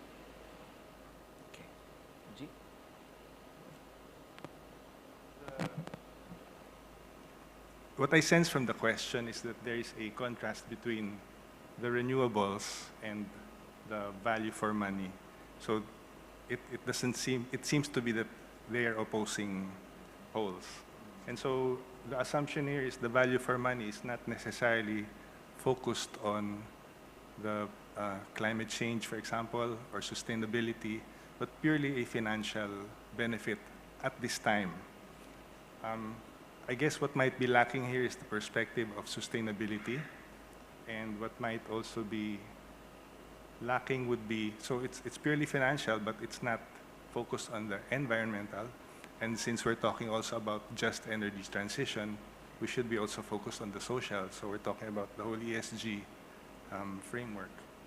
And so it really should be that we are looking at everything, not just the financial impact now, but we also have to look at the future of what this might cost to the future generations. And that's why we have to sort of focus particularly on renewables. Okay. Thank you so much, Oji. That's well said. You know, at the end of the day, what we are fighting against here is the mindset, basically, of all of us towards the future. Right? I remember trying to get a solar installed in my house because I want to save on electricity bills rather than the sustainability part, because I didn't understand the whole picture at that time. So I think most of us were just looking at the financials of it.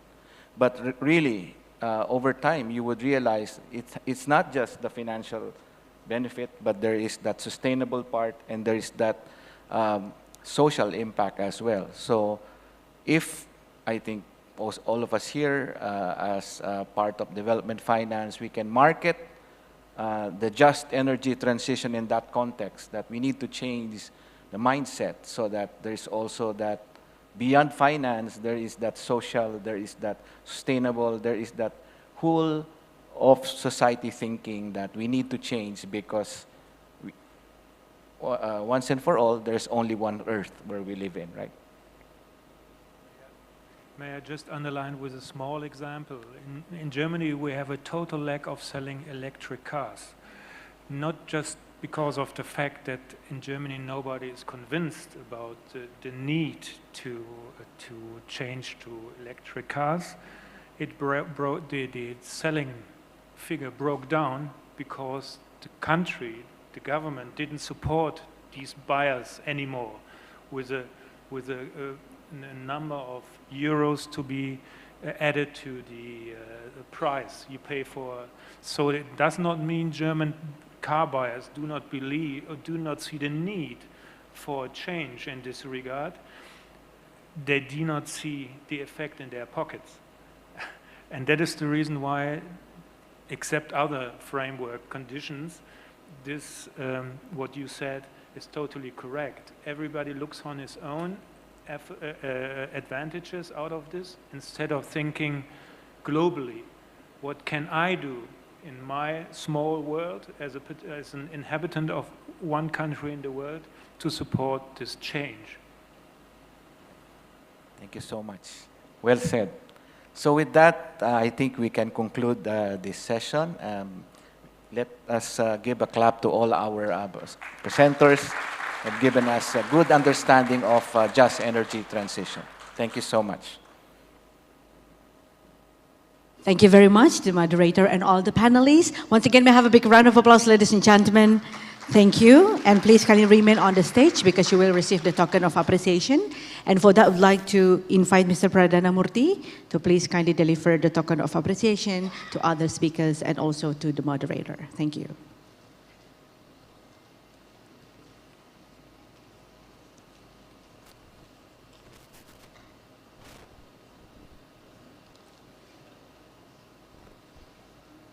So once again, we'd like to extend our gratitude. Thank you very much to all the speakers for the insightful session.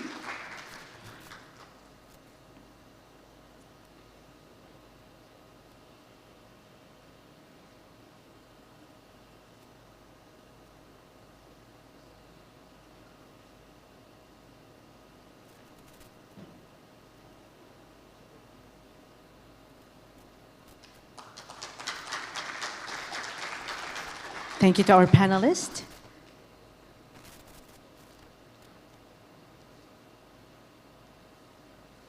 And the last one, but not least, is for our moderator.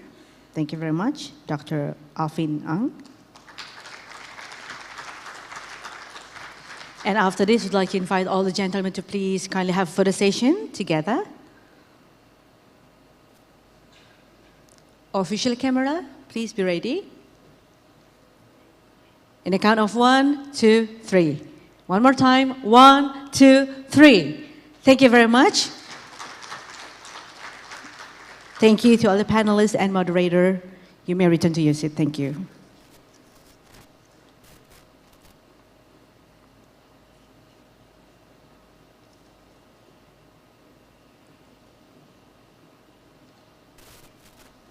Please, thank you. Well, distinguished guests, ladies and gentlemen, before we continue with our next session for today, now we would like to please everyone to enjoy the networking break. So we are expecting you to be back here again at 3 p.m. So once again, ladies and gentlemen, we are going to continue with the next session related to the topic of driving economic prosperity, leveraging digital transformation strategies. But before that, now I would like to invite everyone to please kindly have the networking session. We are providing the coffee also in the foyer area. And once again, we are expecting you to be back here at 3 p.m. Thank you very much and enjoy. Synapsys is a dynamic and innovative technology firm with an array of products and services supporting banks, capital markets, insurance, and retail payments across Asia and the Pacific. Our success stems from the unparalleled service.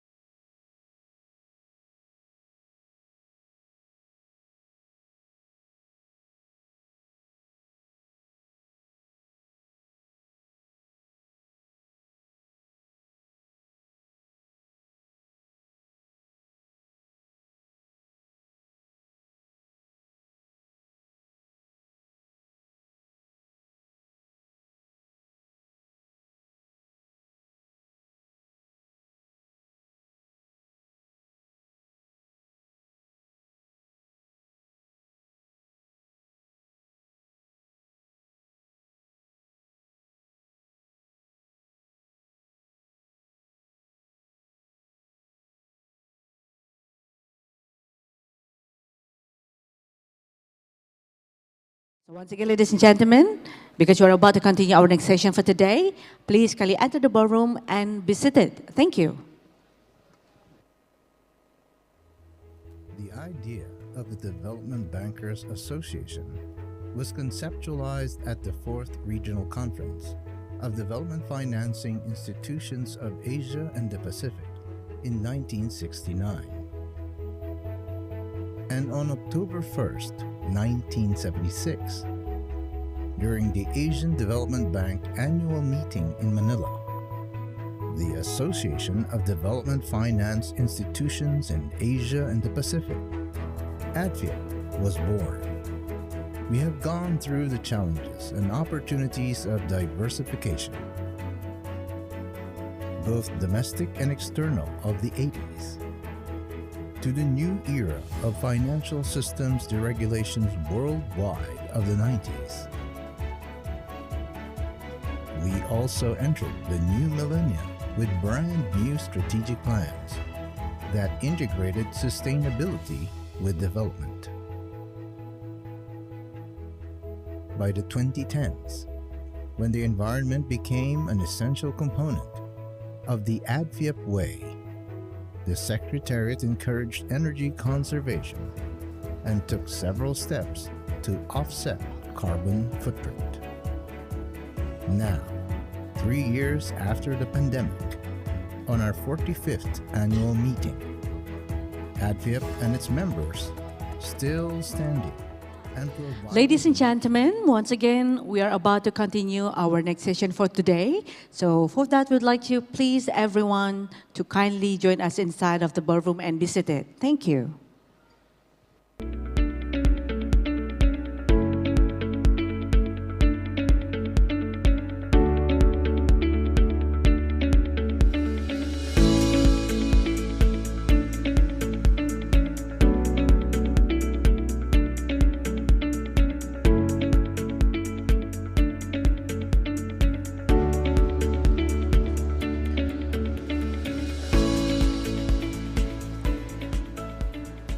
Well, ladies and gentlemen, welcome back. We are still in ADFIAP International CEO Forum 17. Before we continue, may I hear your energy? May I hear the biggest round of applause for all of us? Thank you very much. And also we would like to invite all of you to kindly be seated because we are about to continue our next session for today. And as I mentioned before, that we are going to have the next discussion that will be discussed about the driving economic prosperity, leveraging digital transformation strategies. And ladies and gentlemen, I would like to extend our gratitude. Thank you very much to our moderator, the Senior Banker State Development Corporation, VEBRF, Dr. Sergei Storchak. Welcome. And also, ladies and gentlemen, I would like to please all the panelists to come up on the stage. The first one, I would like to invite the Executive Vice President, Land Bank of the Philippines, Ms. Leila Martin. And also the CEO of Perbadanan Usahawan Nasional Berhad, Mr. Izwan Zainuddin. And the last one but not least, we would like to invite the panelists, the CEO of the FCC Bank, ADFIAP Board Member, Mr. Timal Pereira.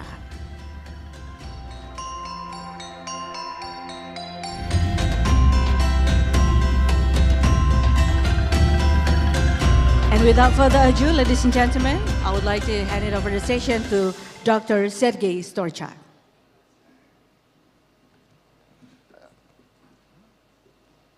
Good afternoon to all. As my panelists have been presented, let me start slightly different in comparison to previous sessions. Let us start with knowledge sharing. Last session, there was a discussion about so-called vertical climate funds. And I understand that the knowledge is not so widely circulated about the recent events. And it turned to be that a special independent group of experts hired by Brazilian as G20 presidency finalized the final report on the efficiency of these funds. It's quite big document, with huge amount of critics about the activities of the funds, mostly devoted to the very low disbursements of the money agreed on with the potential originators of the investments. But the main conclusion is very simple. Let's do something that these climate funds work as a system. So it's reminded me the same conclusion made by another independent group of experts worked on the efficiency of the multilateral development banks. You remember the same conclusion? Let's our colleagues from multilateral development banks work as a system, not compete, not duplicate, work together on the project where it is possible to work together. So with this first intervention of myself, let me start with our session. So I believe it is for the first time in the within this club then we decided to discuss the digital transformation. But I believe the most important in the topic of our session is leveraging digital transformation. We're not going to discuss at general what is going on in fintech or digital financial services, but how our institutions, development ones, can leverage on the big progress we now witnessing almost in all countries. In my country, for example, we use the latest achievement in this field. Pay services, artificial intelligence, NFC chips or near-field communication chips, you know, use your iPhones, QR codes, soft POS, fast payments toolkit. Well, now approaching to the utilization of open banking, quite new, sophisticated systems. And we're approaching to the use of smart contracts. So just mention a few. And I have a chance to look into the situations in Indonesia, where we are now guests. So the same big progress in terms of digital financial services. You know, special program being done by the World Bank and IMF devoted to the analysis of financial system. So while it's a bit maybe not public document, but nonetheless, they said that during last 4 years in this country, that utilization of digital services increased 4 times. 4 years, 4 times. So, and I understand it's around this Pacific region in many countries, maybe in all. So, just about some procedures. I would prefer to ask question first, but it doesn't mean that you are not going to present what you prepared in advance.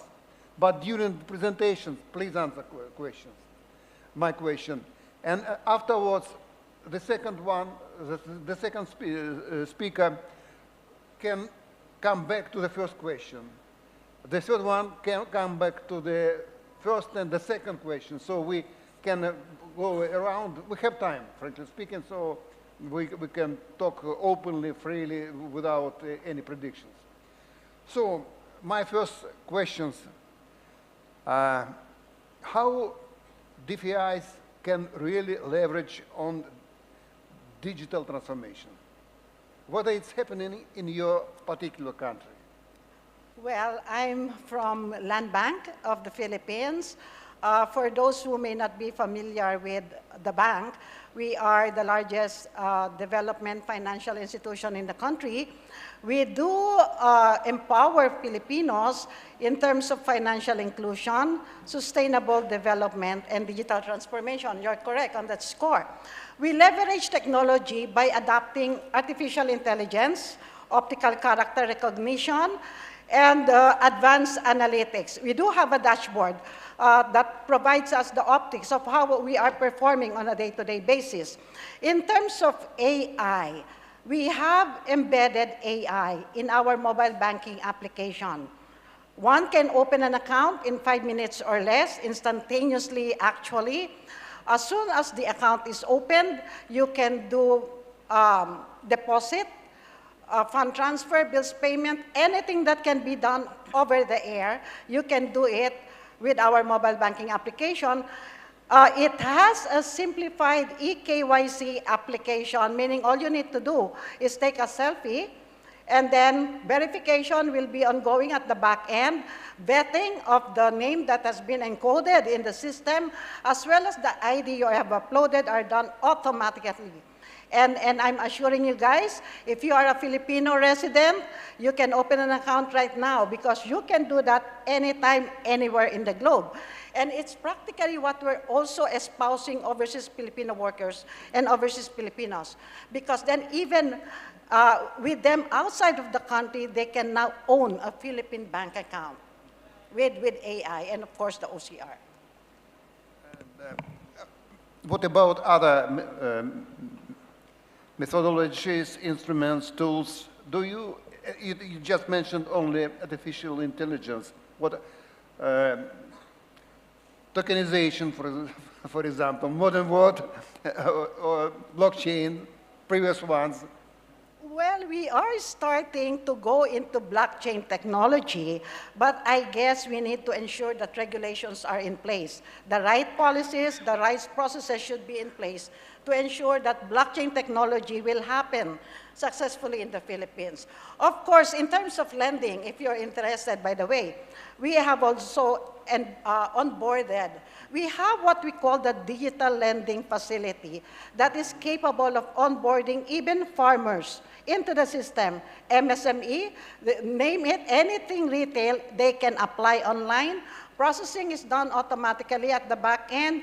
Crediting of the proceeds of loan are done at their own cash account, and releases can be online via ATMs or what we call the agent banking partners of land bank. So we have a lot of avenues for them to do their transactions online. So it means you leverage them very good. Yes. Yes. Yes. Good. So good. And now we have our second speaker is one Zainuddin from Malaysia. Yeah. So we just finished the previous discussions with the digital lending facility. So how you all we use can use digital capacities in terms of analysis of the creditworthiness. Is it wide developed in your practices, in your institutions? All right. Maybe I'll just put in context first for what we have done in PUMB, or Perbadanan Usahawan, PUMB in short. So when I joined PUMB back in 2019, everything was very physical based. Submission needs to be done physically. The physical application will go through one officer to another and up all the way up to disbursement, even monitoring.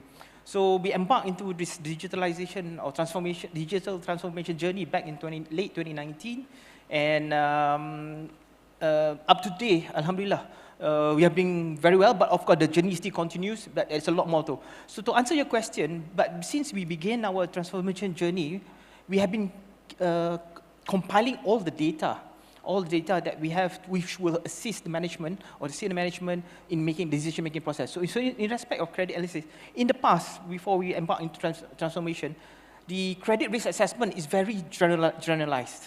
It's not very specific. Now, since we have collected the data, even actually the data is available before 2019, but it was never centralized into a central database. Now everything is centralized into a central database, where nowadays we can actually undertake credit valuation based on region-specific or even state-specific. I will give you an example. Like in Peninsular Malaysia, if we do undertake risk assessment in respect of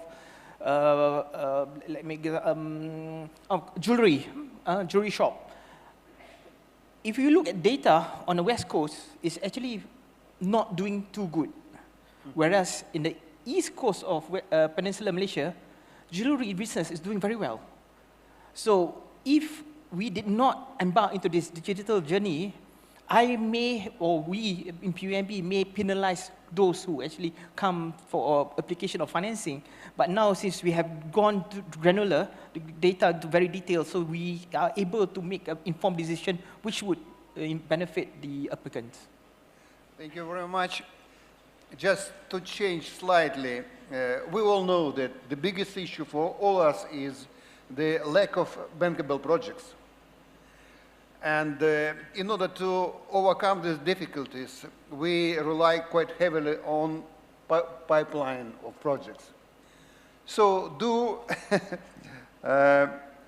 digital analysis help overcoming these difficulties, both ones? Okay. Actually, how to say, to give an example as well, when we embark into this digital journey, the feedback that I received is that even if I can give an example for my fellow Malaysian, they are actually back there from Sabah. The feedback that I got from a Secretary General of a ministry said, if you go digital, that means a lot of those in Sabah, example, may not be able to access or to apply for your financing. But however, the data says otherwise. The data says otherwise, because like I start my discussion, initially everything was passed is based on physical, so you have to physically submit your application to any of our branches. But now we have adopted digitalization. All submission for financing applications, everything is done online, everything is clear. Even the applicant will know through our online application at what stage the application is at. So to our surprise, actually those from Sabah, Sarawak, which most people think may have some digital gap, actually they don't face that. In fact, we receive more applications for those from the rural areas. Thank you very much. It looks like we're quite flexible in coming from one speaker to another. Just you finished with the idea that there's no need to use physical presentation applications, the applications, and the digital applications will work. So in this case, what's going to it's for you, Mr. Pereira, questions. What about in this case, if no physical applications, but only analytical one with these new approaches? What can be done or should be done in terms of cybersecurity? During presentations in virtual, you need to somehow control how the data being distributed when you enter when your client come to you and show the details. So in this case, it's obviously the question of cybersecurity or data privacy, to put it simply, because cybersecurity sounds a bit for just FSB or central banks. And for us, it's data privacy. How do you decide the issue? How you work on this inside your institute? Now, for the next, yes, with which you can back afterwards. Right. Good afternoon. I represent DFCC Bank from Sri Lanka, and I will talk a little bit about DFCC when I make my presentation. But coming back to your question, Sergey, if I may, and you said we could come back to the question about your first question on digital transformation. We've taken a slightly different approach. Like you said, there's so much hype, right, around digital transformation. We can talk about robotics, we can talk about chatbots, AI, Gen AI, machine learning, But for us, I mean, I think what we've done quite well is coming at it from a customer perspective.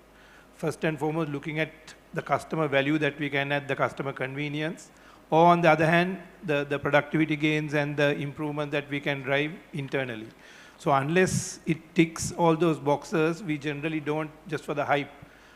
Even blockchain at the moment, you spoke about blockchain. I know there are users for it in different scenarios, but for us, where I come from at the moment, blockchain is probably 3-4 years or maybe even 5-6 years away. There are many other innovations and new products and services in the digital space that we can invest on. So I thought I'll just mention that because it's easy to get lost in the hype and trying to do something because somebody else is doing it or something else has worked in another country. It's very important for us to understand what works for us, what works for our customers, what the customer need is, be it an immediate need or be it a need in the medium term to long term. So we also have to be able to predict what the customer needs are going to be in the, if you take the examples of Uber or even Airbnb, those needs were not even thought of when people came up with it, right? So you need to almost like be able to predict the future.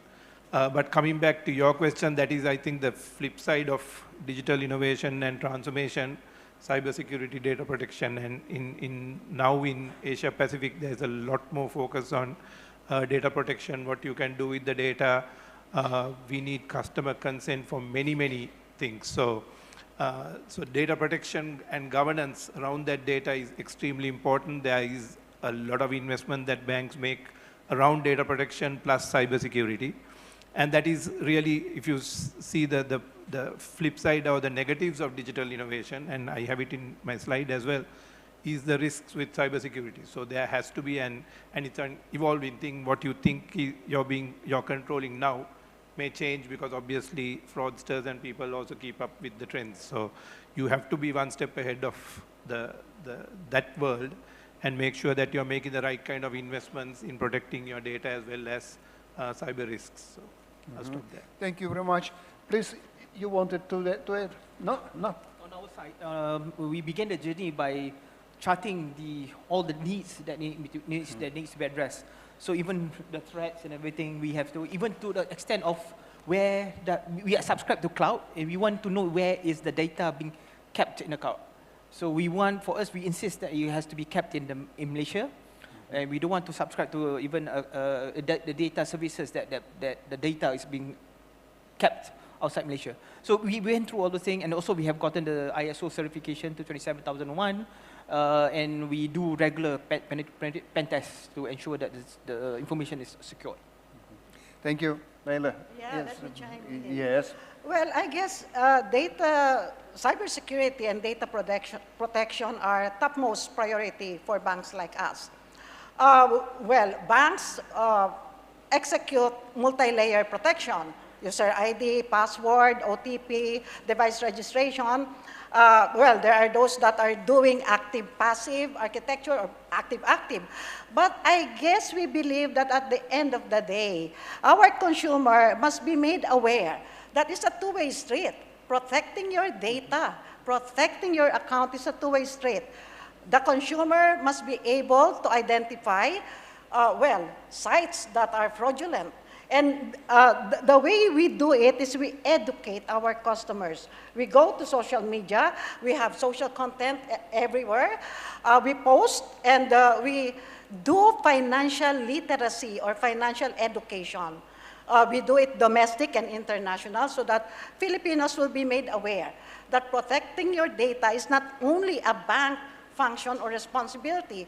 It is both our responsibility. I see. Thank you very much.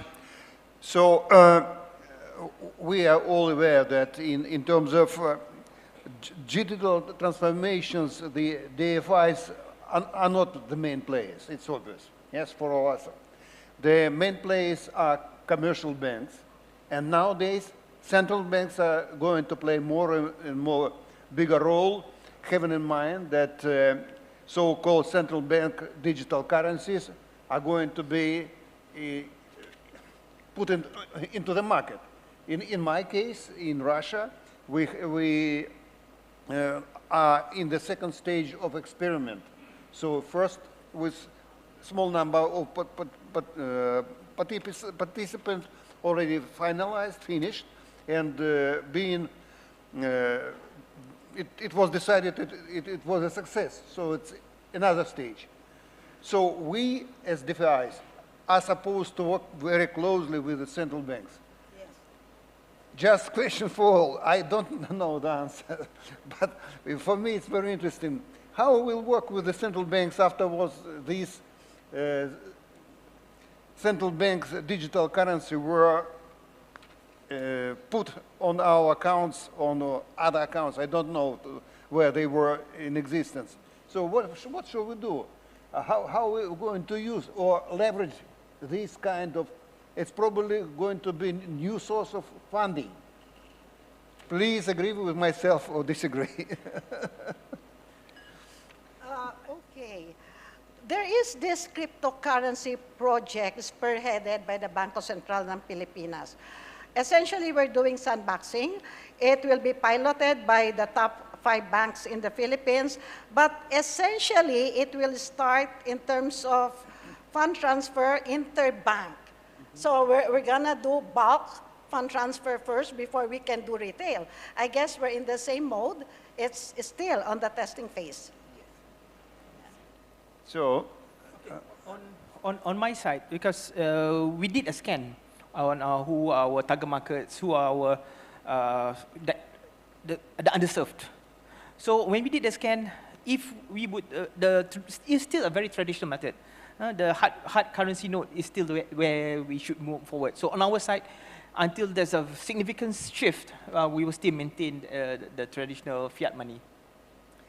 Timal? Yeah, very quickly, I think digital currencies definitely are here to stay.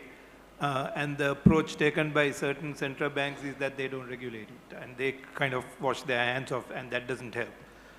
Because whether we like it or not, there are digital transactions, digital currency transactions taking place day in, day out, even in Sri Lanka.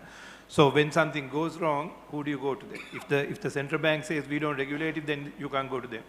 So I think our neighbor, India, now the central bank has regulations around digital currencies. So I think it's a matter of time before central banks have to come around this, put their arm around it, and bring in some regulations, because just saying that we don't regulate it and we don't want to know what's happening is not helping. Okay.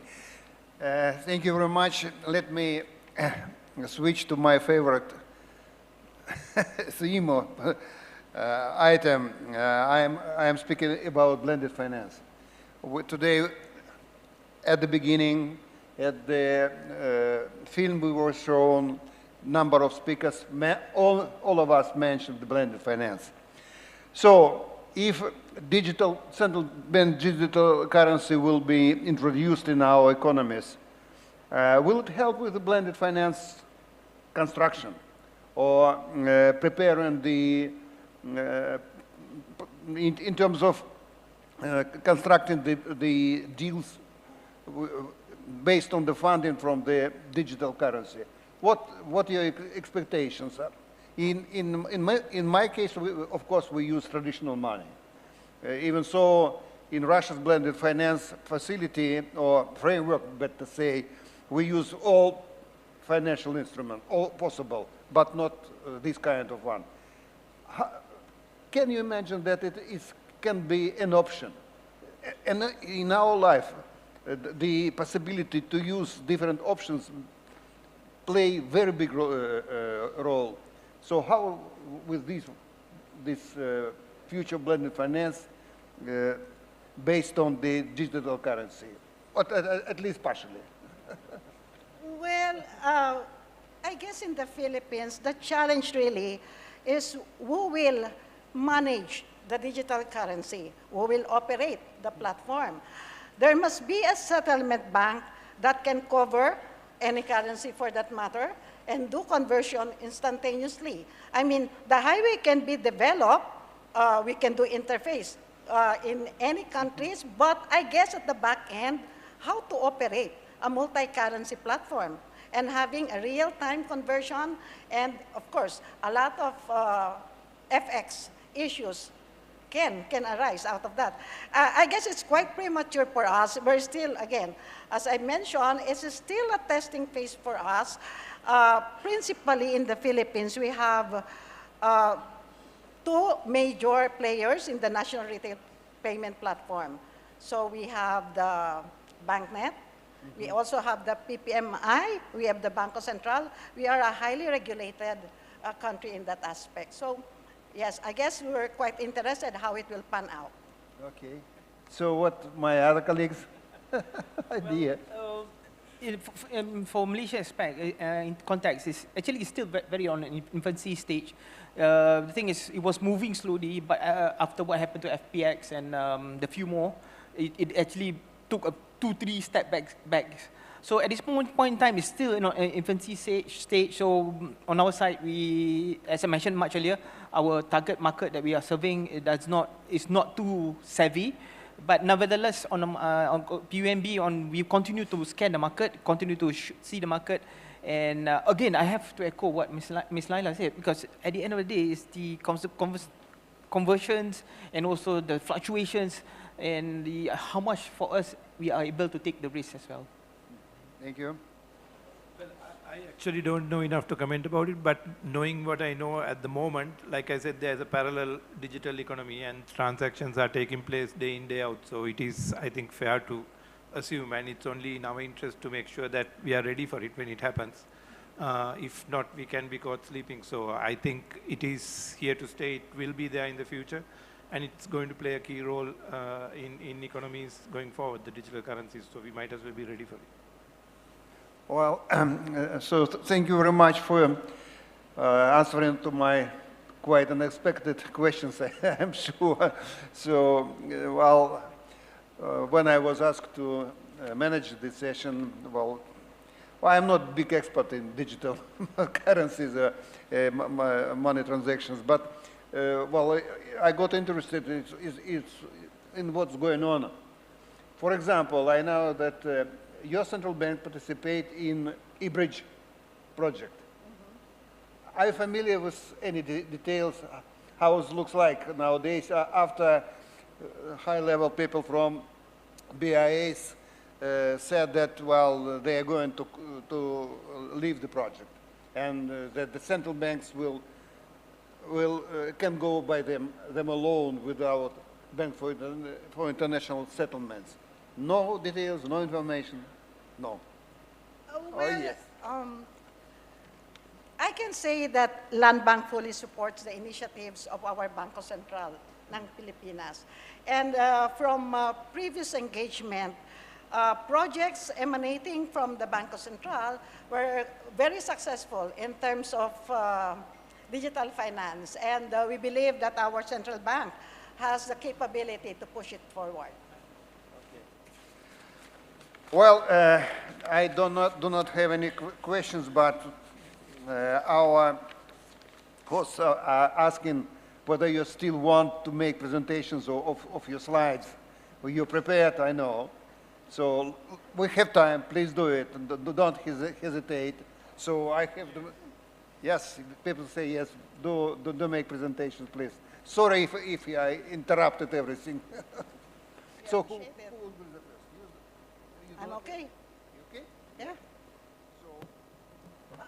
Before anything else, let me say good afternoon, or as we say in the spirit of cultural exchange, salamat siang. I hope I got it right. On behalf of our President and CEO, Lynette B. Ortiz, really I'm privileged to join everyone in today's session so that we can share insights and do further collaboration in terms of pushing for more financial inclusion and sustainable development. We are heavily investing in technologies, and we are anticipating further collaboration with players in the industry so that we can better our service, of course, and meet the evolving needs of our clientele. So with that, let me begin by providing some examples of how technology, which is, I think, what was the main focus of this session, can transform the lives and make a positive disruption in the lives of our customers.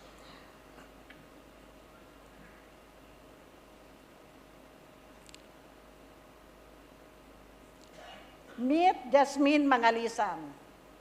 Jasmine Mangalisan is a vegetable stall owner in central Philippines. She is now using QR code to streamline payments from her customers. She said, and I quote, "Cashless payment has become a game changer in our day-to-day business, especially during the holidays. There are no more fake money scares, less bulky loose change to manage, and it's easier to pay my suppliers through online transfers." Then there's Lolita Palangpangan, a farmer from southern Philippines. She used to spend $1.20 and a couple of hours in transit to access basic banking services in the nearest bank in the next town. Now, Lolita is able to access banking services through a cooperative in her locality, which Land Bank enabled to become an agent banking partner under our banner program, the Land Bank Kasama. We provide point-of-sale terminal customized to these Land Bank Kasama partners so that individuals like Lolita can do cash in, cash out, bills payment, fund transfer right in their locality. No need to spend any centavo or another minute outside of their locality.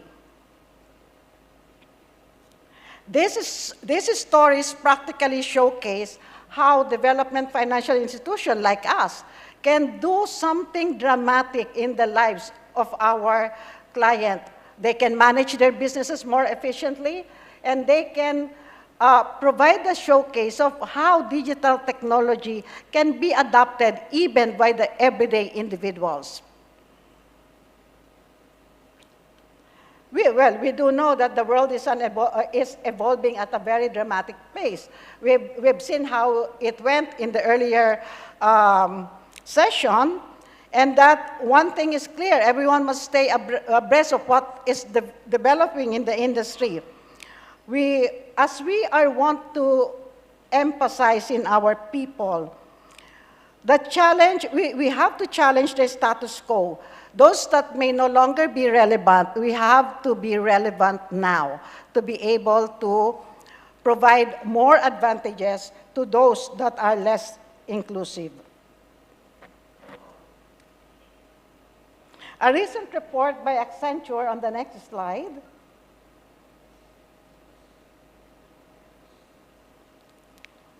titled Banking on AI, which is on the next slide, Top 10 Trends for 2024, emphasizes how AI is reshaping the banking industry. The report says that banks are likely to benefit more from AI than any other sector, projecting operational efficiencies to increase by as much as 22 to 30% and revenue growth by as much as 6%. Beyond AI, as we mentioned, emerging technologies like blockchain, advanced analytics are reshaping the banking industry.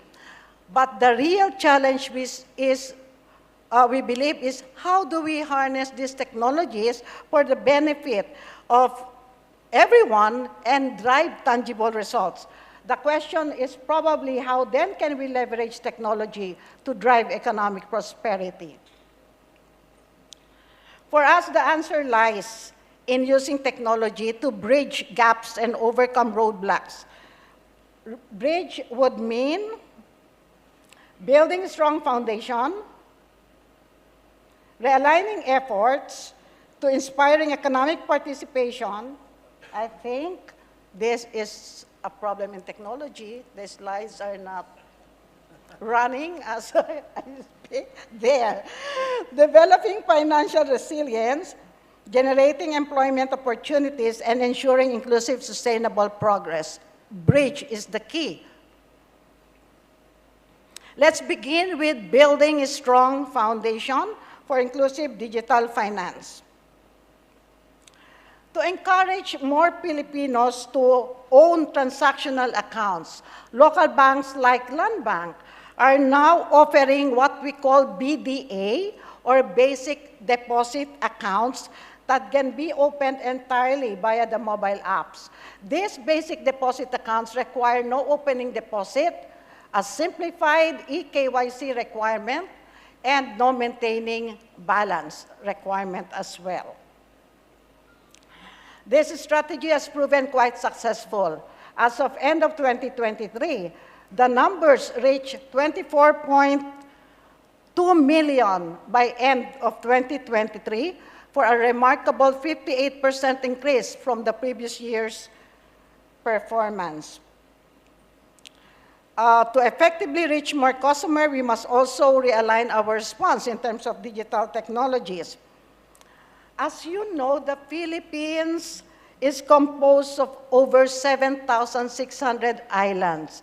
And the challenge really is how to bridge the gaps between those that are inclusive, financially inclusive, and those that are not. And to do this, Land Bank has been adopting what we call a phygital strategy. Much as we would like to maintain or add more physical touch points, we need to consider that we have to increase spacing as well for our digital offerings.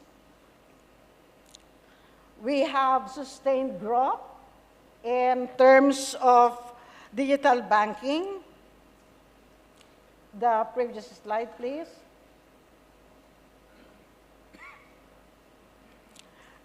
For the NBA transactions alone, we recorded 111.4 million transactions in the NBA. That's practically processing minimum of 500,000 on a daily basis in the NBA alone. So practically, MBA and our corporate internet banking facility, rather, is driving the digital transformation over at Land Bank.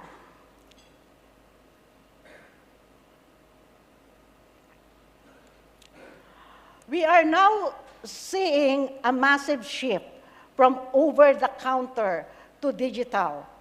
Right now, digital transactions are 80% versus the over-the-counter, which is at 20%.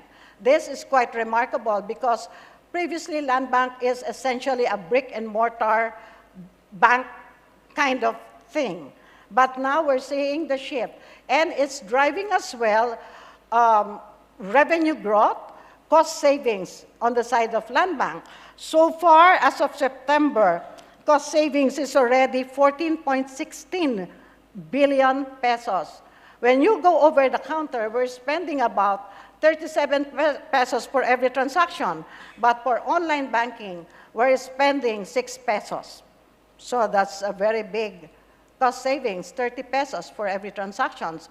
And you have 111 million plus in our mobile banking. Not to mention those that are being transacted in our other online platform.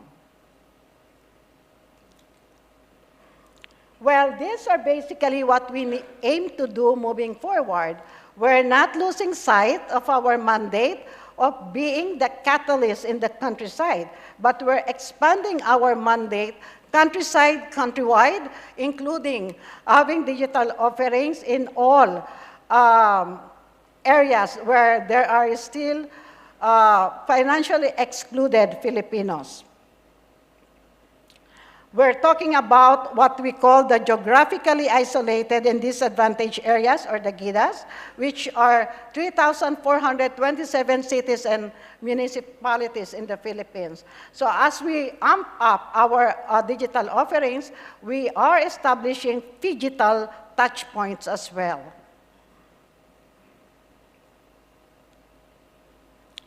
Of course, technology also plays a vital role in inspiring economic participation among our retail and corporate partners. Our central bank has this innovative program which we call Palengke QR. Palengke is a Tagalog word for market. So we are now enabling market vendors, tricycle drivers, jeepney drivers to to do cashless payments in their everyday transactions. So we provide them the account numbers. Accounts are opened by the straight-through account opening facility. QR facility has been enabled in their apps, in their mobile apps. And all you need to do is scan the code, and then payments can be made from the source to the bene and the destination account. Meanwhile, we are also actively pursuing collaboration with other government agencies like the Department of Information and Communication Technology. Right now, we are developing with them an e-payment portal for government collections and disbursements. It's an end-to-end system. The final destination practically is the Bureau of Treasury account, settlement in real time, and will be driving the cost of fund transfer online to the minimum cost to transact. Because essentially, the Philippine government will be mandating the use of the eGov portal for both public and private collections and disbursements. So, Leila, it looks like you're at the heart of the digitalization, I mean, your institution. So I was wrong saying that DFIs are not the main players in this field. In your country, you are the main player. We are. I see. We believe we are. so please think about the time. Yeah. On the next slide, can we go to the next slide? We are proud to announce that the Land Bank's mobile banking application was recently awarded as the most innovative banking app by the International Finance Award for 2024. It's a highly customized, personalized application that is proving to be a very strategic move for Land Bank in our mandate of ensuring that no one is left behind. All Filipinos will be financially included in the next couple of years. Well, let me just course through all the slides because I mentioned this earlier in the session, which is a curveball, by the way. But I do appreciate. Thank you. But let me end by saying that as we gaze in the not so distant future, what probably needs to be done is for us to have a keen focus on probably identifying sectors that would require further support, particularly those sectors that contribute significantly to generating more economic opportunities. More economic opportunities.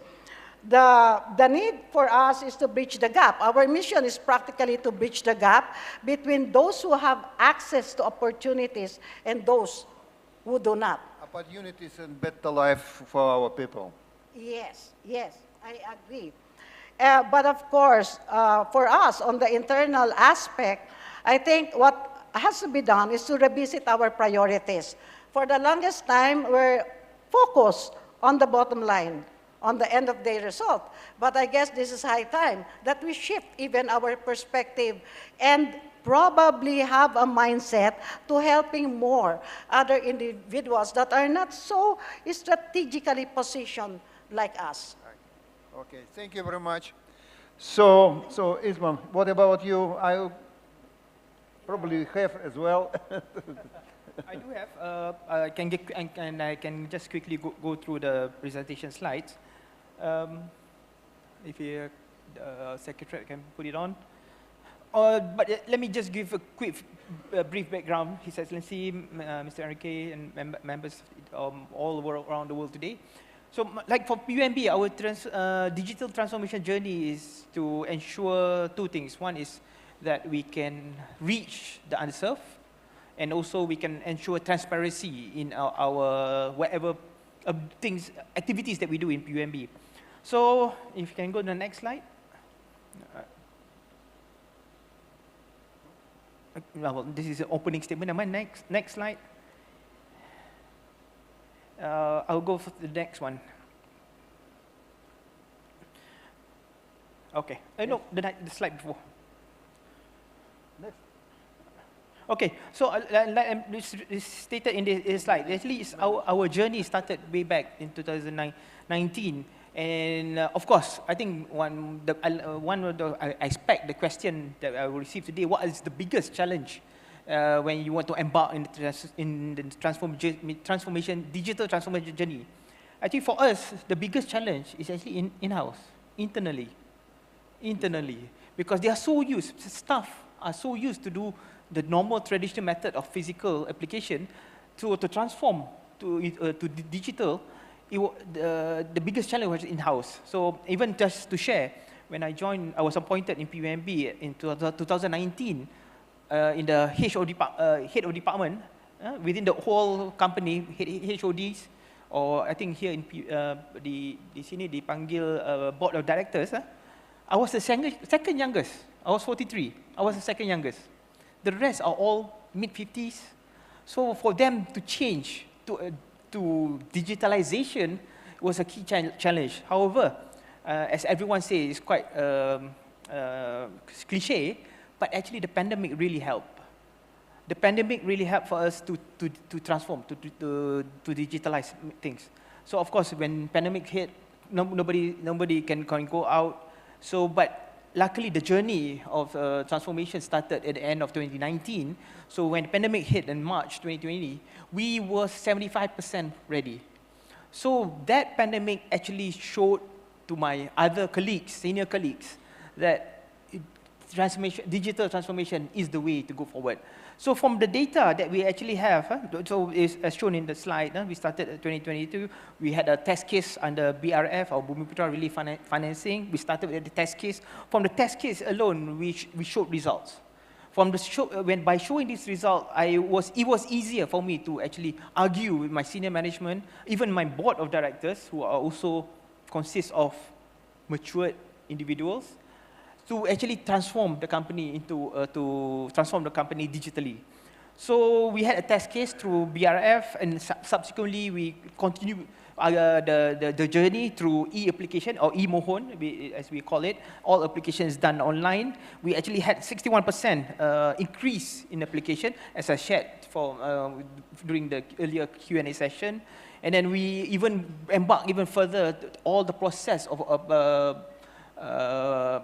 processing of application is done digitally, even signing of documents, legal documents are done digitally, and so on and so forth. It has been a good journey, and the journey is actually continuing.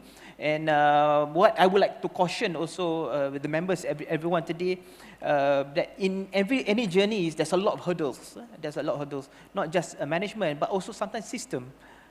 For PUMB, we had a legacy system that was customized, developed way back, more than 10 years old. It was continually been upgraded, but the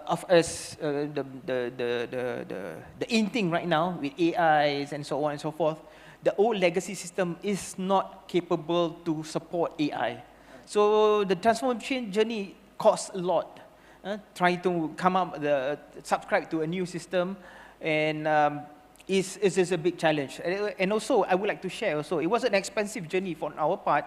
Like in 2023, last year, we have gone into e-origination, as highlighted earlier. No, the volume has increased, as shown in the data, 157% increase compared to 2019 to 2023. Nevertheless, when we embark into the new system, it's supposed to be ease of applications to make it easier for the applicants as well as the officer that process. But however, when you have a project manager that manage the whole transformation internally, there are always what's the word? Sayang. They are always they like the previous way of doing things. When they like the previous way of doing things, when you adopt the digitalization transformation, sometimes the outcome is actually pretty much what's in the old legacy system. So it's an expensive journey that we had, but it was a good learning point. And then throughout our phase 2 or phase 3 of our journey, we actually got an independent project manager to actually project manage, so that all the best practices is inputed. But nevertheless, the key information I would like to share, but doing this digital transformation, we actually, our reach is much greater, much better. As I mentioned much earlier, we thought by, some parties thought that by doing digitalization, that you actually may not get the necessary reach, but to our surprise, through the data that we have, the reach is much, much greater. Even the spillover, back then, our the social reach was not that great. Our social reach is much, much better now. Even today, actually, I was a bit quiet in the morning because we back home in Malaysia, we have another forum that's happening back home. In the past, to get participants in our programs, our forum is a bit of a challenge, but nowadays, ever since we have gone digitally, the participants of our activities, not just forum, seminars, and so on and so forth, it's been wonderful. In fact, we had to open up the floor to the hall to a bigger hall. So, in this respect, I would just like to share that if you can go to the slide before, that digital transformation has a lot of good benefits, as shown in PUMB. The reach is much greater, the applicants is much greater, but the one of the biggest challenge is actually in-house, where you need to get the buy-in from everyone, not just in the management, but everyone as a whole. Because one of the, when things was done physically back then, there's a lot of, how to say, what's the nice word to say? Sorry, I can't find the nice word, manipulation. Because every unit, every individual has got their SLA, a service level agreement. So sometimes they have so much things to do, whenever they receive application, they don't immediately record it as received. When they are okay, they only record as received. So everything is not tracked digitally. So and now everything is tracked digitally, so we don't lose application, we don't get complaints. In the past, I do get so many complaints from the applicants saying that your officers are so slow, your officers taking so much time. But now by going to digital, everything is transparent. And as I mentioned much earlier, the applicants can see at what stage their applications are at. So if you can go to the, I think, it's written there, time's up, but never mind, you go to the last slide. So on the last slide, I would just like to share that, in any digital, time up. It's written there, very big, time's up. But anyway, I would just like to share that there's many hurdles in digital transformation. You need to get the necessary buy-in. Buy-in is very important, not just from senior management, the whole staff as well as board members. Sometimes you need to also educate the stakeholders in why the reason that the things are done. Let them understand, and it's also best that you get third party to actually assist you in undertaking digital transformation. All right, I think that's all for I have today. Thank you very much. I believe that many in this call share your views and can think about our own institutions that inside stories that are the same, very much alike at least. So we have some time. Please, Timar, your floor is yours. Thank you. Good afternoon once again. Let me start off by thanking PTSMI for hosting us in this beautiful location, beautiful part of the world. Actually, Bali reminds me a lot of Sri Lanka in terms of the weather, the people, the religion, the culture. It's very, very similar to Sri Lanka, but it is also a stark reminder of how much more potential Sri Lanka has in terms of development and encouraging tourism and so on and so forth. But thank you very much. It's been a wonderful conference so far, and I wish everybody else the best for the rest of the conference as well. Just talking about DFCC. Just talking about DFCC Bank, DFCC as in Development Finance Corporation of Ceylon, but we now call ourselves DFCC, we don't use the full form. We are a bank that was incorporated under an Act of Parliament in 1955, so it's one of the oldest, not just in Sri Lanka, but in Asia. But in the last 10 years, we've now transformed ourselves into a fully fledged commercial bank. DFCC Bank is obviously a pioneering development bank. We've been involved in very many infrastructure project financing, renewable energy, even in renewable energy, different types of wind, solar, even waste to energy, biomass, renewable energy, and so on and so forth. We are still very much, although we are now a fully fledged commercial bank, development financing, green financing is in our DNA. We are still the go-to bank from very many SMEs, businesses, state-owned enterprises, and the government itself. We are the first port of call, if you like, when there are large infrastructure projects. And we also act as an apex body in terms of syndicating large project finance loans together with other banks, both locally and internationally. We were also the first bank to be listed in the Colombo Stock Exchange back in 1956. And we were also the very first bank to launch a green bond in Sri Lanka. That was earlier this year, wholly dedicated to financing renewable energy. It was subscribed in the very first day that the bond issuance was open. It has been a great success. And again, we are setting the standard for the future of green bonds, blue bonds, and so on and so forth. And we are also the first and only private sector entity that has been accredited by the Green Climate Fund, which was last year. But of course now, like I said, we are a fully fledged commercial bank. We are very much a digital first bank. Having said that, we are also a bank that likes to cater to the different segments that we are focusing on. So if somebody wants to deal with us digitally, then yes, we have the products and services for that. But if they prefer the physical interaction, then we have a branch network of 140 branches spread across the country and over 2,000 employees in the bank as well.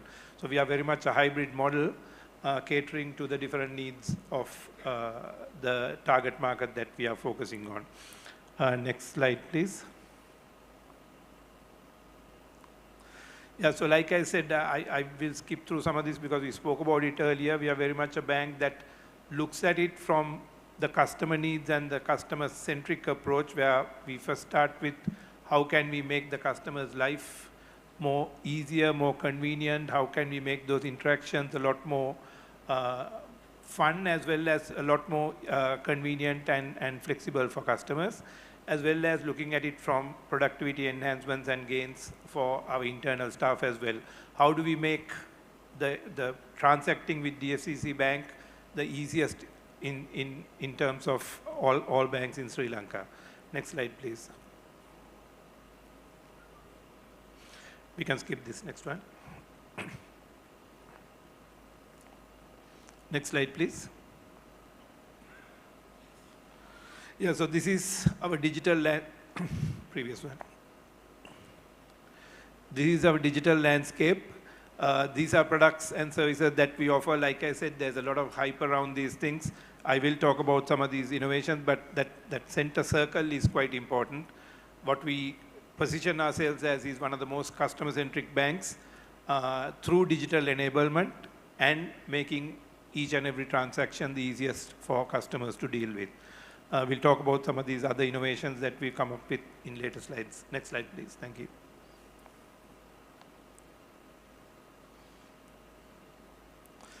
So, yeah, virtual account opening, I think we spoke about, so I won't go, but it actually caters to the diaspora Sri Lankans living overseas predominantly, where they can open an account from wherever they are in the world 24/7, 365 days. The M-Teller is our mobile teller product, which is where we take the banking transactions to the doorstep of our customers. By the way, we also have our fully owned fintech subsidiary. The CEO, Dinesh Fernandopulle, is here, and a lot of these innovations, and he'll be speaking to you all tomorrow, I think. A lot of these innovations have been developed by them. And the very reason why we developed or established a fintech subsidiary was to help us with our digital journey, because we have somebody within the group structure that can deliver a lot of these things. Chatbots and predictive models, these are all AI-enabled models, so it gives us a lot more higher quality credit decisions as well as faster credit decisions. And I think we are capable of delivering lending products within the day sometimes, depending on the product and depending on the customer need, and much faster than the rest of the market. AI and ML, machine learning, I think this is the future. We've spoken a lot about this, but it is definitely the future of banking. We are increasingly using Gen AI for a lot of things, even marketing, content writing, annual reports. And the other beauty of this is we use it for data analytics and MIS.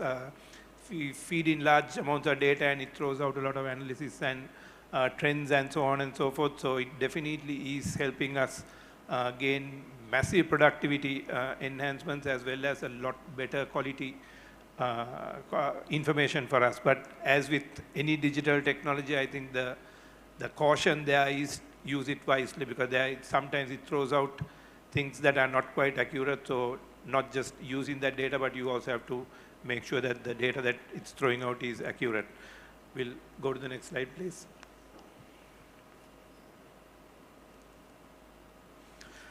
Spoken about this, next slide, content personalization, again through Gen AI, mainly chatbot that we use for a lot of things in the bank now. Next slide. Again, robotics process automation, or RPA as we call it. Obviously, these are not the physical or metal-looking robots we are talking about, but these are the softwares. But we use it to automate a lot of repetitive functions. For example, credit bureau pulls, enabling digital products at the time of account openings. And through this, we've gained massive productivity enhancements, savings in staff numbers, and so on and so forth. A lot of the repetitive products, and there are teams that are working on this. We identify products and processes that can be moved into RPA, and we've been doing this for the last 2 years and gained a lot of productivity. The Innovation Hub is something quite fun. We've created a fun space for our young staff to come and kind of brainstorm, blue sky thinking, come up with new innovations, new product enhancements, even predict, like I said, predict in the future. What would the future customers expect from a bank, when they come to open an account, obtain a banking facility? What would a business expect in terms of the process that they would, or the experience that they would expect from a bank? So this is quite a fun area that we've created with beanbags and a lot of nice things for people to come and hang around. But we use it quite productively to come up with new ideas. Moving on. Next slide. Next. Again, I think I've covered this, so I won't take too much time. Next slide. Again, I think the pros are quite apparent and people do understand, but we spoke about the cons of the digital transformation. One obviously is the cybersecurity risk, which I think Sergey raised a question earlier. You have to finish.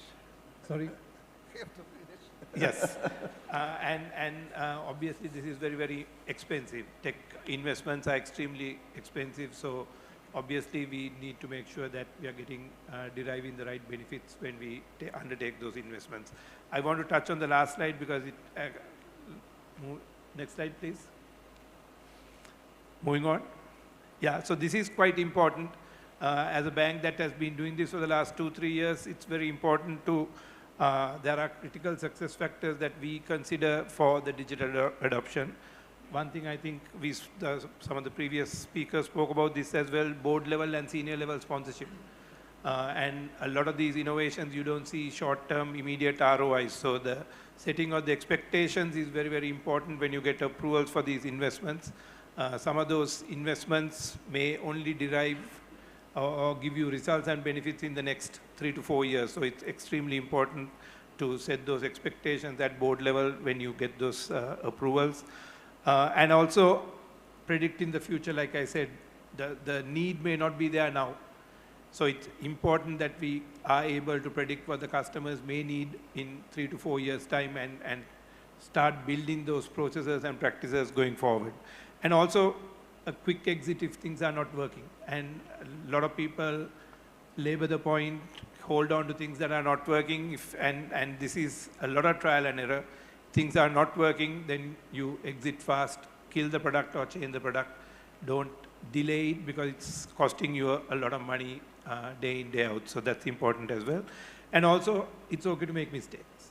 So understand and have the courage to say that it's okay, we made a mistake, let's course correct or come up with something new entirely. So that's basically it. I hope it's helpful. Thank you very much once again. Thank you very much. And yes, let us applaud our speakers.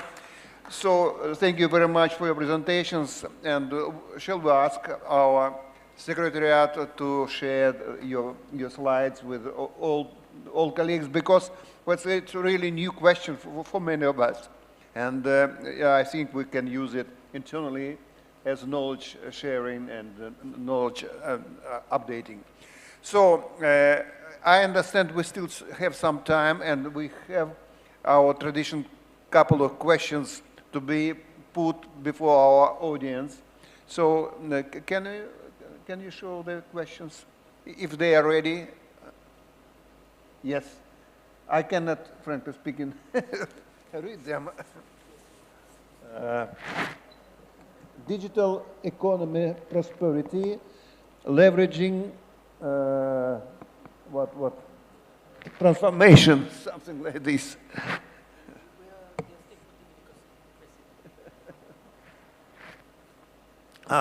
What are the biggest barriers to achieving widespread digital transformation in the next 5 years, and how can we address them? Very interesting question, by the way. So who is going to run the risk to answer first? Ladies first. Well, I can go first, no worries. As I mentioned, one of the biggest barriers is actually internal. People are so used, the culture, people are so used doing things as it is, to change is very difficult. And then, and also to get the buy-in, as my colleague here has mentioned, and also I mentioned much earlier, is getting the stakeholders to believe in it. At the same time, as that's internal, when we look at external also, and we look at the demographic of this is based on our experience and our data. When we look at applicants, demographics, it's also the challenge is the older generation. When we go digitalization, the older generations are the ones who are making so much noise in terms of the ease of application. But whereas the younger generation doesn't face any issue, they are so quick, so fast, so agile in managing change and adopting digitalization. So if my question is, well, my answer will be, what's the biggest barrier? It's internal, and secondly, it's the older generation when it comes to application. So in terms of digital transformation for the next 5 years, wow. If I can predict that long, I think I'll make money. Yeah. Because digital innovation keeps on changing. There's new innovation every year. So, I can't answer that. Things are so fluid. Things are so. New ideas are coming up regularly. Okay, who's next? Oh, please. Well, I can think of one major barrier: the cost of technology. Technology is very expensive, really. And for us to be able to encourage digital transformation to our customers, we must provide top-of-the-line technology, and that costs a lot. In terms of the customer, they want a bank that will provide them the least cost. So we have to find the sweet spot between the cost of technology and delivering it. A high cost of technology, but be able to deliver it at the least cost. Smartphones are quite expensive. You can do mobile banking via smartphones. We are the conduit for the 4 Ps, or the 4 financial assistance, Pantawid Pamilyang Pilipino financial assistance of the government, essentially managed by the Department of Social Welfare. I guess the beneficiaries, we don't expect those that have an income of 50 pesos and below per day would have access to smartphones. So how can we do widespread transformation? We have to enable them to have access to technology, and that will cost a lot. Thank you. Two things I think one is obviously resistance to change for various different reasons. People may be resistant, worried about losing their jobs, just not wanting to change. So it's very important to get the buy-in at all levels of the organization, across the organization, the length and breadth of the organization. That's very important. I think the second thing, and especially in countries like where I come from, I think regulations and laws not keeping up with the digital innovation. For example, you can open accounts virtually all you want with digital signatures, but if the courts in the country don't recognize a digital signature and is still insisting on a wet signature, then it doesn't really fly. So I think the regulators and laws of the country also have to keep up with the changes that banks are driving. Thank you very much, and I have my own opinion. I think the biggest issue is to find the right balance between digitalization and decentralization. What's going to happen? And I'm not sure that each those who in power will agree to that if there would not be the right balance. So thank you very much. So the second question, if we have.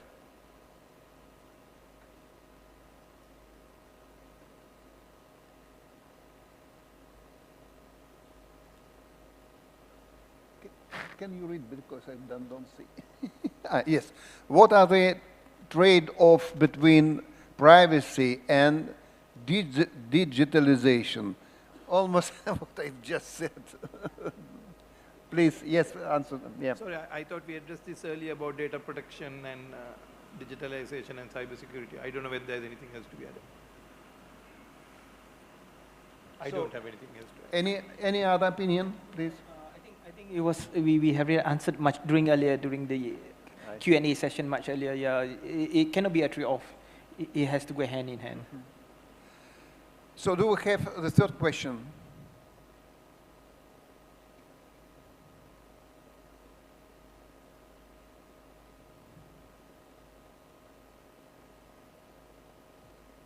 If not, so let us applaud once again to our speakers for their job, for their patience with the moderator. So thank you very much.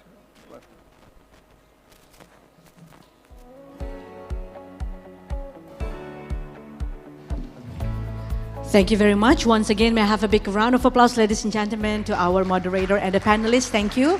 And please kindly remain on the stage to receive the token of appreciation. And for that, I would like to invite Mrs. Aradita Priyanti to please come up on the stage to deliver the token of appreciation to all the panelists and moderator. Thank you.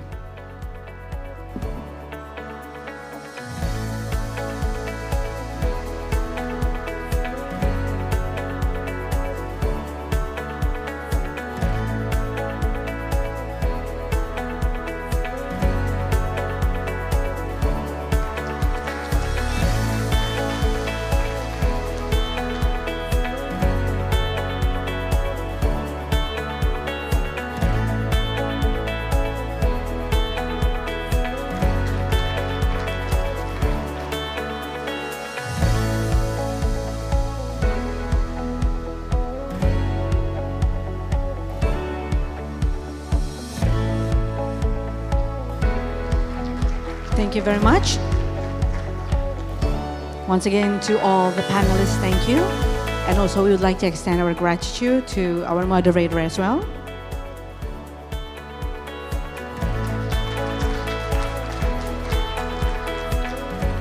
And now we'll have a photo session together. We would like to invite all the panelists, also the moderator, along with Ibu Aradita. Official camera ready in the count of 1, 2, 3. One more time. 1, 2, 3. Thank you. Thank you very much. To all the panelists, you may return to your seat. Thank you. And also to our moderator, thank you very much. To Dr. Sergei Storchak. And once again, thank you to our panelists, Ms. Leila Martin, Mr. Izwan Zainuddin, and also Mr. Timal Pereira. Thank you. and you may return to your seat. Thank you very much. And distinguished guests, ladies and gentlemen, once again, we would like to give highly appreciation to each and every one of you. Thank you very much for joining the first day of our forum. But before we end our first day of the forum today, we would like to give you some information that today we will proceed to the welcoming dinner after this directly, which will be held at the Museum Pacifica. So please can you proceed directly to the lobby ballroom because the shuttle services is ready there. So we have been arranged the shuttle there and they are ready to take you directly to the dinner area or dinner venue in Museum Pacifica. And for tomorrow's agenda, we will have the delegate meets delegate networking session right here at the Kecak Ballroom of Sofitel Bali Nusa Dua Resort. It will begin at 8:30 a.m. local time. So where you can engage with your fellow participants here and build connections ahead of the formal discussion. So if you have the appointment already with your personal appointment with your friends, colleague, or other participant, please kindly join for the session. And the session will be continued with the plenary session at 10:30 a.m. local time. So once again, thank you very much. And we would like to remind you after this, don't forget to go directly to the lobby area because we are ready to take you to the dinner venue for tonight. So thank you very much, ladies and gentlemen. Thank you for your energy. Once again, may I have a big round of applause for all of you. Thank you, and thank you.